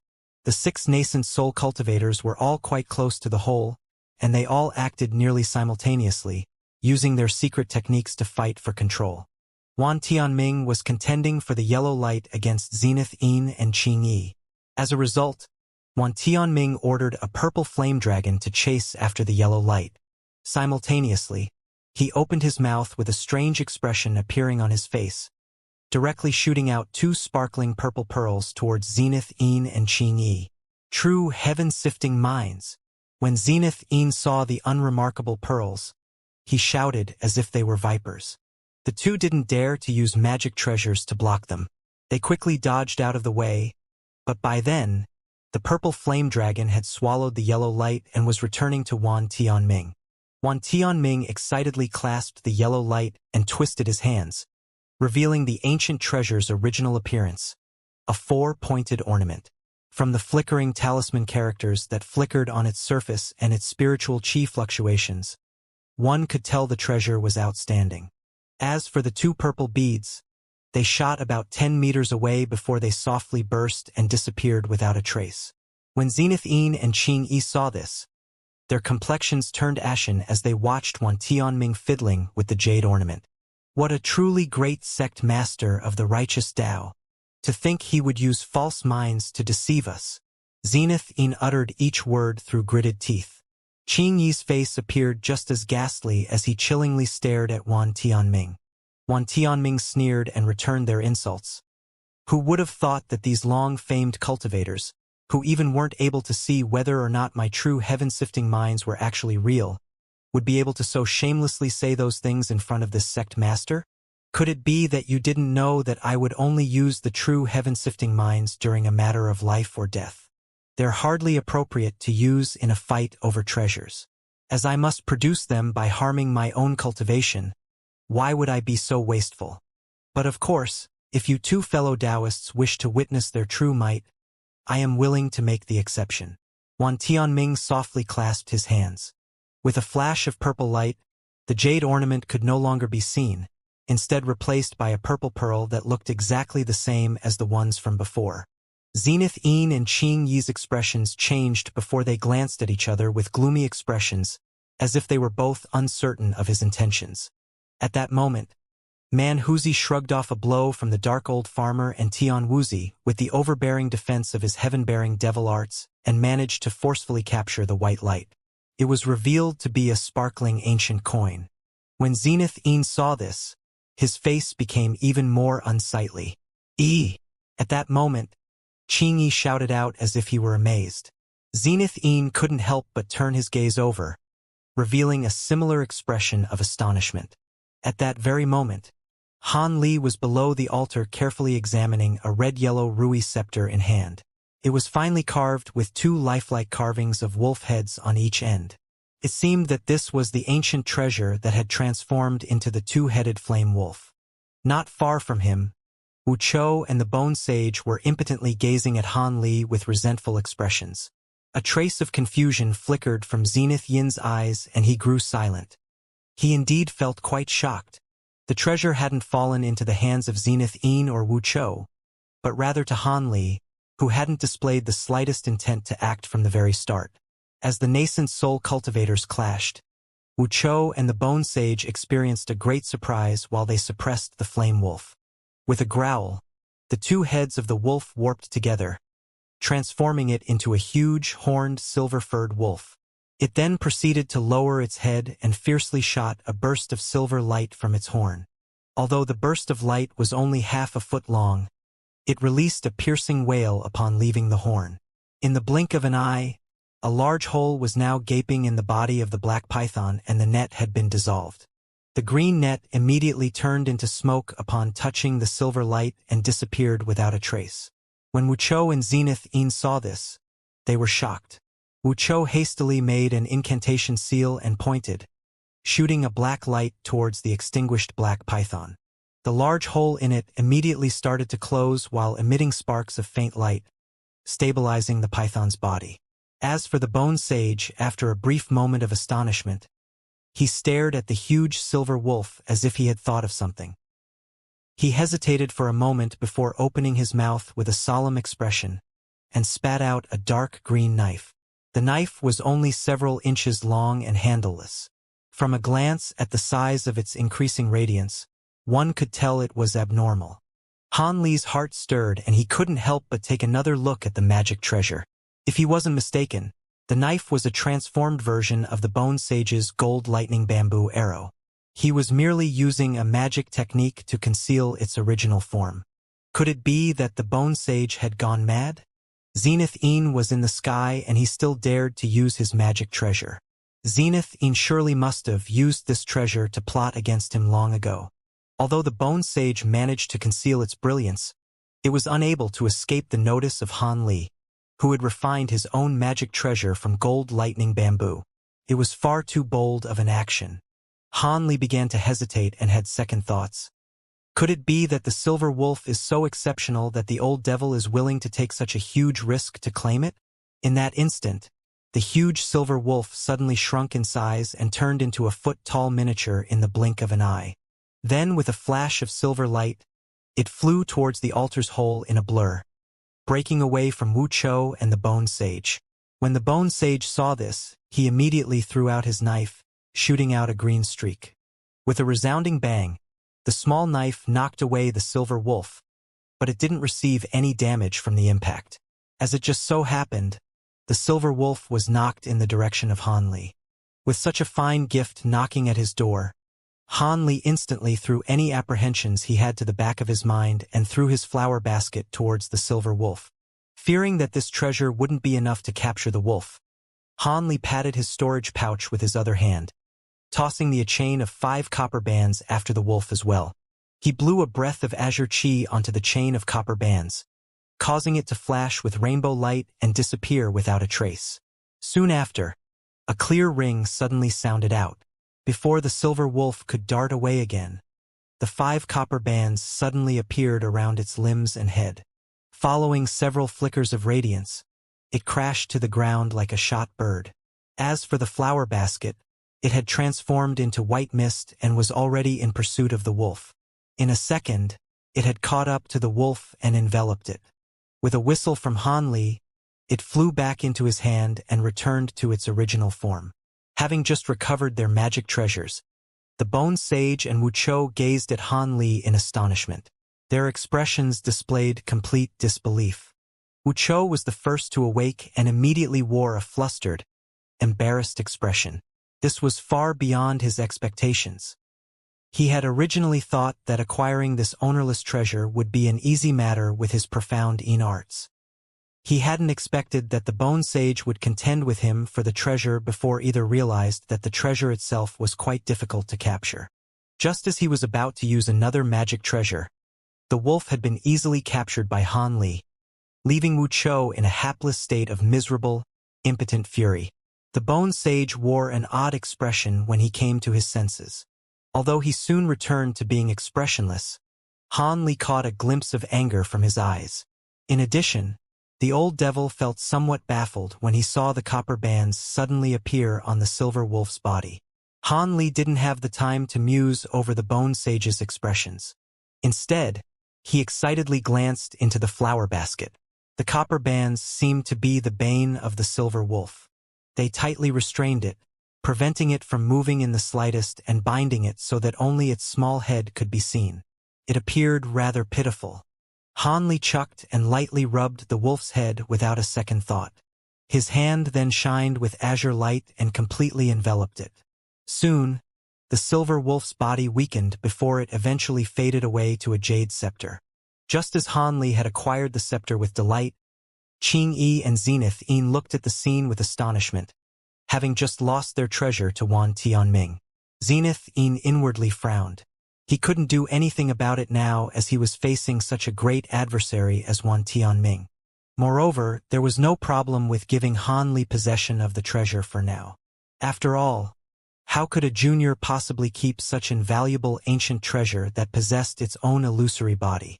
After this was all over, he would naturally have Han Li sincerely give it to his master. Having settled his thoughts, Zenith Yin turned his attention back to Wan Tianming.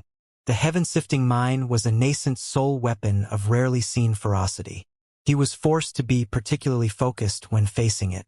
But unfortunately, no action had been taken in the end. The stone platform suddenly shuddered with astonishing intensity, as if it were about to cave in. At that moment, a sliver of blue flame had finally reached beyond the hole. Although only a small bit of the flame was exposed, in that same instant, a magnificent blue light blossomed, permeating throughout the entire stone platform. With the sounds of light crackling, a layer of blue frost also began to quickly spread across the ground. Frightened, Han Li instantly reacted, shooting into the air. The Bone Sage had also acted quickly, flying into the air at nearly the same time as Han Li, however. Wuchou hesitated for a moment, and in that mere moment, the blue frost had already spread over his feet. The profound yin qi hovering around his body was unable to protect him in the slightest. At that moment, Wuchou became fearful and promptly wished to fly, but his feet were already frozen to the ground and the frost continued to spread. Wuchou yelled in fright as he watched the frost cover his feet and spread up from his lower leg. As Han Li and the Bone Sage watched this from up above, they couldn't help but glance at each other with horror. Just as Wuchou was about to turn into an ice sculpture by the blue frost, a thin line of black light abruptly shot down from the sky. It struck Wuchou's body, melting away the blue frost in a blaze of black fire and blue smoke. Wuchou rejoiced. He hastily flew to the skies with an expression of salvation upon regaining his freedom. At that moment, he heard a cold snort transmitted to his ear, followed by an irritated voice. "Be careful. Next time, I might not have the chance to save you." His survival had been the result of Zenith Yin's actions. He had used his Heaven Void Corpse Fire to save Wuchou from the sky. At that moment, the eccentrics of both sides stared at the blue flames coming from the hole without blinking. Each of them had varying expressions of interest, greed, and even nervousness. Zenith Yin's recent rescue of Wuchou had been but a casual action. He hadn't even turned his head when he spoke to him. He simply licked his lips and gazed at the altar's hole with a feverish expression. The rank 1 hidden treasure for countless years in the scattered star seas, the Heaven Void Cauldron, was about to emerge in the presence of these nascent soul cultivators at that very moment. Even the gloomy Zenith Yin and the other expressionless eccentrics couldn't help but have their attention captured by the emerging blue flames. It was no wonder why Zenith Yin had spoken to Wuchou with such an irritated tone after he rescued him. As the blood jade spider and the fire pythons had been trembling from exhaustion for a while now, the eccentrics watched them from the sky with worry. However, none of them dared to assist the beasts in the slightest, since the whole surroundings had already become a world of blue light. While the red lights emitting from the spirit beasts' bodies were able to repel the chilling light, the eccentrics were both unwilling and incapable of descending to assist the 3 spirit beasts. As for the core formation cultivators, they had already distanced themselves 100 meters from the hole and were watching the spectacle from a distance. At this crucial moment, Manhuzi raised his head and stubbornly stared at a certain area. With an icy face, he loudly shouted, "Who is sneaking around over there? How about you get lost?" He then sent a punch that shook his beard, sending out a 3-meter large golden hand to grab at the air. A muffled pong sounded out, revealing a barrier of azure light. The light barrier forcibly stopped the golden hand's approach, but it revealed the white silhouette within. "It's you? Star Palace." Several shouts came from the eccentrics of both the Devil and Righteous Tao, and their expressions vastly changed. Zenith Yin's expression grew unsightly, and he rushed to question them. "Star Palace Enforcement Elder, when did you sneak up on us? Didn't you claim to not intend to enter the inner halls?" The white-clothed elder didn't respond to Zenith Yin and slowly addressed Manhuzi instead. "Sigh, my luck is truly bad. I didn't expect that the Heaven Void Cauldron's emergence would cause such a great disturbance that I would have to use a technique to defend against its icy chi, leaving me to be discovered by Brother Man."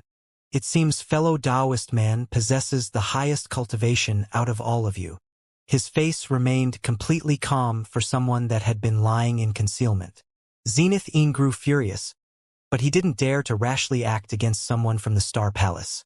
As for the righteous Tao cultivators, it seemed they also had their own misgivings. They all stared at the Star Palace elder in a moment of silence.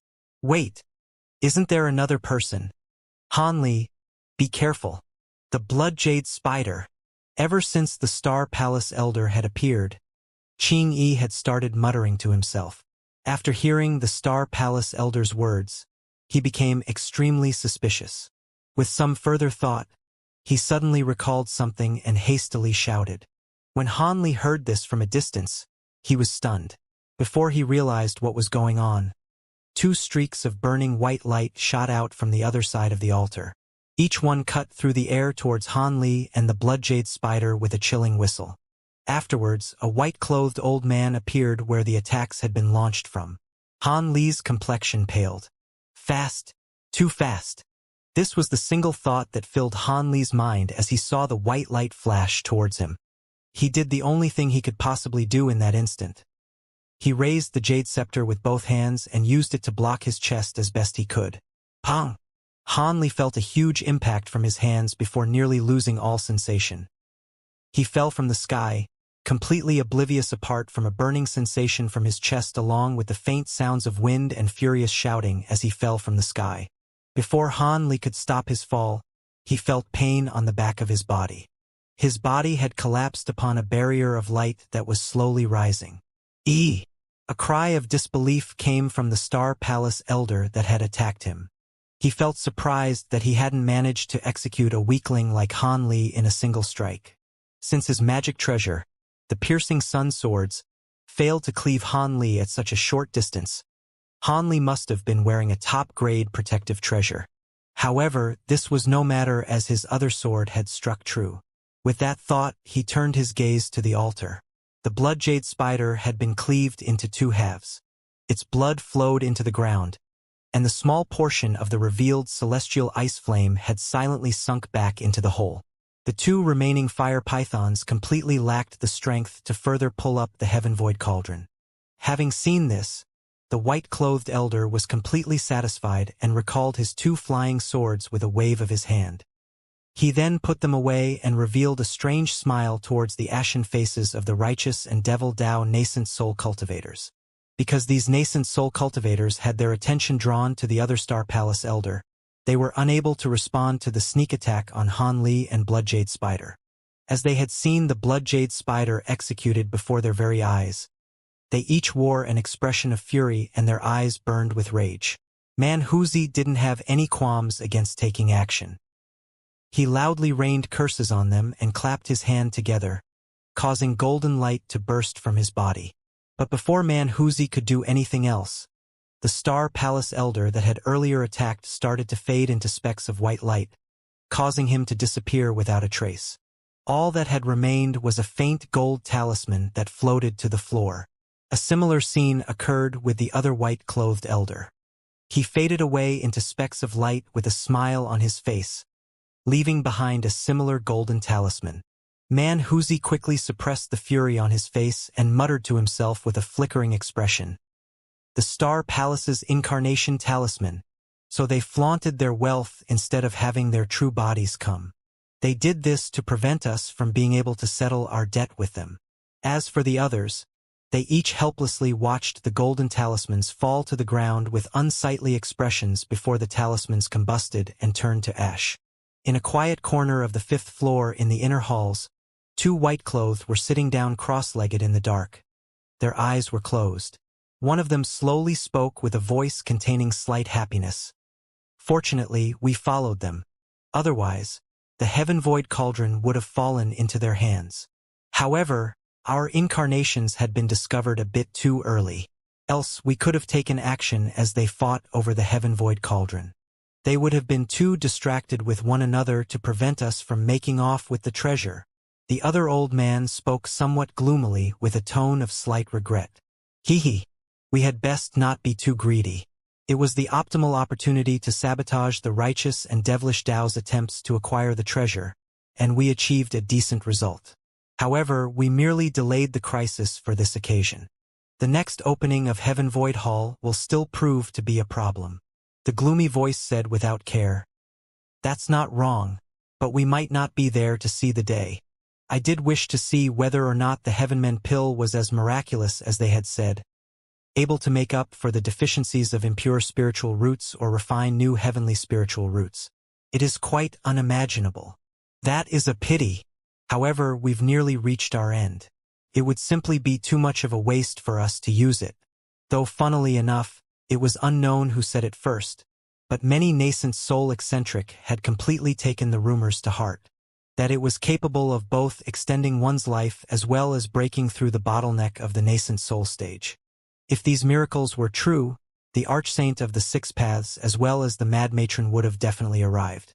But unfortunately, the Heavenmend pill is only capable of massively increasing the chances for a core formation cultivator to condense a nascent soul.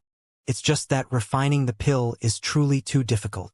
The first voice said with a mocking tone, "Humph! Are core formation cultivators capable enough to come here? Besides, those nascent soul cultivators were the same as us. They spent many years cultivating but found themselves unable to advance, and they placed their complete hopes on acquiring the famed Heavenmend pill.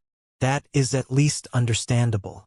Were we still young, we would have definitely made every attempt to acquire such a pill. It would even constantly be on our minds."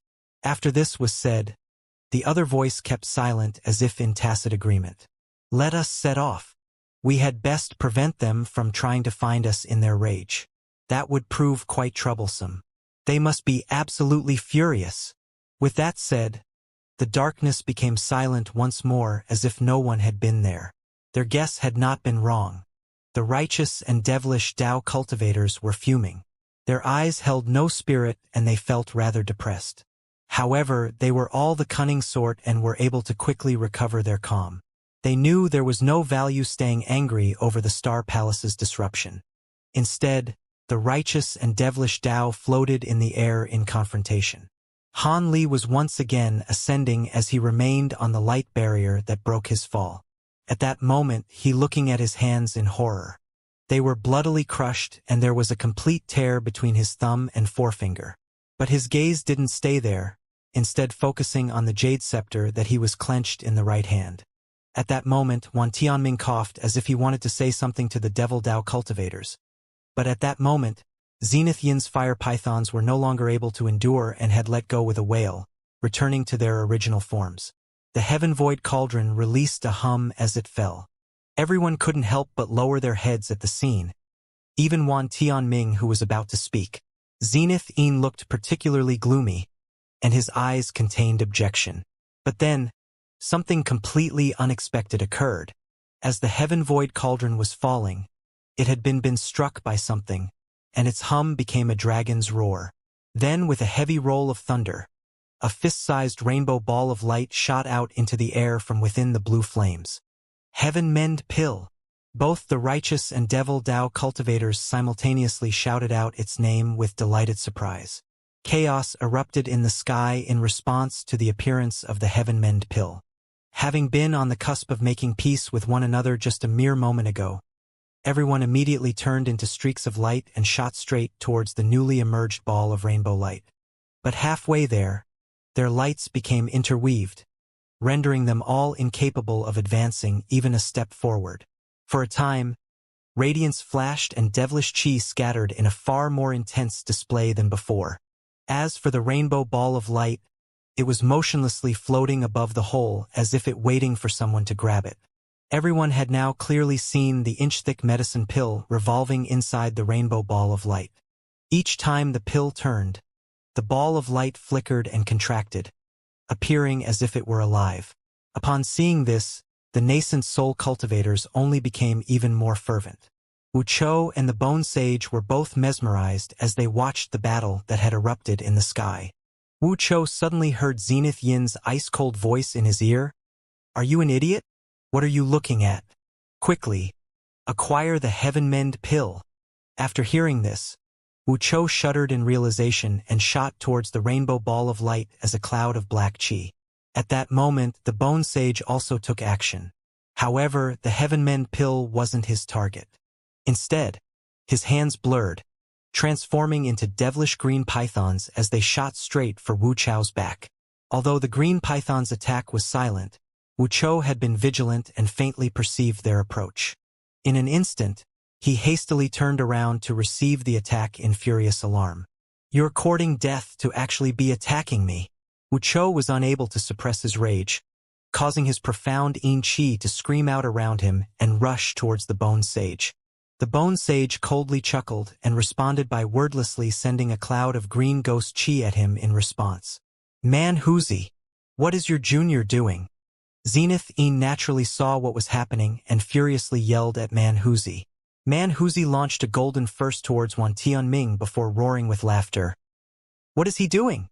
Obviously, he is blocking fellow Taoist Wu from monopolizing the Heavenmend pill. "Did you really think because we're fellow Devil Dao cultivators that this lord would just give the Heavenmend pill to you? You?"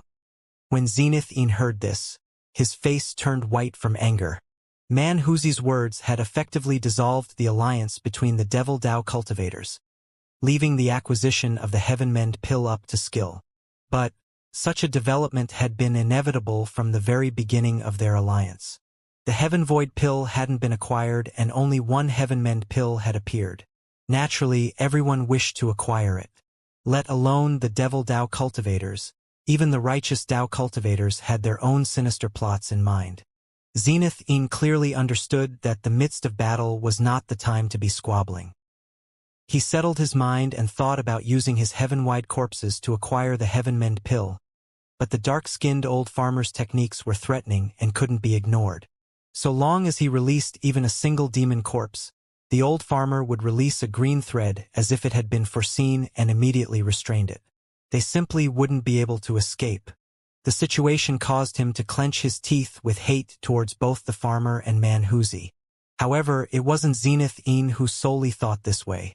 Each one of the nascent soul cultivators had similar circumstances and were looking for any way they could escape from the battle and seize the treasure. Unfortunately, all of the old eccentrics present were exceptionally cunning and deceitful. None of them could easily break away from the fray. After all, it was far simpler to tie someone down than to fully escape the battle. As the nascent soul melee was unraveling in the sky, no one was paying any heed to Han Li. Han Li had been greatly surprised when he survived the Star Palace Elder's strike. After all, he had been struck head-on by a nascent soul magic treasure. Butut, when he looked down at his chest, he discovered he had been saved by the Emperor scale plate that Manhuzi had lent him. The remnants of his outer clothes had already been burnt black, only to reveal the sparkling silver scales that lay underneath. However, there was a slight dent at the very center of the armor. Han Li rejoiced after seeing this. Fortunately, he had decided to wear the armor as soon as he examined that nothing was wrong with it, as he expected the Heaven Void Hall to be extremely dangerous. As a result, his life had been saved. However, Han Li clearly understood that the most significant reason he survived was the red and yellow Jade Scepter. Just as he had brought the Jade Scepter up to block the attack, he faintly saw a silver wolf head emerge from the scepter and absorb a majority of the blow's force. Otherwise, despite its amazing defensive power, the Emperor's scale plate wouldn't have remained intact. In that case, he would have suffered a heavy injury, even if the attack didn't penetrate the armor. Han Li wished to further examine the true capabilities of the scepter, but now was not a good opportunity.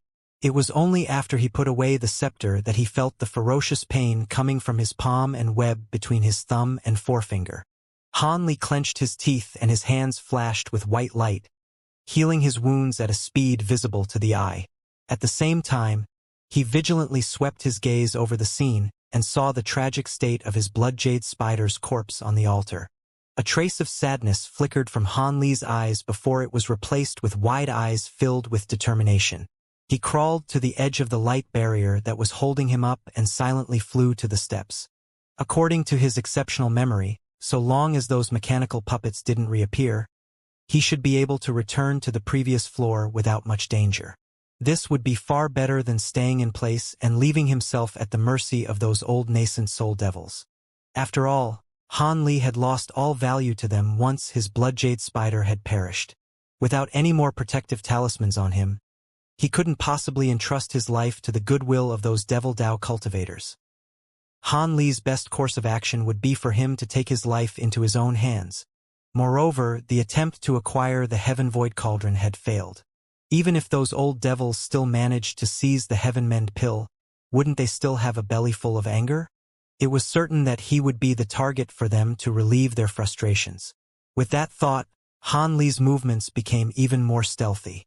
Just as he had silently flown for about 40 meters and was about to prepare for his reckless charge, he suddenly heard a voice say, "Han Li, where are you going?" Although the Bone Sage's voice was calm and soft, it was enough for Zenith Een and the others to hear clearly. In an instant, Zenith Een and Man Huzi shot an ice-cold glance at Han Li, causing him to stop in place. Damned Bone Sage! Having caught the attention of the Devil Dao cultivators, Han Li didn't have the slightest confidence in escaping them. In the short amount of time he would be slowed down by the light barrier, Zenith Een alone would be able to kill him several times over. The Bone Sage sneered. He had been using his spiritual sense to monitor Han Li this entire time. Although he had managed to cleanly deal with Wuxia, he didn't display the slightest intention of acquiring the Heaven Void pill, rendering his intentions unclear. After returning, Han Li shot him a hateful glance, and a trace of suspicion arose in his mind. Man Huzi, if you do not step aside, then don't blame this sect master for using his heaven-sifting minds. Wan Tianming saw that the rainbow ball wasn't far beneath him, but in a mere instant, he had been beaten back by Man Huzi's golden fists. Having already suffered this several times, Wan Tianming had finally flown into a rage. Man Huzi was somewhat startled by this, but he soon sneered and casually said, "The heaven-sifting mine. Zenith Een and Qing Yi might be afraid of it, but this mighty lord wishes to see its power. I'm afraid I must request for fellow Taoist Wan to broaden my perspective." It was clear that he didn't believe Wan Tianming was actually going to use the treasure. With a pale, ashen face, Wan Tianming clenched his teeth in anger, saying, Good, Man Huzi. You've forced the sect master to allow you to witness the true ferocity of the heaven-sifting mine." After that was said, he slapped the top of his head without further hesitation. A resounding cry sounded out, followed by a purple light that shot from the top of his head. It stopped about a meter above his head and revealed itself to be a 2-inch tall naked infant. Purple light wound around its body, and its skin appeared soft and delicate. But what was more shocking was that its face was entirely the same as Wan Tianming, and that it held a sparkling purple ball in its hand. Man Huzi's careless expression underwent a massive change. With a spirited gaze, he imposingly said, "Nascent soul manifestation. Wan Tianming, do you truly wish for your soul to be exterminated? My lifespan has already nearly reached its end. What difference does it make whether or not I die a bit sooner if I cannot acquire the Heaven pill? At worst, I'll have fellow Taoist man assist in sending me off onto the path of a warrior's reincarnation." After those vague words were said, his nascent soul became exasperated as if it had been strenuous for him to speak. At the same time that Wan Tianming's nascent soul appeared, his physical body had closed its eyes and become completely motionless as if it had become unconscious. "Humph! Reincarnation? You sure can dream.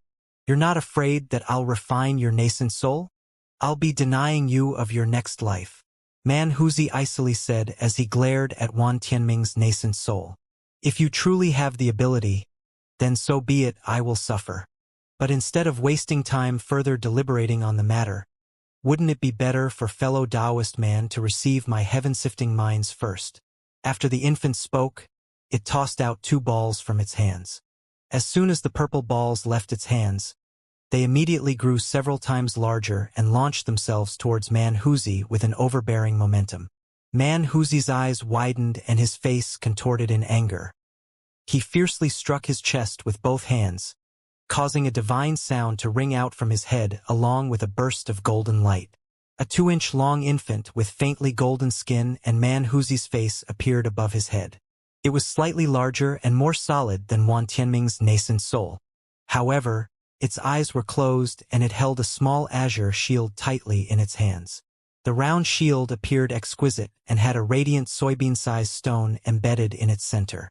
Although Man Huzi's nascent soul had its eyes closed, it was still aware of the approaching purple ball of light. It lifted the shield in its hands, emitting a light barrier that covered Man Huzi's entire body just before the purple balls of light struck his body. The other's nascent soul cultivators were dumbstruck upon seeing both of their nascent souls manifest, as it signified they were now in a battle of life or death. A world-shattering explosion shook the skies, and the light barrier surrounding the stone platform radiated a purple-red light. A 40-meter-wide cloud of lightning suddenly appeared, binding Man Huzi at its center. Purple lightning wildly stormed inside the clouds with thunderous bellows and blinding flashes of light intertwined. It was as if divine retribution had come, bringing forth an execution by celestial lightning. The others were thoroughly shocked by the sight. They had long heard of the heaven-sifting mind's ferocity, but this was the first time they had seen it. It was truly fearsome and deserving of its grand reputation. However, their attacks only became more fierce after witnessing the might of the heaven-sifting mind. Without looking at Man Huzi, Wan Tianming's nascent soul waved its small hand, summoning a small purple sword. With a flash of purple light, the nascent soul and the small sword disappeared. An instant later, it reappeared 15 meters above the medicine pill. Nascent soul sword flight. The other 4 nascent soul cultivators looked on in shock. It wasn't a trick of their eyes produced by amazing speed, but actual teleportation. Without a fleshly body to tie down the nascent soul, it was capable of extraordinary abilities. However, these sorts of wondrous techniques greatly harmed one's own origin chi. Although all nascent soul cultivators knew these techniques, none were willing to lightly make use of them. But now, much to everyone's astonishment, Wan Tianming had used one to great effect. Zenith Yin and Qing Yi simultaneously abandoned their opponents and hastily shot towards the heaven-mend pill. As for their opponents, Tian Wuzi and the old farmer, after glancing at each other, they merely cast a few magic techniques after them in a token show of effort, not making much of an attempt to block them. As such, Zenith Yin and Qing Yi were able to easily break free and quickly descended. Wan Tianming's nascent soul didn't turn its head around, but it was still able to see what was happening behind it. An unsuitable sneer appeared on the infant's face. At his current distance, the heaven-mend pill was practically his. What could they do now to block him? As expected, Wan Tianming's nascent soul flickered several times, appearing closer to the rainbow ball of light with each appearance. A large purple hand then appeared out of the air and grabbed the rainbow ball into its hand. The ball of light disappeared as soon as it had been grasped by the hand, leaving behind only the rainbow pill. Wan Tianming went rapt with delight as Zenith Yin and Qing Yi soon appeared behind him. They couldn't possibly allow Wan Tianming to succeed. Zenith Yin furiously growled, "Wan Tianming, let go of the pill." A large cloud of profound devilish qi then enveloped Wan Tianming's nascent soul, along with countless azure threads of light that tightly wove around it. "Are you truly capable of restraining me?" The nascent soul scoffed, and with a flash of violet light, it disappeared from the black fog and azure light surrounding it. It reappeared 40 meters away on the small purple sword with a mocking expression. But as soon as the mocking smile appeared on his face, it was immediately replaced with fear. It suddenly turned its attention to the sky above in disbelief. What it saw caused the infant's face to grow incredibly pale. Above him in the sky, Wan Tianming's fleshly body was in the grasp of a lofty figure surrounded in sparkling golden light. Who else could it be aside from Man Huzi? But now, Man Huzi's hair was completely curled and his clothes were in tatters, making for quite a wretched appearance. Still, the gold scales surrounding his body and his fiendish expression gave him a resemblance similar to that of a malevolent god. "Impossible! How were you able to escape?" Wan Tianming hastily looked at the lightning storm in disbelief, but his fears were only solidified. The domineering storm of purple lightning had disappeared, leaving behind only a few traces of static. Hee hee. Sect Master Wang, it can only be said that your luck was quite poor. In the past, I slaughtered a lightning whale demon beast. Although its body was heavily injured, the lightning absorption pearl inside its body had remained completely intact. Your heaven-sifting mine may be formidable, but with a majority of its strength absorbed by the pearl, it posed little threat to me. Manhuzi raised his hand, revealing a gem that flickered with violet light. Then, with a wave of his hand, it disappeared. Now, this great lord is going to count to 3. If you do not throw the heaven-mend pill to me, I will destroy your physical body. You should know what happens afterwards. Manhuzi didn't give Wan Tianming any leeway or time to consider. With one hand carrying Wan Tianming's body and the other grasping the skull, he started counting. His hands began to shine with brilliant golden light. Wan Tianming bitterly clenched his teeth. He had clearly placed several restrictions down on his fleshly body before he manifested his nascent soul. But now, his body had fallen into the hands of an enemy that possessed a lightning absorption stone. He could hardly believe it. He didn't have the slightest time to think. If his body were to be destroyed, his nascent soul would surely turn to dust. He had yet to reach the stage where his nascent soul could roam alone.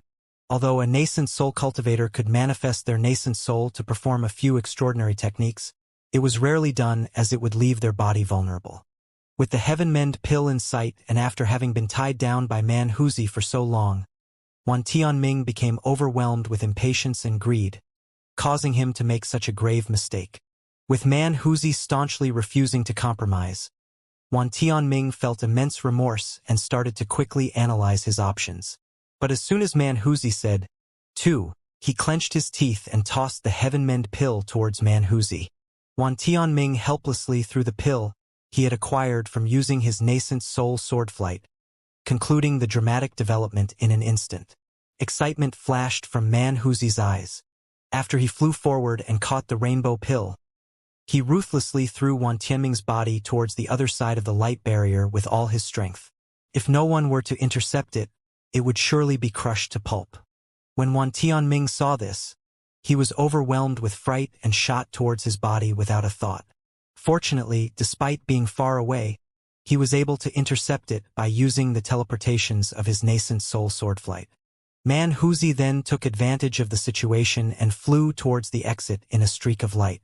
It wasn't that Manhuzi didn't want to kill Wan Tianming, but rather, Wan Tianming was the sect master of the Thousand Gates of Enlightenment. Had he truly killed him, he would become a target of the righteous Tao. There was also the matter of the Thousand Gates of Enlightenment's Mad Matron, the number 1 figure of the righteous Tao. He wasn't yet her match and was unwilling to be relentlessly hunted down by her. As the main enemy of both the devil and the righteous Tao was still the Star Palace, he naturally only aimed for the medicine pill. Seeing that Manhuzi had unexpectedly acquired the heaven-mend pill and was about to escape, Tian Wuxia and the old farmer immediately chased after him. Zenith Yin and Qing Yi had been momentarily stunned by the scene. After glancing at each other, they gave chase, unwilling to accept defeat. But before Zenith Yin gave chase, he turned into a black cloud and arrived above Han Li and Wu Chou. He coldly said, "Wu Chou, stay here with Han Li and don't wander.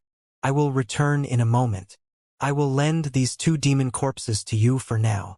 After that was said, 2 heaven-wide corpses appeared at Wu Chou's side, and Zenith Yin blurred through the air with a flicker. As such, the nascent soul cultivators were all chasing Manhuzi. Each of them blew a hole through the light barrier at the stairs in wild pursuit of Manhuzi. As for Wan Tianming, who had just regained control of his body, he grit his teeth and followed suit. During the time when Wan Tianming was acquiring the heaven-mend pill, Wu Chou was being restrained by the Bone Sage. He wasn't so foolish that he could not understand how much stronger the Bone Sage was compared to himself.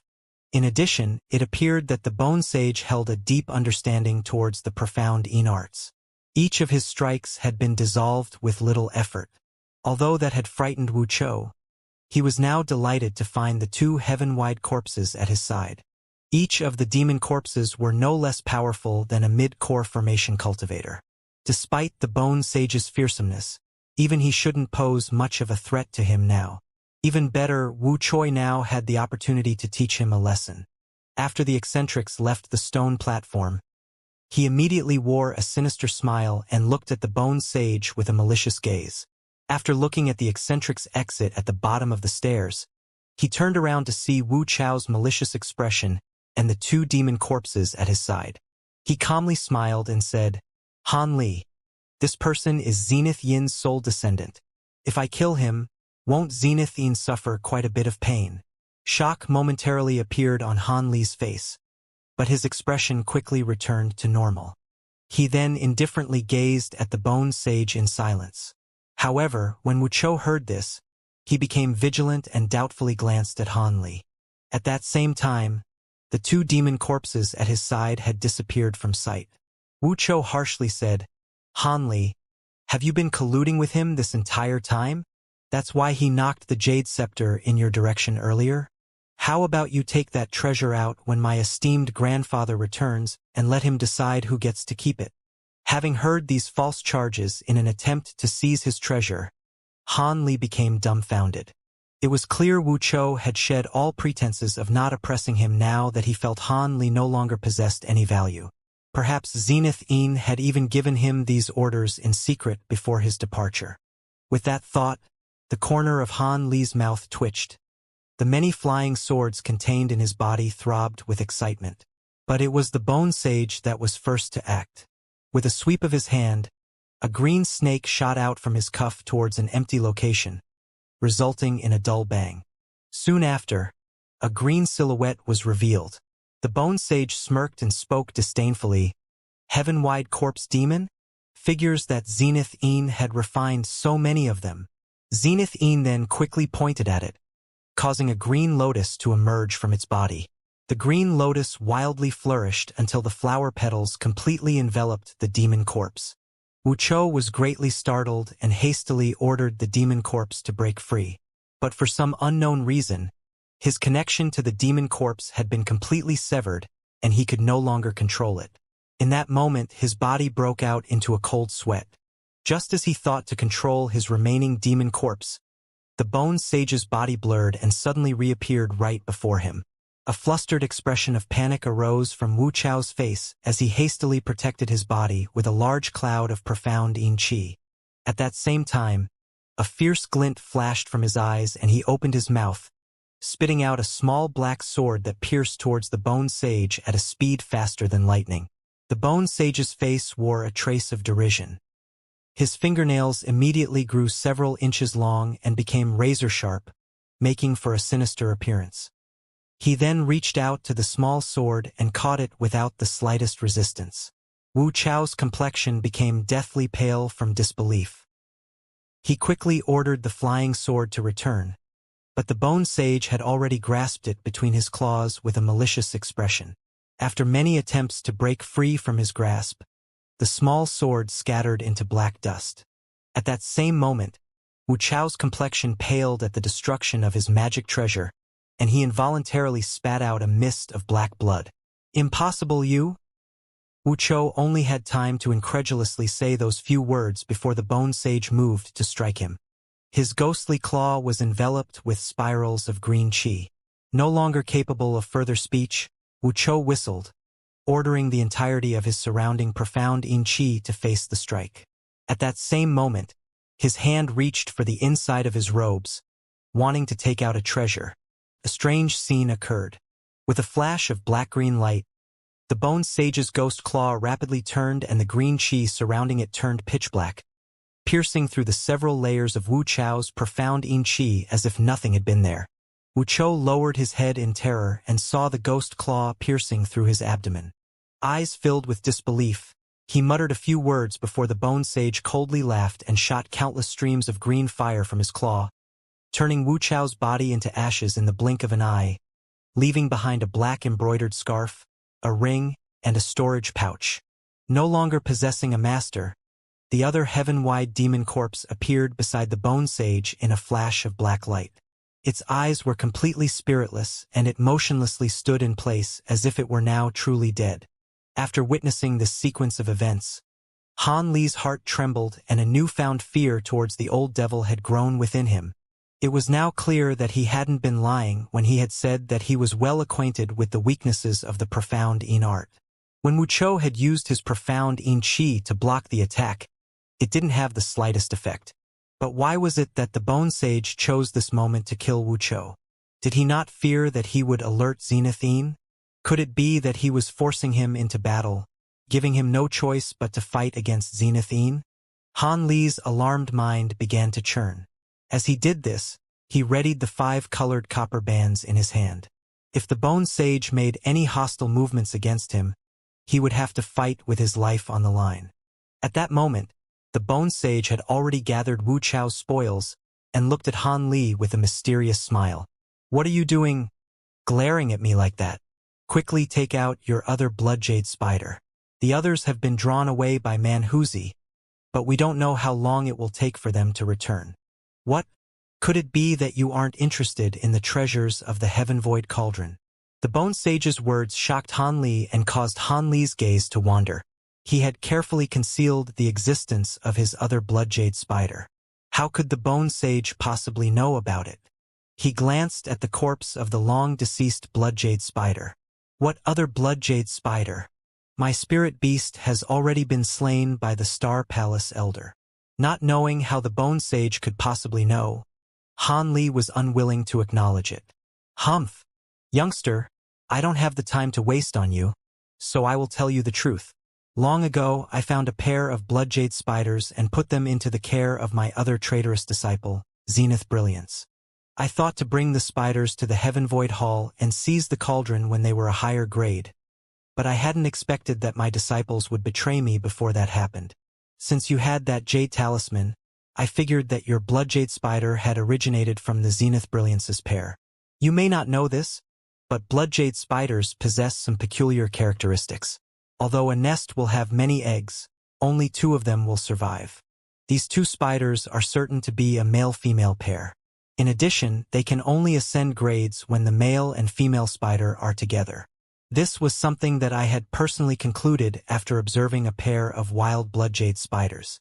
After all, one must be familiar with a spirit beast's properties if they are to promote its grade. However, this was unknown to Zenith Brilliance. He believed I had acquired both a male and female spider out of pure luck. Since the grade of your spider was so high, you must certainly have another. How about you take it out? The Bone Sage's quick explanation had left Han Li dumbfounded for a moment, as he truly hadn't known any of this. It seemed that the rainbow skeleton from back then had likely been Zenith Brilliance one, but how did that fit together with the Emperor of Yu and Zenith Yin Island's cultivation arts?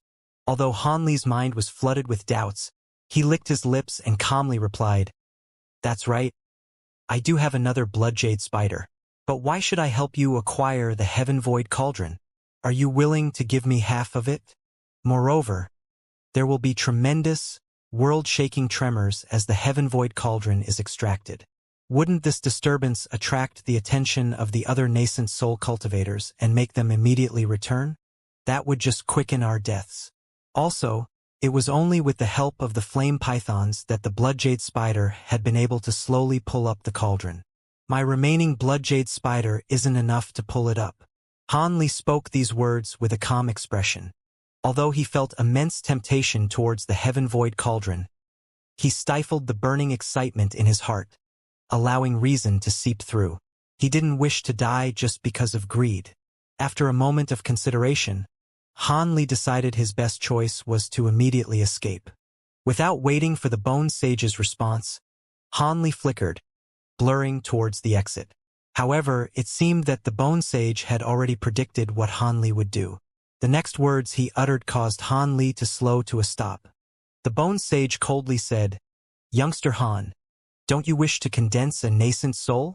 The Heaven Mend Pill's greatest effect is that it purifies a core formation cultivator's innate spiritual roots, allowing a cultivator to enter the nascent soul stage with greater ease."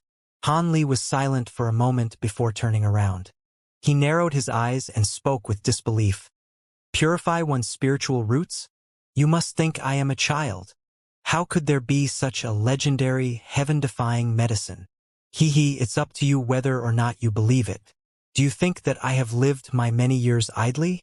Back then, I had captured a Star Palace elder and used soul-searching techniques to acquire this information.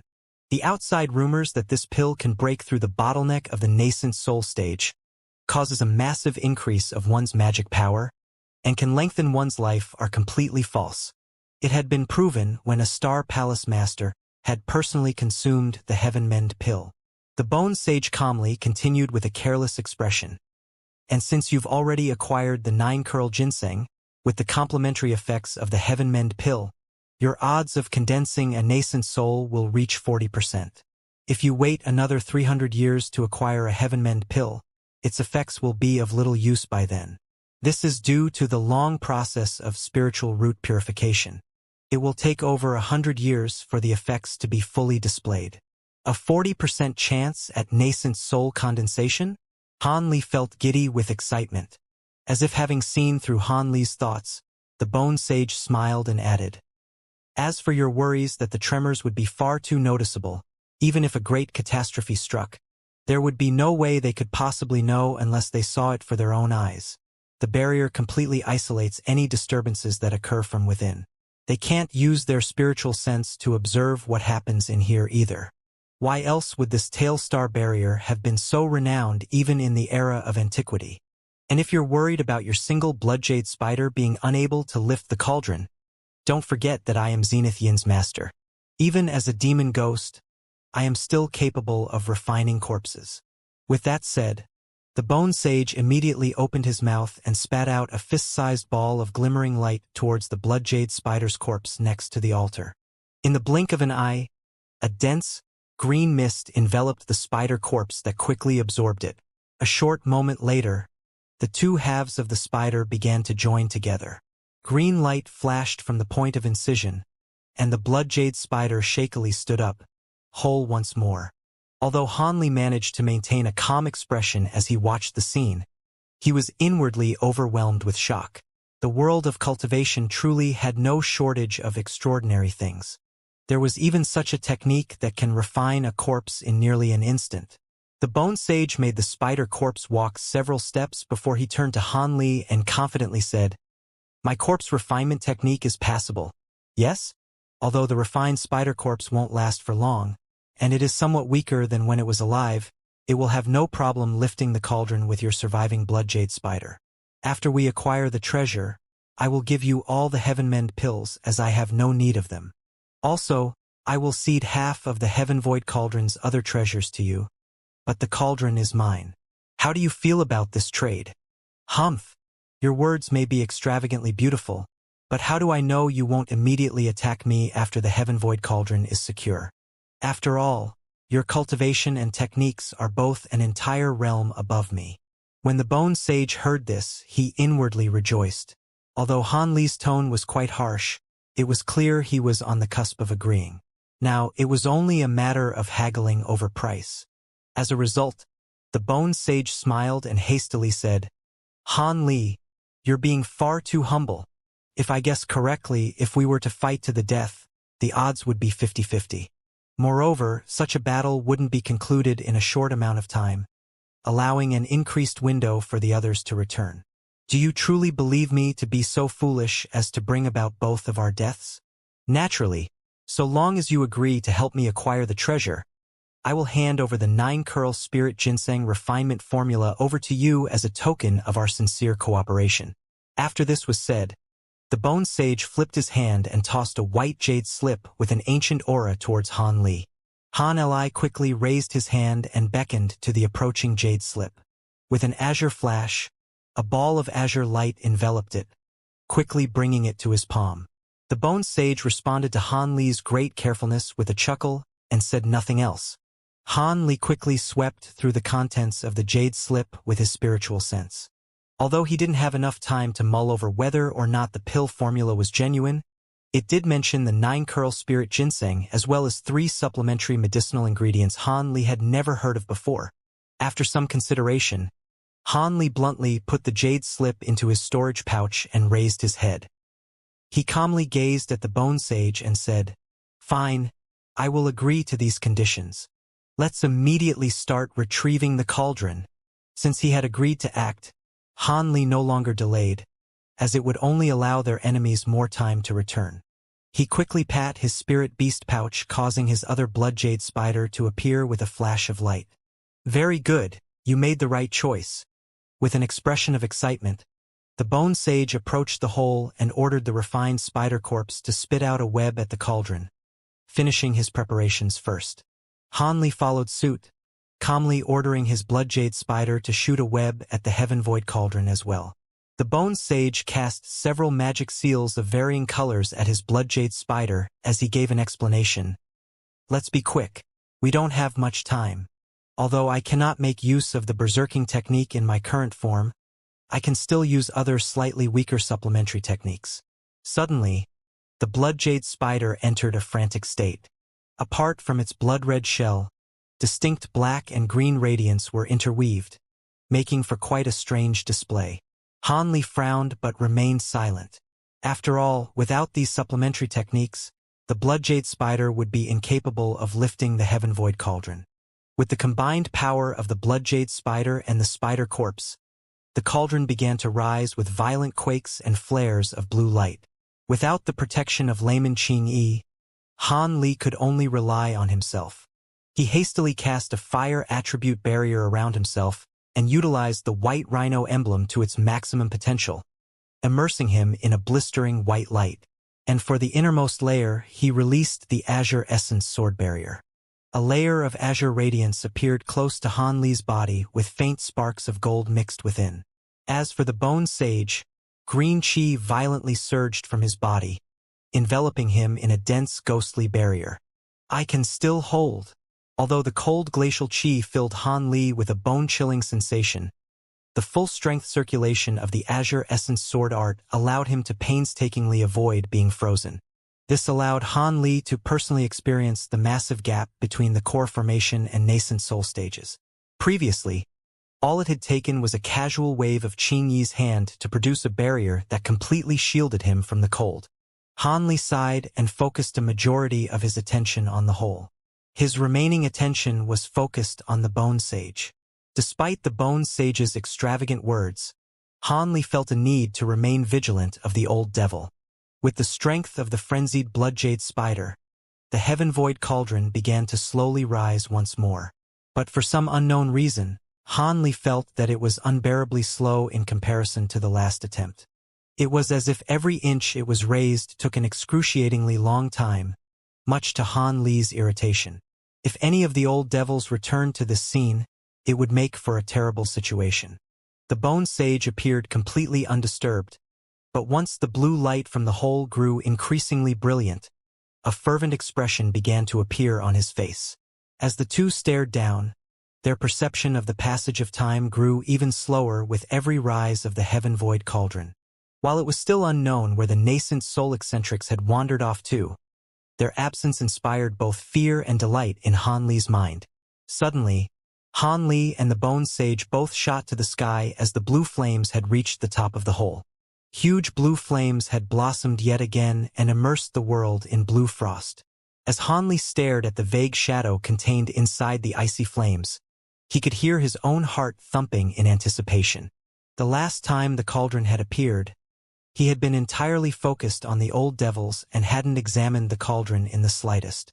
Now, he had the opportunity to witness its true appearance with his own eyes. Although only some of it was exposed, Han Li was still able to make it out.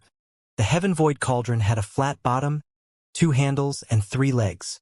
At over 1 meter tall and 3 meters wide, it couldn't be considered very large. It had a slightly protruding lid covered in carvings of beasts and insects along with various landscapes. Although they appeared rough and crude, they were true to life and exuded an aura of untamed antiquity. Just as the cauldron emerged from the hole, a faint hum was heard that gradually became louder. At the same time, the blue flames surrounding the cauldron flared before swelling to several times their original size. Having originally been standing near the hole, Han Li and the bone sage revealed expressions of shock at nearly the same time and increased their distance from the altar. The entire area within 30 meters of the altar glowed with faint blue light and was completely frozen over. Apart from the minor flickering of the blue flames at the hole and the movements of the blood-red spiders, everything had been encased in blue ice. Had Han Li and the Bone Sage been slower, they would have undoubtedly been frozen as well. At that moment, the entire altar was covered in a dome of blue crystal. Han Li couldn't help but betray his shock upon seeing this astonishing scene and asked, "How are we supposed to get the treasure out of that?" Han Li gazed at the marvelous frozen scene without any idea of where to begin. The Bone Sage stared at the celestial ice flames with a solemn expression and said, "It's not a problem. I have a way of restraining the celestial ice flames. My profound soul ghost flames are also cold by nature. Although it is in no way its equal, I will be able to break through the crystal and separate the flames from the cauldron. In that moment, you will take the cauldron out of the hole." Although his voice sounded cold, Han Li was able to make out a trace of excitement. Han Li was shocked. The Bone Sage took the initiative to deal with the extremely dangerous blue flames and wanted him to extract the cauldron. As this was truly unexpected, he couldn't help but look at the Bone Sage with an odd expression. Han Li absolutely didn't believe that the old devil was doing this out of kindness. However, this method didn't seem to have any faults. Could it be that it was more dangerous to acquire the Heaven Void Cauldron? Suspicions began to surge through Han Li's mind. Naturally, Han Li would definitely have refused if the Bone Sage proposed that Han Li would deal with the ice flame, and he would acquire the treasure. With that thought, Han Li could only agree. He couldn't shrink back now, so his only option was to move forward with discretion. If anything went amiss while acquiring the cauldron, he would naturally choose to save his own life over acquiring the treasure. Having come to this decision, Han Li casually nodded towards the Bone Sage in agreement. The Bone Sage responded with a pleased smile. He then glanced at the ice flames several times with an odd expression before his body began to revolve in the air. Ghostly chi began to spiral around his body, creating a 3-meter-wide dark green tornado. The air surrounding him became a dense mist that intermittently released faint ghostly wails. The whirlwind then dropped down towards the blue flames. A huge rumble erupted as the whirlwind dropped down, igniting into a torrent of flame. The result was a 40-meter-high pillar of red and white flames revolving around a core of dark green flame. It completely lacked any warmth and instead gave off an extremely cold impression. Han Li's eyes widened as he stared at the pillar of fire colliding against the blue frost. In that instant, the 3 colors of light intertwined into one, producing a harsh sound of scraping metal, causing Han Li to frown. Han Li soon unfurled his frown as the flame pillar managed to forcibly drill a passage straight towards the center of the blue flame. Han Li grew nervous at the sight and quickly linked his consciousness to the blood jade spider. So long as the Bone Sage truly managed to separate the Heaven Void Cauldron from the celestial ice flames, he would immediately order his blood jade spider to exert its strength. Eventually, the Bone Sage's pillar of fire managed to reach the hole. The flickering, glaring blue flames remained dormant for a short moment before finally erupting. In that instant, the pillar of flame transformed into a huge dark green lotus, wrapping around the Heaven Void Cauldron. Han Li was shocked at the sight. The first thought that came to his mind was that the Bone Sage had reneged on their agreement and intended to keep the Heaven Void Cauldron for himself. With that thought, he immediately prepared the 5-colored copper band and became vigilant. However, the following scene caused Han Li to become relieved. Shortly after, the huge lotus became enveloped in blue flames, becoming something like a shell over the Heaven Void Cauldron. Han Li's heart quickly thumped, and his face flushed with excitement. He sighed in awe of the Bone Sage's marvelous technique and quickly ordered his blood jade spider to exert its strength and lift. With a loud cry, the taut web violently trembled as the blood jade spider heaved at the cauldron with all its might, producing an unreal result that was completely unexpected. The cauldron they had assumed was immensely heavy flew to Han Li's side as if it weighted nothing at all. Han Li was overjoyed at first, but his mind then grew stern. Not daring to be careless, he raised his hands and shot out 2 mists of light. They suddenly transformed into ropes along the way and wound around the cauldron's 2 handles. With a heavy pull, The cauldron fell about 10 meters in front of Han Li. Han Li was rather stunned at how easy it had been to acquire the Heaven Void Cauldron. He faintly felt that the reason why the treasure had been so easily acquired was because it had been separated from the celestial ice flame. However, those thoughts only lasted for a moment before they were tossed to the back of his mind.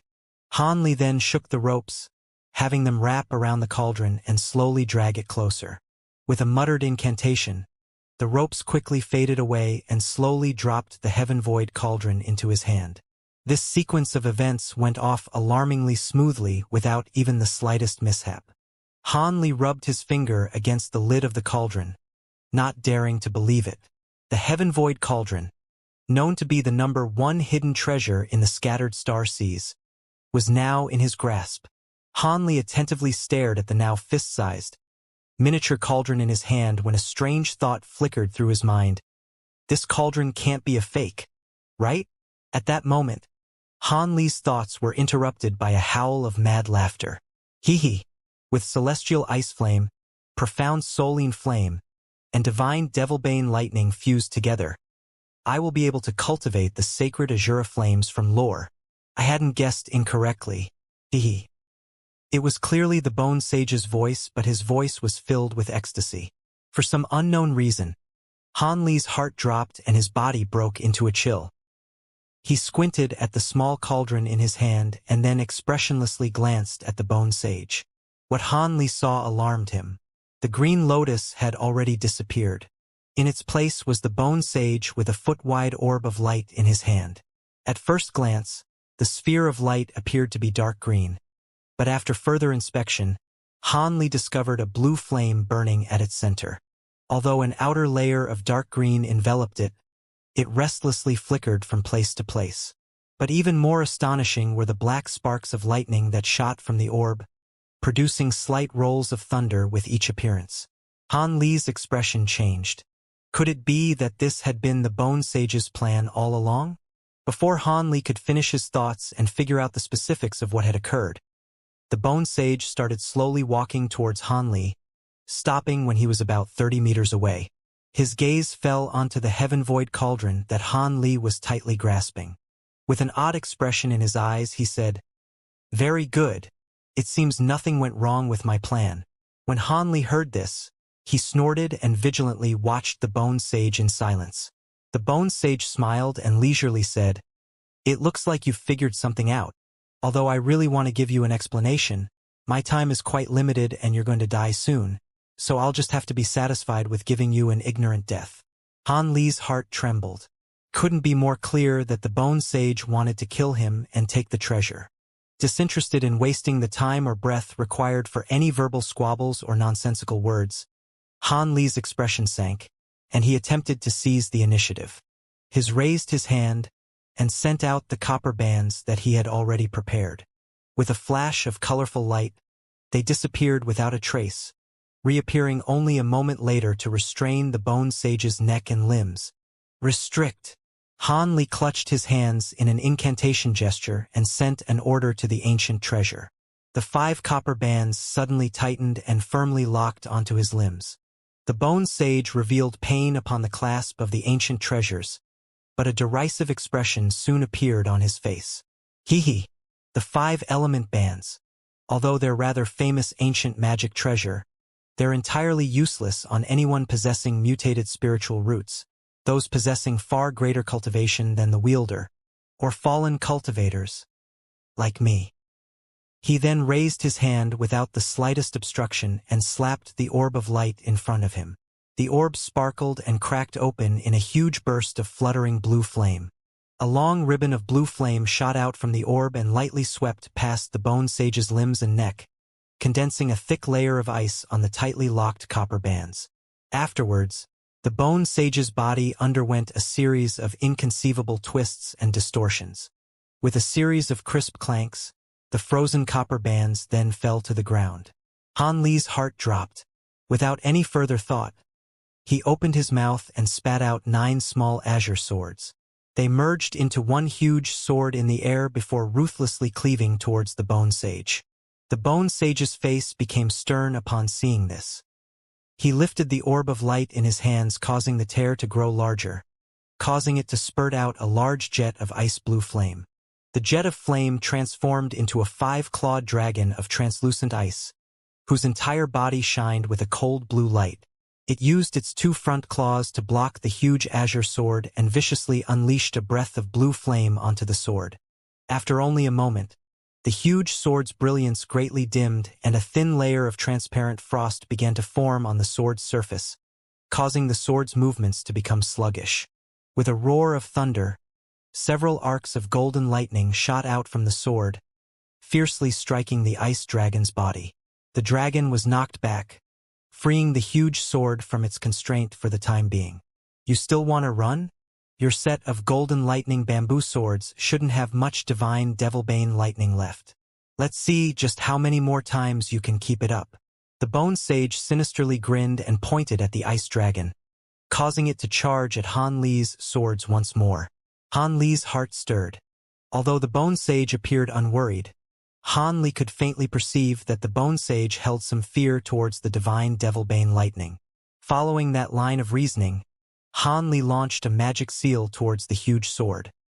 He then pointed at the sword and ordered it to intensely sway into a blur, forming an identical copy of the huge sword. This was the Azure Essence Sword Art's Sword Shadow Phantasm technique. Both of the swords simultaneously released a dense stream of faint gold lightning. One was aimed at the ice dragon with the other targeting the bone sage. The bone sage cried out in amazement. The bone sage was astonished. Not only did Han Li still have the strength to release such strong bolts of devilbane lightning, he was able of creating another huge sword. However, this astonishment only lasted for a moment before disappearing. The bone sage then calmly slapped the light orb, spouting out another jet of blue flame. This time, the ice flames wavered several times and transformed into a triangular shield of ice. The blue mist emitted from the surface of the ice shield blocked the dense bolt of devilbane lightning, resulting in a deadlock for a short while. Rather than panic, Han Li rejoiced at the sight. Although the devilbane lightning was unable to restrain the celestial ice flames' glacial chi, it was mutual for the flames as well. The victor of the conflict would be the side that contained the most power. Having thought that, Han Li patted the storage pouch at his waist.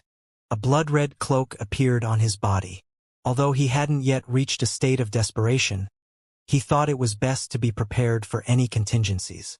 Afterwards, Han Li hurriedly clasped his hands together and his expression became increasingly grave. With rolls of thunder, an orb of faint gold lightning appeared at the center of his hands. Tiny arcs of lightning continuously sparked from its surface. The orb of lightning was only several inches thick, but Han Li didn't stop there. Emitting the hum of electric current, the orb gradually expanded, growing several inches in the blink of an eye. The bone sage controlled the celestial ice flame and planned to attack the 2 huge azure swords, but his face paled in complete disbelief when he saw Han Li. He could hardly believe what he was seeing. Han Li was still able to produce such a large sphere of lightning. Just how many swords of golden lightning bamboo did he have? Apprehension surged through him. The only reason he had turned hostile was because he believed he would be able to kill Han Li without much effort, given the profound might of his newly acquired celestial ice flames.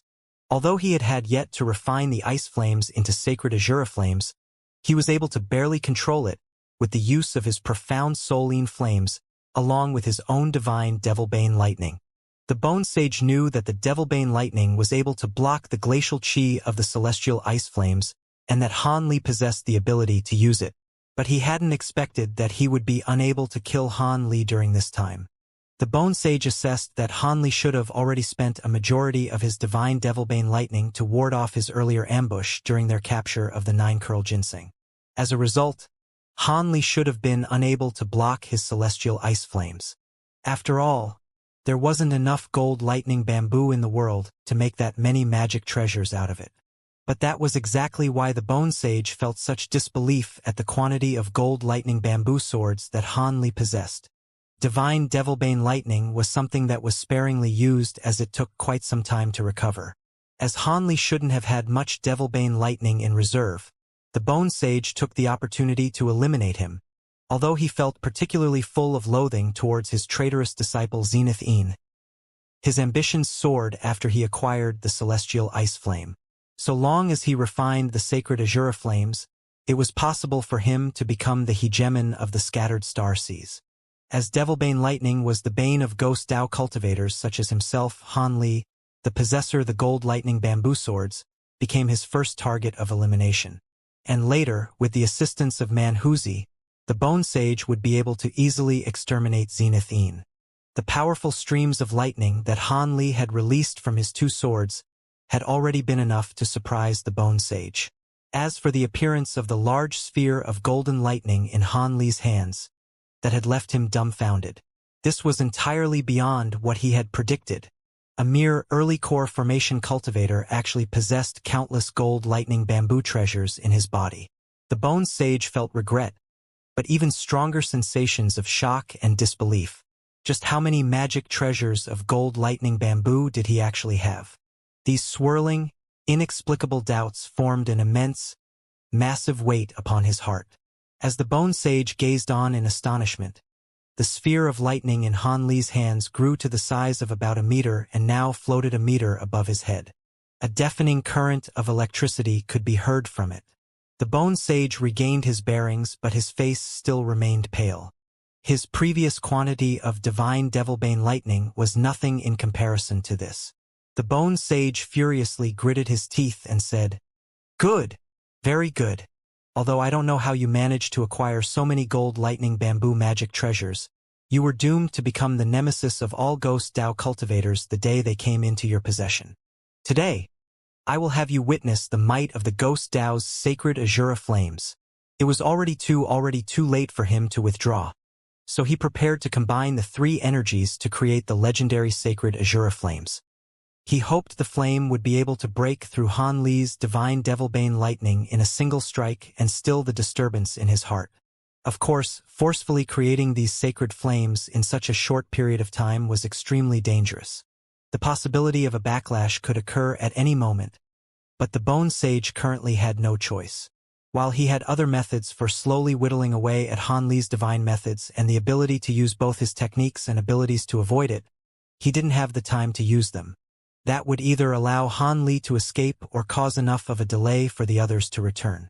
As a result, he could only clench his teeth and revolve his hands around the orb of light. Streaks of all sorts of magic seals continuously flew into it. At that moment, the light orb seemed alive.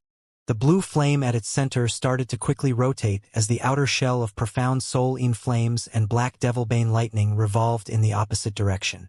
A short moment later, the entire orb released a blinding radiance.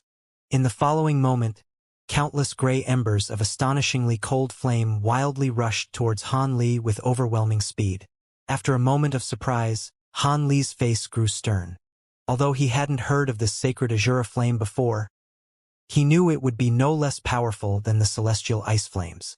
With a grave expression, Han Li ceased pouring more lightning into the huge sphere and used his fingers to quickly form many incantation gestures as he began to mutter an incantation.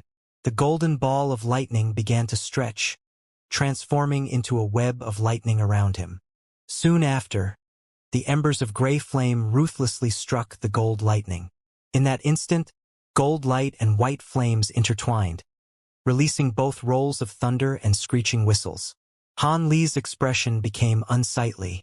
The web of lightning around Han Li had stopped the gray flames for the time being, but it appeared as if there was nothing that the flames couldn't burn.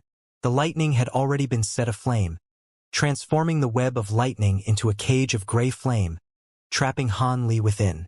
Now, he couldn't even escape if he wanted to. But what worried Han Li even more was that as the gray flames burned away at the net of golden lightning, he could slowly feel the lightning contained inside his body slowly withering away. The decaying nature of the flames gave the sacred azure flames an overwhelming advantage. The Bone Sage deeply sighed in relief and smiled. He felt confident that Han Li had no method of breaking free of the prison of gray flame.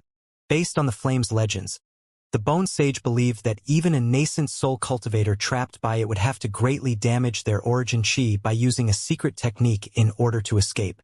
Once he refined his own azure flame and restored his nascent soul to the peak of his cultivation, he was convinced that it would be possible for him to rule over half of the scattered star seas. With that thought, the Bone Sage let his imagination run wild. In his eyes, Han Li was already a dead man. The situation was growing increasingly dire. As the golden net of lightning shrank, it eventually arrived on the verge of collapse. In response, Han Li expressionlessly spread out his palms and shot out dense arcs of golden lightning towards the net. The seemingly unending stream of golden lightning from Han Li's palms merged with the net, causing the withering net to immediately flourish brightly once more. Not only was it restored to its original size, but it also began to astonishingly launch an unending storm of lightning against the surrounding gray flames, pushing back the flames with great momentum. The Bone Sage's eyes widened and he nearly jumped.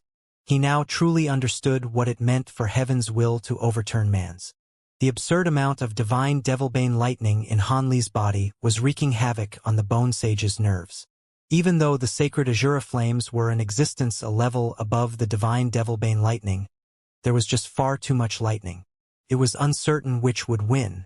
The Bone Sage glared at Han Li as if he were looking at a monster. Yet again, his mind was plagued by doubts. Just how many gold lightning bamboo magic treasures does Han Li have stored in that small body of his? Was it possible that his supply of Devilbane lightning was endless? Just as that thought entered his mind, the Bone Sage fiercely bit down on the tip of his tongue. With sharp pain and the taste of blood, he managed to regain clarity of mind.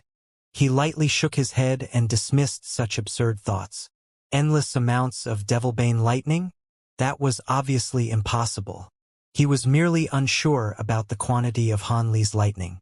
However, the Bone Sage was convinced that, with few or more bursts of lightning, Han Li was certain to run dry.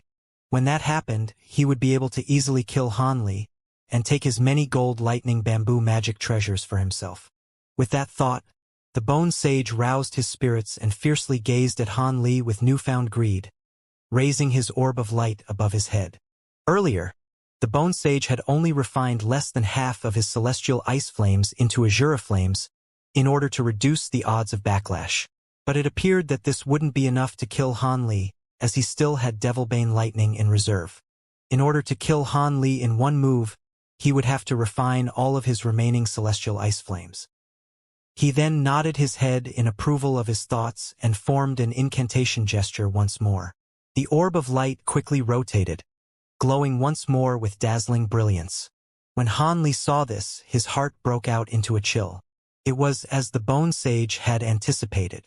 Han Li's continuous use of the Devilbane lightning had left it on the verge of being exhausted after having dealt with the Bone Sage's celestial ice and sacred azure flames. Having seen the Bone Sage about to launch another attack with his sacred azure flames, Han Li pondered whether or not his remaining Devilbane lightning would be enough to break himself free. His only option was to break through the cage of flames and flee. After all, no matter how mighty the sacred azure flames were, their power meant nothing if it couldn't connect. With that thought, Han Li came to a decision. He released the remaining Devilbane lightning in a single, instantaneous burst, shooting out 2 arm-thick bolts of lightning from his hands into the net. The gold net of lightning rapidly swayed with muffled rolls of thunder before exploding in a burst of golden brilliance. Countless arcs of golden lightning pushed back the few remaining gray flames far away. At that moment, Han Li's body flickered several times and reappeared about 10 meters away. During that moment, Han Li was filled with apprehension. He feared that if he wasn't careful, he would make contact with a sliver of gray flame, something that would prove to be absolutely deadly. But now that he had made it past the barrier of sacred azure flames, he used his cloak without the hesitation. With a flash of blood-red light, he started to float off the ground. He had already decided to shoot straight towards the stone stairs and have his clouds-warm bamboo swords break through the barrier, allowing him to make a clean escape. The Bone Sage guessed what Han Li intended and immediately grew anxious. He immediately surged his magic power into the light orb and quickened its transformation. With a huge rumble, the entire light orb was set alight with gray flame as if it were made completely out of sacred azure flames. But strangely, the center of the orb still had a small ball of blue light.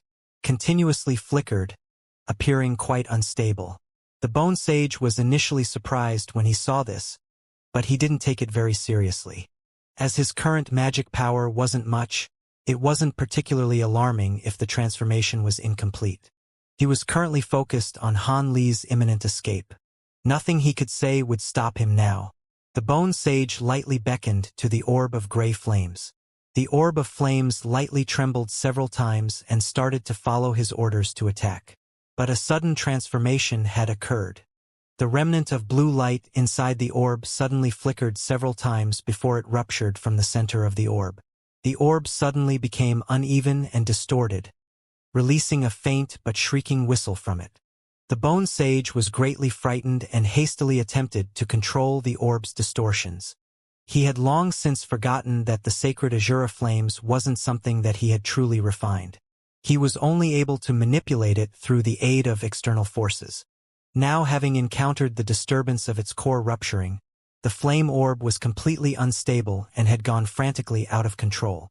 His meager magic power didn't have the slightest effect in controlling it. As his head was lined with sweat, the flame orb suddenly dissolved into the colors of white, green, and black, and ruptured above the bone sage's head, releasing countless embers of gray flame. The bone sage's expression turned bloodlessly pale. He hastily started to turn his body without a thought, forming a vortex of black and green ghost chi towards the embers in an attempt to restrain them.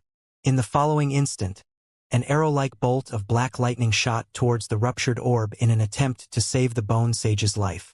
Although the vortex of ghost chi appeared overbearing, they melted away into nothingness upon touching the embers of gray flame to no effect.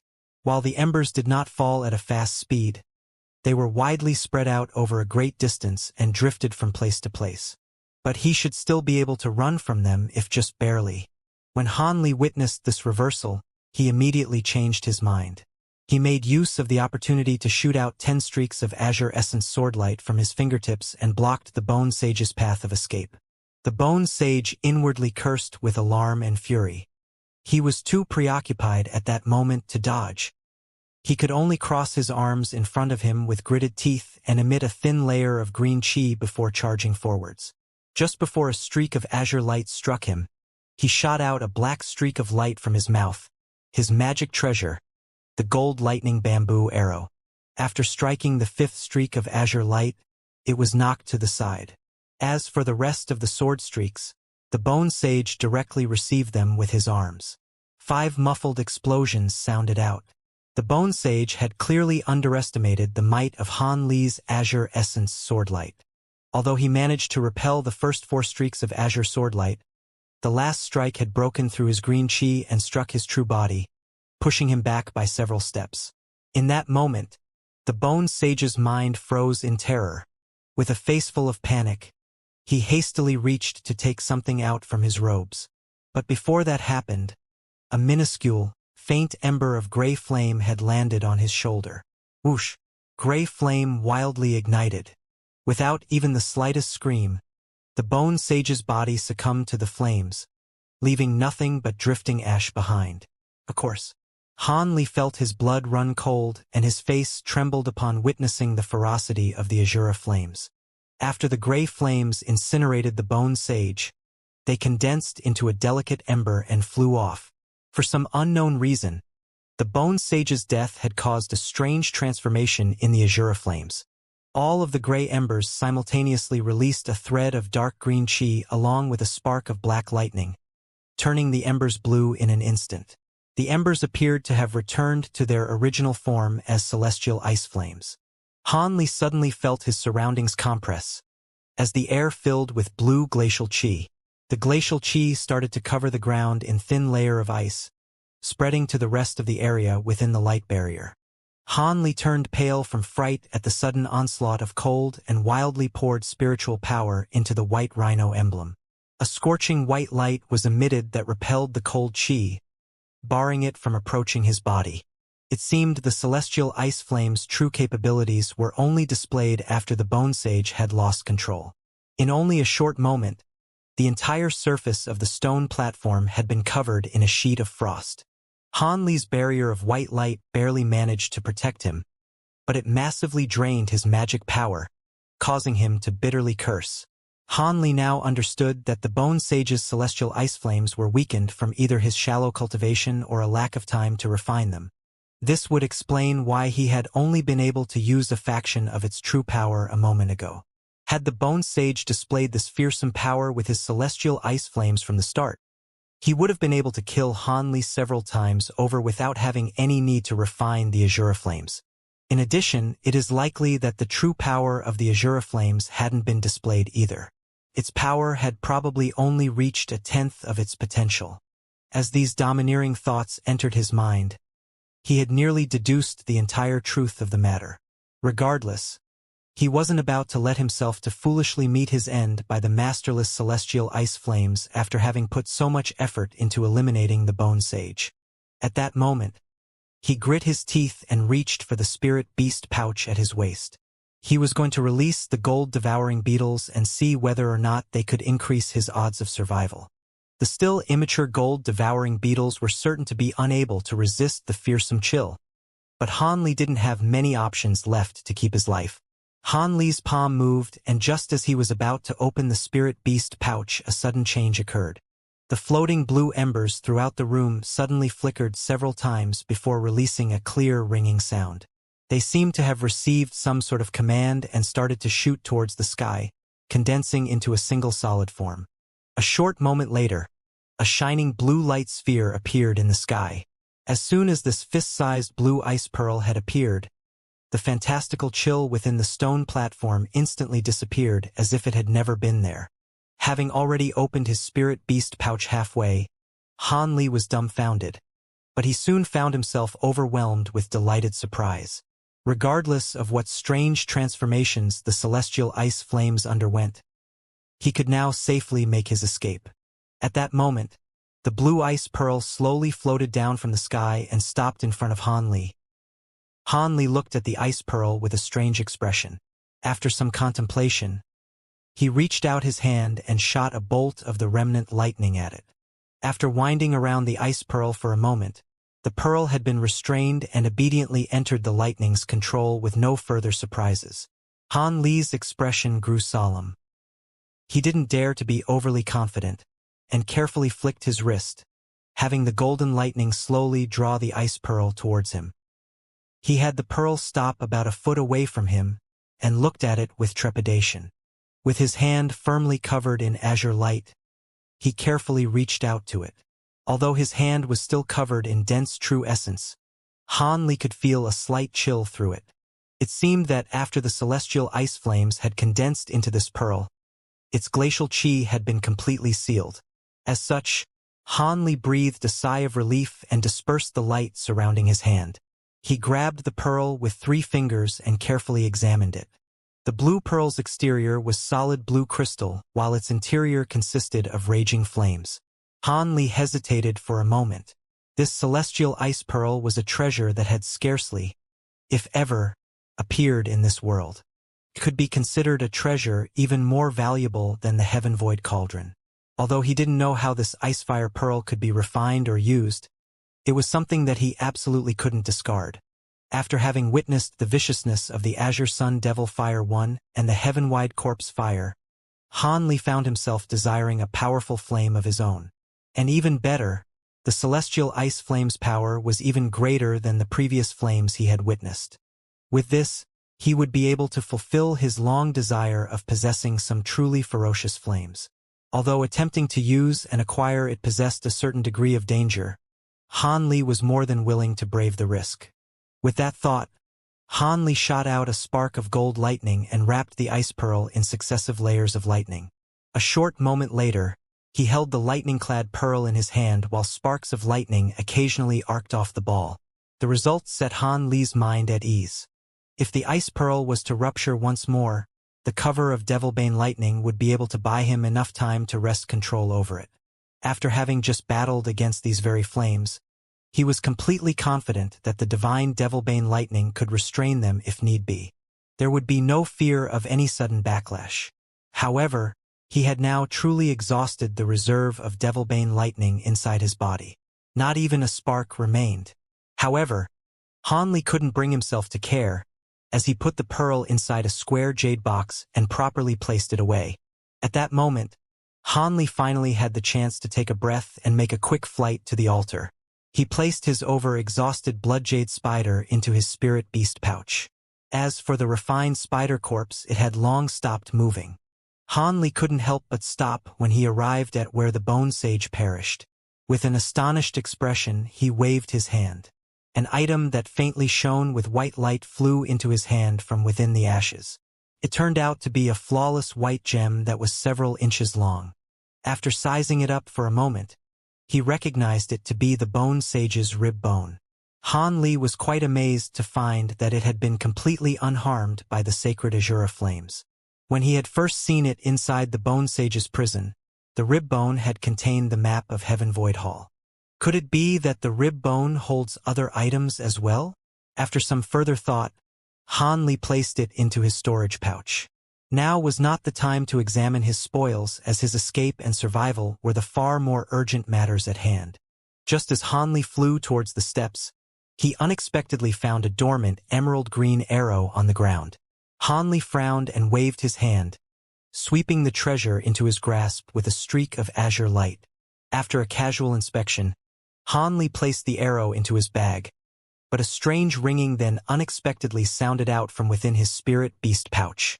Hanli's heart stirred, and he couldn't help but be surprised.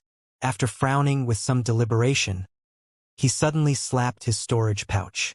A streak of light circled around him before revealing itself to be the soul-devouring weeping soul beast. Hanli opened his mouth and spat out the gray pearl used to control it, the weeping soul pearl. Hanli had found the circumstances from when Yuanyao handed this beast over to him to be quite strange. As a result, he hadn't refined the control pearl. However, it was still an easy matter to erase her lingering spiritual sense from the pearl and exert control over the weeping soul beast. As he held onto the weeping soul pearl, he stared at the small emerald green arrow and suddenly opened his mouth. An azure ball of core flame enveloped the arrow and started to slowly refine it. At first, the arrow didn't reveal the slightest reaction, as if it were truly dead. A cold glint then flashed through Hanli's eyes. After licking his lips, he threw the arrow into the air and gave the weeping soul beast a command. The beast suddenly snorted and shot out a yellow mist, enveloping the small arrow. The small arrow had originally stayed still, but upon seeing the yellow mist, it flashed with green light several times, enveloping itself in a streak of green radiance accompanied by a sharp whistle. The arrow then shot directly towards the stone stairs as if it were terrified by the yellow mist. Hanli had already been prepared for the arrow to attempt to escape. Within the arrow's first few meters of flight, Hanli shot out an azure sword streak that intercepted it, causing it to tumble. In that opening, the weeping soul beast wrapped the small arrow in a yellow radiance, causing the magic treasure to incessantly flash. The arrow dashed back and forth within the cage of light as if wanting to escape, but the yellow light appeared immensely more powerful than it. No matter how much the arrow struggled, it was unable to escape. This was to be expected of the beast that was known to be the bane of all ghosts. As the small arrow's resistance grew weaker, yellow threads shot out from the cage of light and tightly bound the small arrow in an instant. The yellow threads then grew taut and dragged out a ball of green light from within the small arrow. The green light was ensnared by many yellow threads and incessantly transformed into all sorts of animals and insects, as well as fluctuating in size in its attempt to break free. Despite its efforts, it was unable to escape from the yellow threads and was gradually drawn closer and closer to the weeping soul beast's nose. At that moment, the green light grew panicked and transformed into the face of an old man. The light loudly pleaded towards Hanli. "Young friend Han, I beg you to let me go. So long as you spare my life, I will willingly serve you for the rest of my life. The number of strange and secret techniques I know are countless, and I am willing to give you all of them. Moreover, doesn't young friend Han wish to learn the entirety of the profound arts? I didn't even teach the last few layers to my traitorous disciple Zenith Een. Doesn't fellow Taoist Han also wish to know about the wonders of profound soul demonification? Although my own estate had been seized by Zenith Een, I still have many secret cave dwellings, each containing their own hidden treasures. This old servant is willing to fully devote himself to you. The more the ghostly face spoke, the quicker the words came out and the more panicked it appeared. He even took the initiative to offer to become a servant because at that moment, he was only about a foot away from the weeping soul beast's nose. If he were to truly be absorbed by the beast, even if his soul were more tenacious, he would never be able to escape. Despite having a will far more staunch and unwavering than others, Han Li's heart thumped upon hearing the Bone Sage's offers, and his face revealed a trace of hesitation. Perhaps due to having seen Han Li's hesitation, the ghost revealed his greatest trump card with a low roar. Even if fellow Taoist Han doesn't want those things, don't you want to know the weaknesses of Zenith Yin's cultivation arts? And how about removing the tracing mark he placed on your body? Han Li's gaze flickered several times and his expression continuously shifted. He sighed and lightly waved his hand, causing the radiance encasing the Bone Sage to grow still, preventing him from continuing towards the weeping soul beast's nose. The thread-bound ghost rejoiced and sighed with relief. Young friend Han, you are truly wise, by sparing this old man. The ghost face forced a smile and intended to ingratiate himself to Han Li. But when the Bone Sage was about to continue, the weeping soul beast snorted and resumed sucking in the Bone Sage. With his guard now down, he was sucked in without the slightest resistance. At that moment, Han Li wore a cold sneer. The weeping soul beast burped as if it was quite satisfied with his meal and clumsily patted its stomach. With a faint smile, Han Li shook the weeping soul pearl in his hand and returned the beast to his storage pouch. Han Li walked forward with the small green arrow now in his grasp. As he gazed at it, he muttered, "You want to be my servant? How could I possibly choose to act against my own interests? You lived for over 1,000 years. It would already be baseless flattery to say that I could possibly stand to out-scheme you. Killing you now will save me quite a bit trouble. Who knows when you would betray me?" Even now, Han Li was unable to understand whether the ghost had been the Bone Sage's true soul or a soul shard that he had split off earlier. Han Li wouldn't be surprised if ghost Taoists had such soul-splitting techniques. After Han Li picked up the 5-element bands that were lying nearby and lingered for a moment, the ghost face had reminded him of the marker that Zenith Een had placed on him. If he didn't figure out how to remove it, he might be detected immediately after he left the barrier. Han Li had already examined himself several times with his spiritual sense, but hadn't been able to find the slightest trace. However, Han Li still had another way to look for any markings. Otherwise, he wouldn't have so rashly exterminated the ghost. Han Li released several thousand gold devouring beetles into the air and had them crawl all over his body. After a short moment, a few of the gold devouring beetles on his lower leg released a peculiar shriek. Han Li rejoiced and issued the command. The gold devouring beetles on his leg became restless for a moment, before they all returned to his spirit beast pouch. Han Li then flew towards the stone steps without further delay. He felt that he had tarried for far too long and was on edge with fear. He traveled the 100 meters down the stairs in the blink of an eye. Han Li then opened his mouth and spat out a streak of blue light, cleaving open a 3-meter hole in the light barrier with his bamboo cloud's warm sword. He then shot out of the hole in a streak of light. According to his calculations, his best bet would be to stealthily return to the first or second floor and enter one of the doors. Afterwards, he would break the restrictions on the secret room and return to Heaven Void Hall. As for the rooms on the other floors, they were far too dangerous for him. Han Li shot along the path he remembered in complete silence. On his way back, the restrictions and puppets had all been long since eliminated. Apart from being careful about avoiding the old devils, he didn't have any other worries, and flew as boldly as he could. Because Han Li could see the path ahead with his spiritual sense, he took out the shabby scroll he had acquired from the hollow wall and decided to use the time to read it. After taking several quick glances at it, he couldn't help but yell in shock and slow down, despite having planned to rush through the passageway. The scroll didn't appear exceptional and didn't contain the slightest spiritual power. Rather, the scroll contained a rather crude and simple drawing, depicting a vague map. After Han Li studied it several times, he immediately recognized it to be a map of the 5th floor of the inner halls. Needless to say, there was a drawing of a stone platform along with a cauldron that had 2 handles and 3 legs at the very top. This was clearly a picture of the Heaven Void cauldron. There was also a crossed marking in front of it that was certain to be indicating a secret room.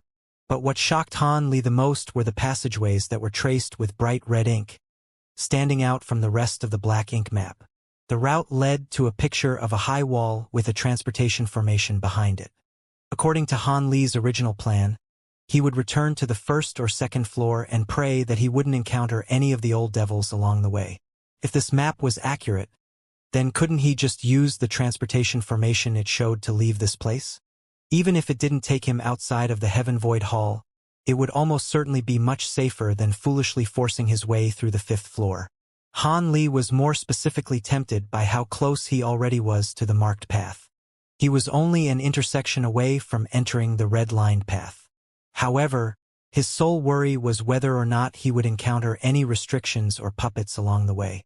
He had no worries towards the validity of the map. How could it possibly be fake? Not only was it hidden behind a hollow wall, but it seemed to be as old as the Heaven Void Hall itself. Who would spend so much effort just to play a joke? After extended period of indecision, Han Li arrived at the intersection. He continuously glanced around as he was still unsure of what path to take. Whatever. If I come across any dangers, at worst, I'll just return to the previous path. According to the map, the route isn't very long. As such, it should prove much safer than returning to the previous floor. Moreover, he didn't believe that the map would mark out a route for escape that would include many dangers along its path. With that thought, Han Li spread out his arms. Many lights flashed around him to reveal a crowd of huge ape puppets. Under his command, they immediately set forth down the passage as he closely followed after them with a solemn expression. Much to Han Li's surprise, the path revealed by the map he found hidden within a wall had been peaceful. He didn't encounter any restrictions or puppets guards as he followed the map and eventually arrived at the tall wall without any trouble. After looking at this common stone wall, Han Li unfolded the aged scroll and carefully examined it once more. This is the place, Han Li muttered to himself with certainty. He emitted streaks of azure sword light from the fingers of one of his hands and directly walked towards the stone wall. Han Li rejoiced upon seeing there were no restrictions on the wall, and as he had hoped, the wall was hollow. He used his fingers to cut open a 3-meter-wide circle with great ease, and gently pushed it with his other hand, revealing a large hole with a dark interior. The sword light on his fingers disappeared with a shake of his hand. He then summoned a ball of white light in his palm and had it slowly enter the room. Without any further hesitation, he nimbly leapt in after it. The hidden room was only about 6 meters tall and about 15 meters wide. Although the entire room was covered by a thick layer of dust, there was also a very crude transportation formation at the center of the room. The transportation formation was drawn with crooked lines, and its talisman markings were as crudely drawn as if it were a poor imitation of a formation by an unskilled layman. Han Li wrinkled his brow. Could it be that the formation was incapable of being used or that it had been long since discarded? He took a step forward and inspected the formation using his own knowledge on spell formations. After a short while, he let out a long sigh. Although the formation spell was crude, it could still be used. Furthermore, it didn't seem to be a long-distance transportation formation. It would likely take him to a place that should seem at least somewhat familiar. Han Li took out several spirit stones and quickly placed them on the 4 sides of the formation. After a series of hums, the spell formation shined with faint light. Han Li smiled at the sight. Instead of hastily using the formation, he turned his head to look at the hole in the wall and pondered for a moment. He approached the wall and cast several minor restoration magic techniques, returning the fallen stone to the open wall. In the blink of an eye, the wall had returned to its original appearance. Han Li dusted off his hands and walked into the spell formation before disappearing in a flash of white light. A moment later, Han Li reappeared in a thin mist. The mist was warm and carried a floral scent. About 3 meters ahead of him, there was a milky white pond that spanned over 30 meters. The pond seemed to be the source of the white mist and fragrant odor. What stunned him wasn't that, but the naked woman that was crouched at the pond. She seemed to have been enjoying the water. The amazing sight of her lustrous, flawless body and her long, shiny black hair caused Han Li to unconsciously swallow, putting his mind into a daze. But when he saw her incredulous expression, Han Li bitterly smiled. After bluntly taking a long look at the woman's body with a strange expression, he spoke without the slightest hint of sincerity. "Lady Yuan, what a coincidence! You've also arrived here. However, it seems I've appeared at an unsuitable time." The naked woman in the pond was actually the beauty Yuan Yao that had disappeared into the inner halls. At that moment, Yuan Yao was in shock at Han Li's sudden appearance. When she heard him speak, she suddenly awoke and her face flushed red. She hastily used her hands to cover her ample figure and flusteredly yelled, "How did you get here? The transportation formation shouldn't be in any condition to be used. You! Quickly! Turn around!" Yuan Yao appeared to be both startled and embarrassed. After chuckling, Han Li didn't reply and casually walked back to the transportation formation and examined his surroundings. It was a stone room that spanned over 100 meters and had a stone gate at either end. Alongside the pond across from Han Li, black clothes and several storage pouches lay in a pile at its shore. When Han Li's gaze fell onto the back wall, he spotted a white jade sculpture of a dragon head mounted 10 meters up on the wall. About a meter below the sculpture, there was a recess that shined with green light coming from a jade bottle with a long neck. It appeared to contain something valuable. When Yuan Yao saw that Han Li spotted that jade bottle, she had forgotten about her embarrassment and revealed shock. However, Han Li turned a blind eye to the bottle and immediately turned his gaze. He instead walked towards the edge of the pond and lowered his head to look at the milky white water. Yuan Yao inwardly sighed and her expression returned to normal. However, her beautiful eyes glinted with a strange light as if she had thought of something. At that moment, Han Li suddenly thought of something and swept his hand across the surface of the pond. Han Li easily cupped some of the water into his hand and brought it towards his eye. The pond water was extreme fragrant and was filled with pure heaven-earth qi. But after a short moment, he saw the fragrant qi disappear from the water, turning back into regular water. Han Li's expression stirred. Han Li tossed the water away in his hand and said, "A spirit well spring. I truly didn't expect for the master of Heaven Void Hall to have placed such a large spirit well here. Could it be that Lady Yuan Yao had braved such great danger for that reason?" He then calmly turned his gaze towards her. At that moment, Yuan Yao had recovered her calm, but when she saw Han Li sweep his gaze past her bare shoulders, she couldn't help but lower her body and angrily reply, "Humph! Is that how fellow Taoist Han speaks to a woman? Could it be that you still haven't seen enough of my naked body?" Even with her beautiful face warped by anger, she still appeared quite graceful. She was truly the most outstanding beauty of a generation. As Han Li's gaze focused on the woman's appearance, his heart was set alight. Although he had managed to keep his mind clear and free of desires, he was still a man. Despite being uninterested in forcing any disgraceful and unbecoming acts, he couldn't help but feast his eyes on the beautiful scene before him, and found himself wanting to make fun of her words. As Han Li sat at the edge of the water, he took off his boots and boldly stepped into the water. He leisurely teased, "If Lady Yuan wishes to wear clothes, please don't hesitate. I won't stop you in the slightest. However, if there is an opportunity to see such an amazing beauty, please don't expect me to act as a cultured gentleman. As such, I will be taking a look." With that said, Han Li smilingly stared at the blushing woman with chin in hand. Yuan Yao's face was scarlet. She thought to say something, but with a roll of her eyes, her beautiful face immediately returned to normal. With a charming smile, she chuckled and said, "Hee, I had believed fellow Taoist to be an uncultured brute without any understanding towards the fairer sex. I hadn't expected fellow Taoist Han to understand such charms." As a great kindness, I will allow you to enjoy the sight of this young woman's body for a moment. However, the sight of a naked body can't be considered much to us cultivators. Therefore, I will be coming out to put on some clothes." With that said, she shyly raised her hand from the water and lightly brushed her hair. She then seductively smiled at Han Li, revealing an amorous allure from her flawless beauty. Han Li's mind grew blank as if he had been captivated by her. In that instant, Yuan Yao gracefully struck the water, causing a curtain of white mist to emerge in front of her, blocking her entirely from Han Li's sight. She took that opportunity to fly out of the water and shoot straight towards her clothes and items. A cloud of black chi then emerged from her body, blocking her once more from sight.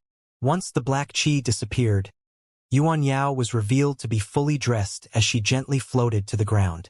At some unknown time, the long jade bottle from underneath the statue had disappeared. The screen of white mist thinned and Han Li looked at the woman with restored calm. Han Li muttered, "It is truly a pity that I can no longer enjoy such a view." When Yuan Yao heard this, she blushed before delicately chuckling. "Didn't Brother Han go to the 5th floor with those masters? How did you arrive here?" After she said that, she caressed her wet hair and it dried in an instant with a flicker of white light. A few strands of dark hair fell in front of her face, a stark contrast against her snow-white skin that served to illuminate her beauty. Han Li enjoyed the sight as this woman was among the greatest beauties he had ever seen. Each and every one of her movements were enough to ensnare any man. After taking several glances at her graceful appearance, he calmly said, "I merely triggered a restriction and ended up teleporting here. I wish to ask for guidance from Lady Yuan. What is this place?" "Triggered a restriction?" Yuan Yao's eyes shifted and she wore a mysterious smile. It was clear she didn't believe Han Li, but Han Li paid her doubt no mind. He merely chuckled and indifferently stared at her in silence. Yuan Yao's face slightly reddened. This pest Han Li was truly giving her a headache, as she was keenly aware of her inability to deal with him. Not only had she witnessed the fearsomeness of Han Li's insects, but even the charming techniques of an expert such as herself had little effect against him. She furrowed her slender brow and could only helplessly respond, "This is a secret room on the 2nd floor.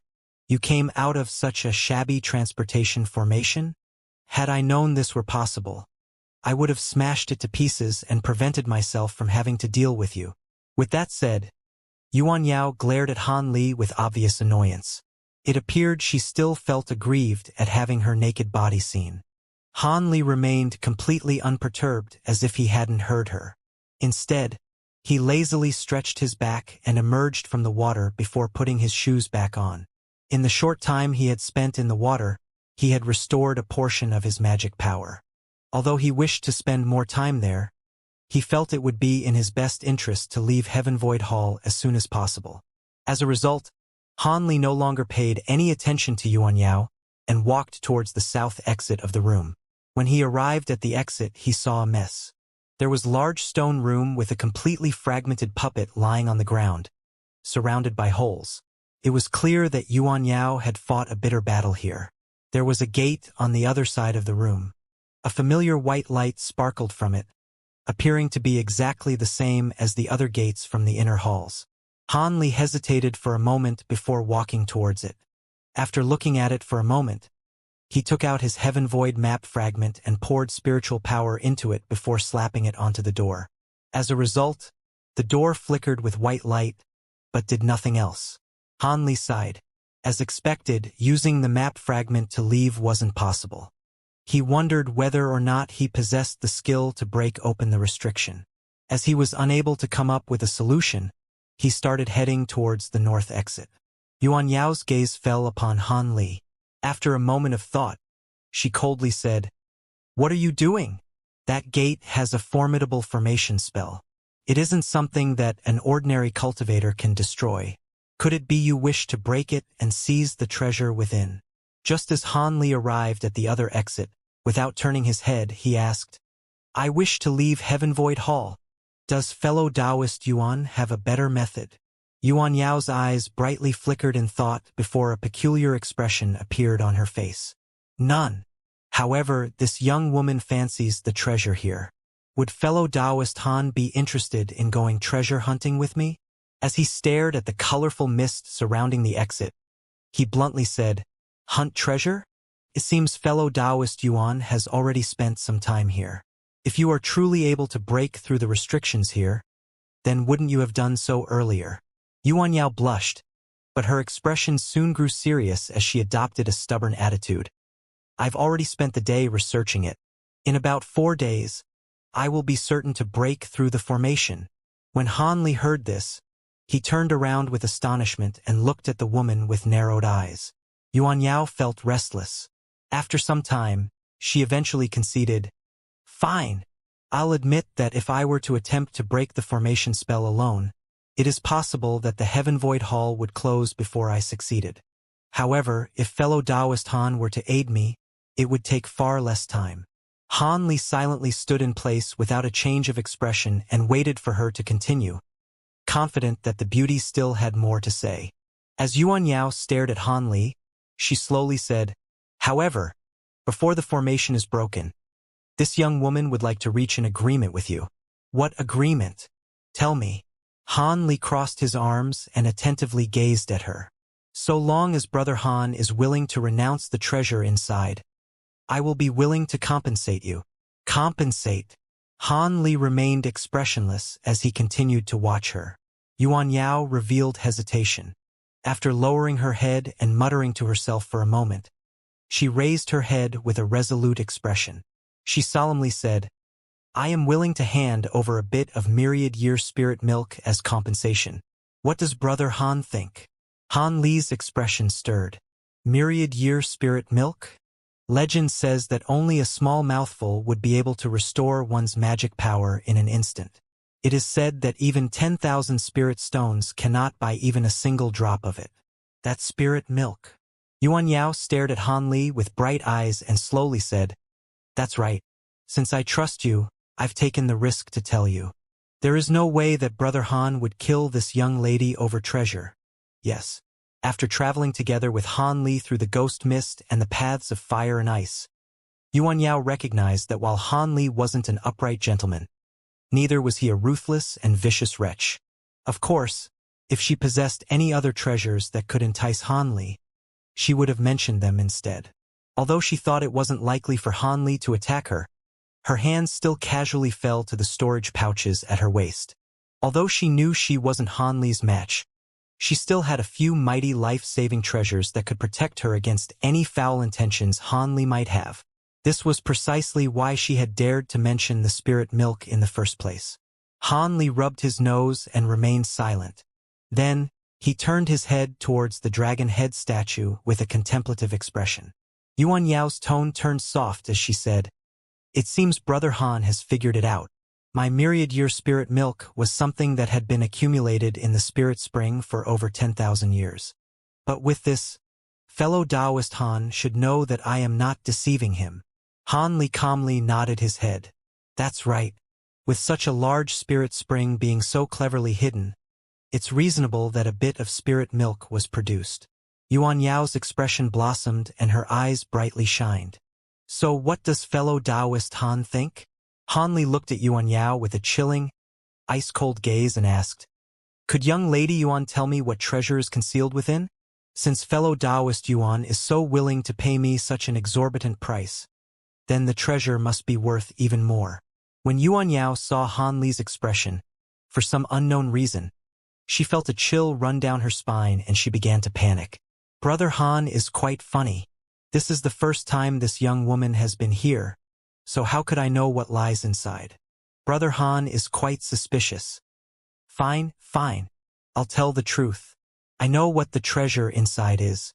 Although its value isn't below the myriad-year spirit milk, it is far more important to me. That is why I was willing to give the spirit milk to you. The treasure is an unrefined soul-nurturing tree. Yuan Yao had initially attempted to play it off as a joke, but when she saw Han Li's gaze grow colder, she hastily revealed the truth. For some unknown reason, she felt trepidation and fear at the thought of their relations turning hostile. Han Li was stunned for quite some time before asking in amazement, one of the three divine woods, capable of being worn on the body and nourishing the primal spirit to slowly strengthen one's spiritual sense. After some thought, her expression sank and she softly said, "That's the one.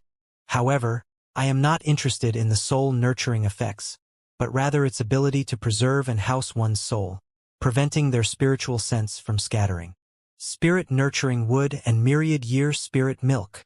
Han Li stared at the ceiling as he muttered to himself. Han Li turned towards Yuan Yao and leisurely said, "So that's why there was a spirit spring placed here. It was to nourish the tree. I do desire the myriad-year spirit milk, but the soul-nourishing tree is also quite interesting." Upon hearing that, Yuan Yao's expression instantly became ice-cold. "Relax. Having so many years of rich nourishment, the tree can't be small, and I only want a portion of its roots. I won't fight over the trunk, the most important part of the tree." Yuan Yao's expression softened, but her eyes contained a trace of doubt. "You only want the roots?" Han Li said with a blank expression. "Naturally, I also want the myriad-year spirit milk that you offered to me earlier as well." Yuan Yao's eyes slightly shifted as she made her own conclusions about Han Li's intentions. She sweetly chuckled. "Hee, Brother Han is quite shrewd. The soul-nourishing tree's roots will certainly fetch a high price from many sections. Regardless, I will agree to those terms." Even with this, she was still relieved. Han Li smiled and offered no further explanation. Yuan Yao chuckled. "Let us start on breaking through the formation. I'll give fellow Taoist Han an explanation of what I've learned about the formation spell." It seemed as though she was in even more of a hurry than Han Li. "Before we start, I must ask whether or not Lady Yuan plans on taking the spirit spring." Han Li pointed to the pond with a mysterious smile. Yuan Yao coquettishly said, "Is Brother Han joking? This spirit spring has been bonded with the entire inner halls by the master of Heaven Void Hall using profound restrictions. Had I possessed the ability to take it, I would have directly aimed for the Heaven Void Cauldron instead of hiding down here." When Han Li heard this, he appeared slightly disappointed, but after some thought, he broke out into laughter. It seems he had become far too greedy. Upon spotting a treasure, he thought to immediately acquire it. This was not a good omen. If this were to continue, he would likely meet his death as a result of greed. With that thought, Han Li steadied his mind before continuing with a solemn voice. "Fellow Taoist Yuan should hand over the spirit milk first before we start talking about the formation spell. With our combined efforts, we'll be able to break through the formation in no more than 2 days." When Yuan Yao heard this, her sweet smile was replaced with a ghastly expression. 2 days later, about 20 kilometers away from Heaven Void Hall, a man and woman emerged from a flash of white light above the sea. The man appeared quite ordinary. Apart from his clear eyes, there was nothing exceptional about his appearance. As for the woman, she was as dainty as a flower, and her bright, lively eyes suggested that her grace was limitless. When the two emerged, they vigilantly examined their surroundings. Upon seeing that there were no other cultivators nearby, they both let out a sigh of relief. The pair were Han Li and Yuan Yao, who had broken through the formation of the secret room. Yuan Yao gazed in the direction of Heaven Void Hall with an odd expression. "It seems the others are still trapped in Heaven Void Hall. They won't be coming out for some time. Would those nascent soul eccentrics do the same as us and seize treasure to escape the halls?" Han Li hadn't relaxed his guard and frowned. Yuan Yao casually brushed her hair and softly said, "Be at ease. After acquiring the treasure, one will be teleported to a random location. It can be anywhere from next to Heaven Void Hall to several hundred kilometers away. It is impossible for anyone to be monitoring such an expansive area." "Good." Han Li nodded his head with peace of mind. Yuan Yao blinked at him and she probingly asked, "What? Could it be that Brother Han has offended those nascent soul eccentrics? If that's the case, then you had best be careful. Fellow Taoist Yuan need not worry herself about me. As I have matters I must attend to, I will be taking my leave first." Han Li expressionlessly cupped his hands to Yuan Yao and shot across the sky as a streak of azure light. He displayed neither reluctance to leave nor any desire to hear her response. When Yuan Yao saw Han Li abruptly fly off, she was flabbergasted. After a long while, she eventually shook her head. She then extended her hand and summoned a foot-long block of wood with a flash of black light. The wood was rough and scorched, appearing ugly by all means. But when Yuan Yao looked at it, she revealed sadness. Big Sister Yen, please wait just a few more days. I will find someone to refine this wood into a soul-keeper box and help you escape having your soul refined. After she softly said this, she donned her hood, concealing her astonishing beauty, and transformed into a cloud of black chi before flying off in another direction. In the blink of an eye, the sea became calm once more. Meanwhile, several people solemnly stood on the platform of the 5th floor of Heaven Void Hall with unsightly expressions. They were the 6 nascent soul cultivators who had apparently come to some sort of agreement, as Manhuzi was standing there without being attacked. We've already searched every corner of the 3rd, 4th, and 5th floors. Even after breaking through countless restrictions and puppets, we've yet to find any sign of them. Zenith Een, 2 of the 3 have a deep relationship with you. Did you not instruct them to seize the treasure and escape? Wan Tianming spoke with an ashen expression. Zenith Yin's cheek twitched and his face grimaced. Humph! Sect Master Wan, you've already asked that several times and my reply is still that my grandson has met his end. As I personally used a secret technique to search for him, I cannot be mistaken. Were it not for the obstruction of the tail star formation, I would have felt the instant my grandson perished and would have prevented those other 2 youngsters from running off with the treasure. Zenith Een stared at Manhuzi and gloomily said, with that said, I personally believe Manhuzi to be the most suspicious. Why did Manhuzi draw us away for enough time for the Heaven Void Cauldron to be seized? Manhuzi is also unwilling to reveal the history behind that junior of his. Could it be that you colluded with that youngster beforehand? Manhuzi glared back at him and bluntly mocked him. Ridiculous. What do I have to reveal to you? What do I have to do with that youngster running off with the Heaven Void Cauldron? I was busy escaping from everyone, but that isn't enough evidence to say that I helped him. Rather, you claim that Wuchou is dead. Who's to say that's true? Perhaps you are actually filled to the brim with happiness. You? Zenith Een was seething with anger. His beloved grandson had died, and now he was being made out to be a scapegoat. He wasn't about to take this silently. But when he was about to engage in a furious argument, Qing Yi interrupted him in an attempt to alleviate tensions. Brother Man and Brother Wu have no reason to dispute. The ones who took the treasure were amongst those 3. As for who it was, what do we care? That's secondary. What is most important is that we find them, regardless of if they are alive or dead. As of now, we've already set up a formation at the entrance to the 3rd floor, preventing them from escaping. Breaking into any of the secret rooms above the 2nd floor is an impossibility for them. As they are all only early core formation cultivators, even if the 3 of them joined hands, they would be incapable of progressing through a room on the 3rd floor or higher. Unless, of course, they've lost their heads and decided to commit suicide in the attempt. However, we've searched the entirety of floors 3 through 5 without finding even a trace. Wan Tianming coldly said with a suspicious expression. It wasn't just him. All 3 of the righteous Dao cultivators were skeptical. They had held voice transmission conversations several times already and believed the most likely explanation to be that the 3 Devil Dao eccentrics were playing an elaborate ruse. They had deliberately drawn them away and allowed their juniors to seize the Heaven Void Cauldron. Thus, while the 3 felt great remorse, they also vigilantly watched the actions of the Devil Dao cultivators, completely unwilling to allow the Devil Dao cultivators to leave their sights. The Devil Dao cultivators naturally understood the intentions of Wan Tianming's party. However, they were also burning with impatience, but could nothing.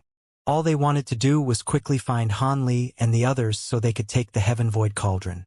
As the nascent soul cultivators were bitterly feuding in the inner halls, the core formation cultivators had already taken advantage of the chaos to escape with the treasure. If this news were to spread, they would become laughingstocks. Furthermore, how could they allow the Heaven Void Cauldron to fall into the hands of Han Li and the others? Manhuzi was also at a loss as the Bone Sage wasn't acting in accordance with their earlier agreement. Could it be that he truly had fled with the cauldron? Were it a common core formation cultivator, it'd be impossible for them to break through the restrictions of a third-floor secret room. However, if were the renegade ghost Dao cultivator, the Bone Sage, it would be possible. Although suspicions began to spring into his mind, Manhuzi didn't betray any of this in the slightest. But because he felt the need to muddy the waters to distance himself from this matter, he said with a cold tone, "Do you think it could be that the Star Palace elders still haven't left and had actually remained hidden nearby? When they saw us run out, they could have taken the chance to slay the 3-core formation cultivators and acquire the Heaven Void Cauldron."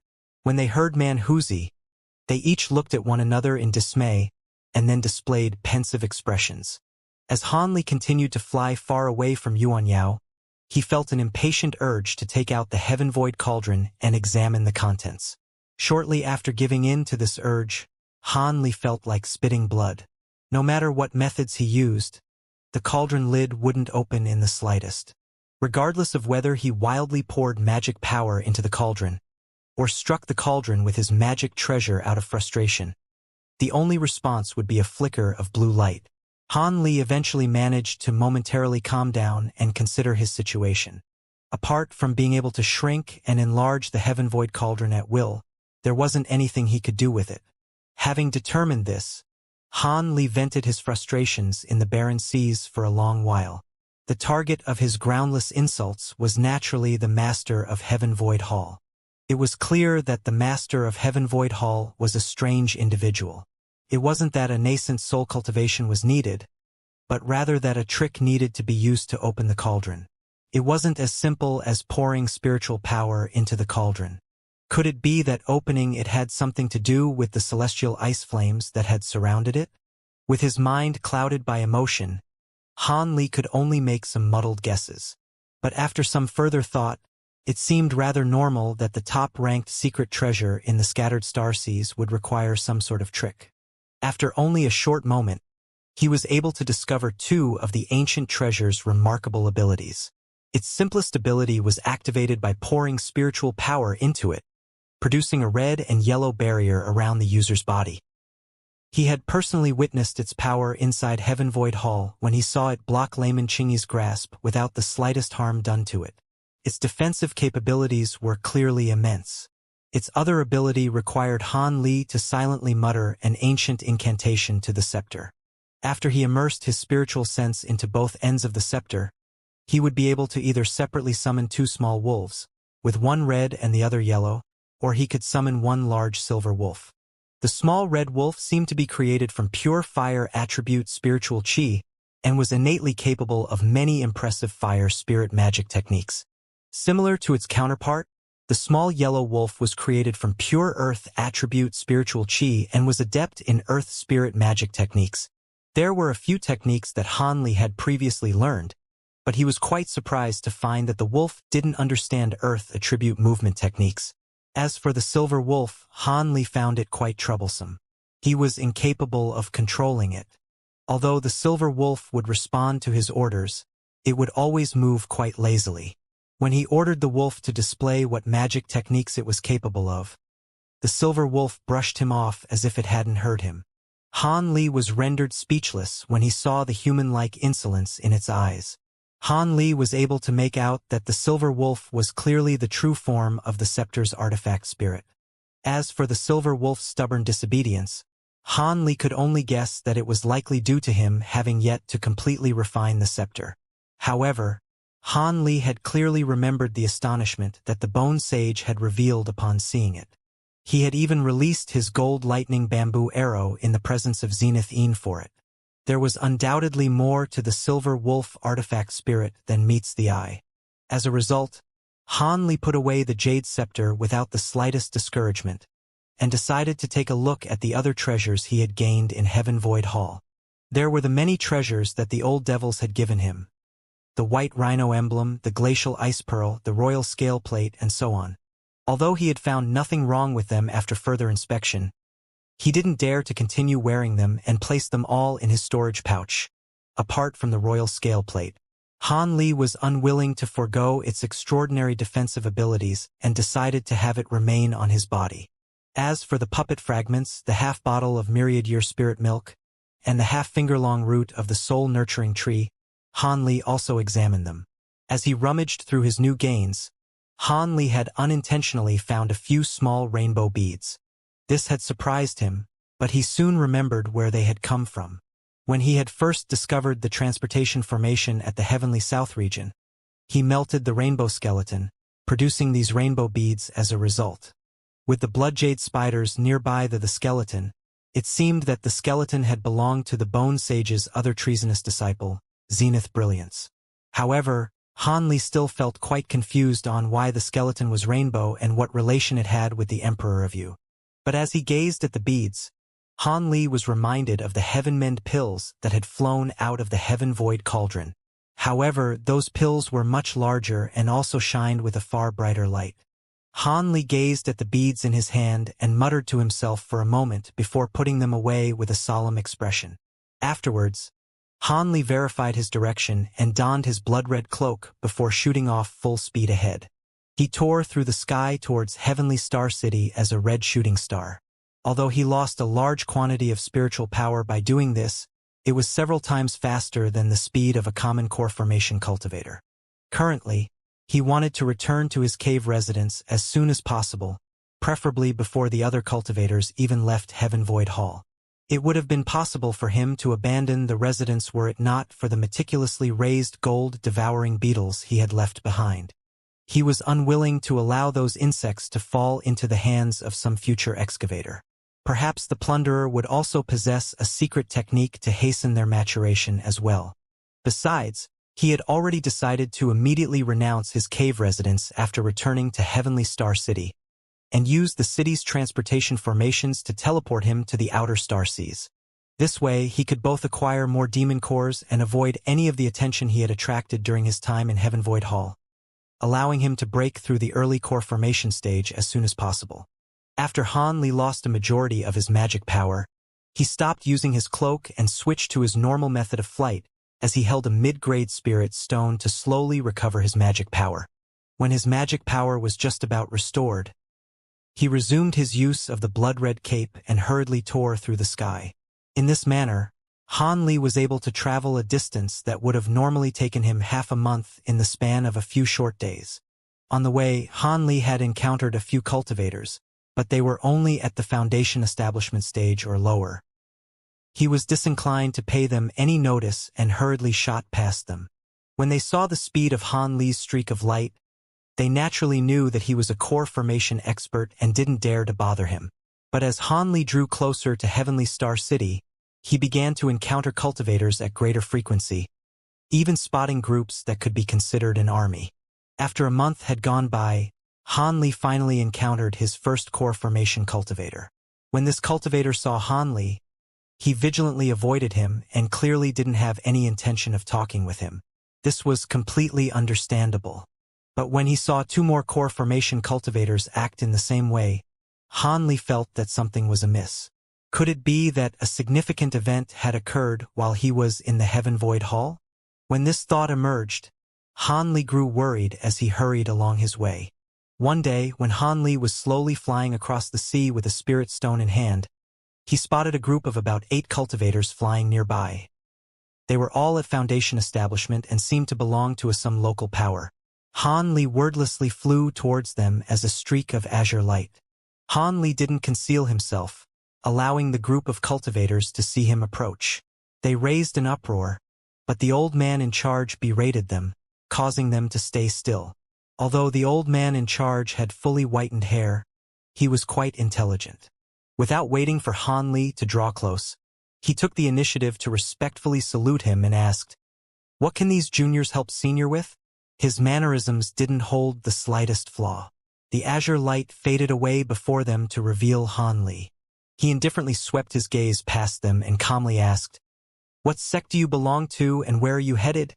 The old man solemnly replied, "These juniors belong to the 3 Immortal sect. We are under orders from the sect master to head to Heavenly Star City."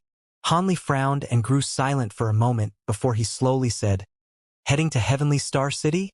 Along the way, I've discovered that there were many cultivators heading towards Heavenly Star City as well.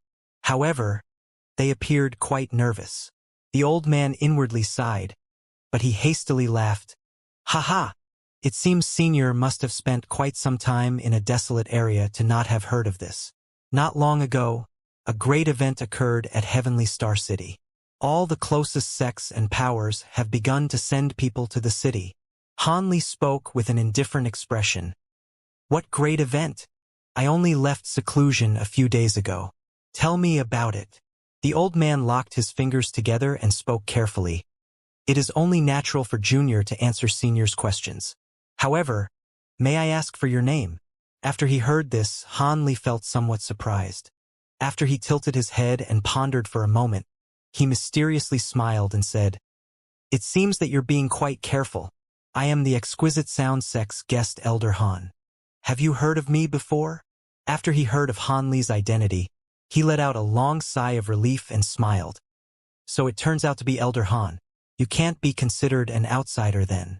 Our own sect's Fairy Shueti is close friends with Sect Master Fairy Violet Spirit." Han Li was surprised at his claim that they were on the same side and couldn't help but laugh. Han Li's laugh caused the old man to grow somewhat uneasy. "Did I say something wrong?" The old man thought apprehensively. Han Li's smile disappeared. "I don't involve myself in the matters of the sect, nor do I care if you are lying. All I want is for you to properly answer my question. I won't make things difficult for you. What major event occurred recently?" The old man pledged he was speaking the truth with smile. "How could I deceive you, Senior? All of my words are true." But when Han Li's gaze grew icy, he immediately started his explanation. There were rumors that had suddenly emerged recently in the scattered star seas that the heavenly star sages were on the verge of breaking through to the great success stage of divine essence-fused light. The Star Palace took advantage of this opportunity to start eliminating certain disobedient or uncontrollable powers. This was originally believed to only be a rumor, but not longer after this rumor was spread, the Star Palace issued an official command to powers of all sizes to have their sect leaders and island lords immediately come to Heavenly Star City and pay audience to the Heavenly Star Sages. Otherwise, they will be branded as traitors and be eliminated. Han Li blinked before speaking with disbelief. "Have every power pay audience to the Heavenly Star Sages? Did I hear correctly?" The Star Palace gave such an obviously insidious command. The old man bitterly smiled. "That's right. The official command stunned many powers upon arrival. Were this at the peak of the Star Palace's power, there would be no problem with this order. But as of current, it would be surprising for the powers of the righteous and devil Dao to obey." Han Li swept his gaze past the group and frowned, asking, "Then all of the cultivators I saw on the way were heading towards Heavenly Star City to pay audience to the Heavenly Star Sages?" "That's hard to say." The old man appeared hesitant. A strange expression appeared on Han Li's face. He curiously asked, "Hard to say? What does that mean?" The old man continued with a helpless expression. "Senior, there are some things I still haven't said." Soon after the Heavenly Star Palace issued the command, the righteous and devilish Dao suddenly formed the Starfall Coalition, in proclamation of smashing apart the Star Palace's hegemony in the scattered star seas and ending their reign. The righteous Dao has dispatched their enforcement elder Wan Sangu, and the devil Dao dispatched their towering hero, the Archsaint of the Six Paths, as the two leaders of Starfall Coalition. After the alliance was established, many sects belonging to the righteous and devilish Dao began joining under their banner. Unaffiliated powers have also joined them, and several tens of rogue nascent soul paragons have been appointed as elders in the alliance. In addition, the Starfall Coalition copied the Star Palace and made their own proclamation with what is known as the Starfall Coalition's Ghost Crest, proclaiming that any power to respond to the Star Palace will be branded as their enemy without exception. In addition, they claim that they will soon be launching an attack on Heavenly Star City and welcome all powers to witness the battle and make their allegiances clear. Having heard this, Han Li's expression remained completely indifferent, but his mind was left in a daze. This was beyond imagination. Such a massive event had occurred in the short time he had been stuck in Heaven Void Hall. For some time, Han Li was at a loss, but his mind suddenly stirred and he calmly gazed at the old man, asking, "What is the Starfall Coalition's ghost crest? Do you have it on hand?" The old man was stunned for a moment before enthusiastically replying, "It is in my sect master's possession, but if Senior desires, I have a record of it on a jade slip that I can show him." "Yes, let's see it." Han Li nodded with an indifferent expression. The old man immediately searched his storage pouch for a yellow jade slip and hastily handed it over to Han Li. Han Li bluntly took it and quickly immersed his spiritual sense into it. A second later, he felt shocked. The crest appeared to be the same as the ghost head that the Six United Palaces elder showed Wuxia long ago. Although there were slight differences in appearance, it held a near-exact resemblance. It seemed that the righteous and devil Dao had long colluded in secret, infiltrating other powers for many years with meticulous care. Han Li was amazed and expressionlessly returned the jade slip to the old man. Han Li casually said, "Since that is the case, you must be drawing close to Heavenly Star City, so that you may observe the results of the battle and come to a decision afterwards." The old man revealed a trace of embarrassment. "That's right, Senior. Under the command of our sect master, we are to head over and examine the situation. After all, our Three Immortals sect isn't a large organization, and can only choose to be pragmatic. However, in this short amount of time, Starfall Coalition has already launched an attack on the Outer Star Islands and has successfully taken them over. There were even islands that defected to the Starfall Coalition. It seemed that the Inner Star Islands will soon be attacked as well. There are also a few scoundrels that have taken advantage of the situation to stir up havoc. Many rogue cultivators have ended up dead in the wilderness, and no small number of small sects have ended up thoroughly exterminated." The old man's worrying words explained why so many cultivators had been so cautious as they traveled. Han Li was very satisfied with the old man's answer and calmly said, "So it was like that. All right, since you have answered my questions, you may leave. Then us juniors will hastily set off." The old man rejoiced at Han Li's words and respectfully said his farewells before hastily leading the group away. Although he saw that Han Li wasn't an evil and vicious character, he couldn't help but feel apprehensive in the presence of an unfamiliar core formation cultivator. Han Li stood motionlessly in place as he muttered to himself.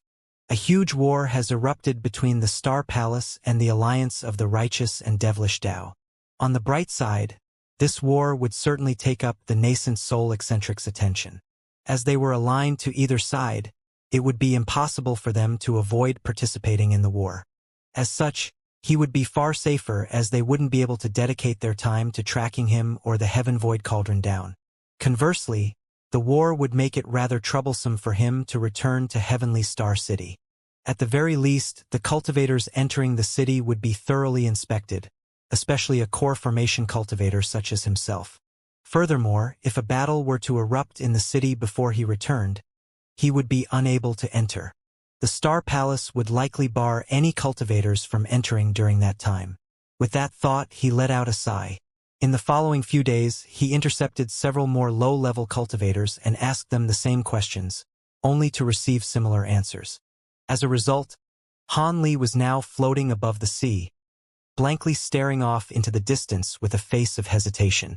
He raised his head to look at the blue sky and flipped his hand, causing a small azure bottle to appear.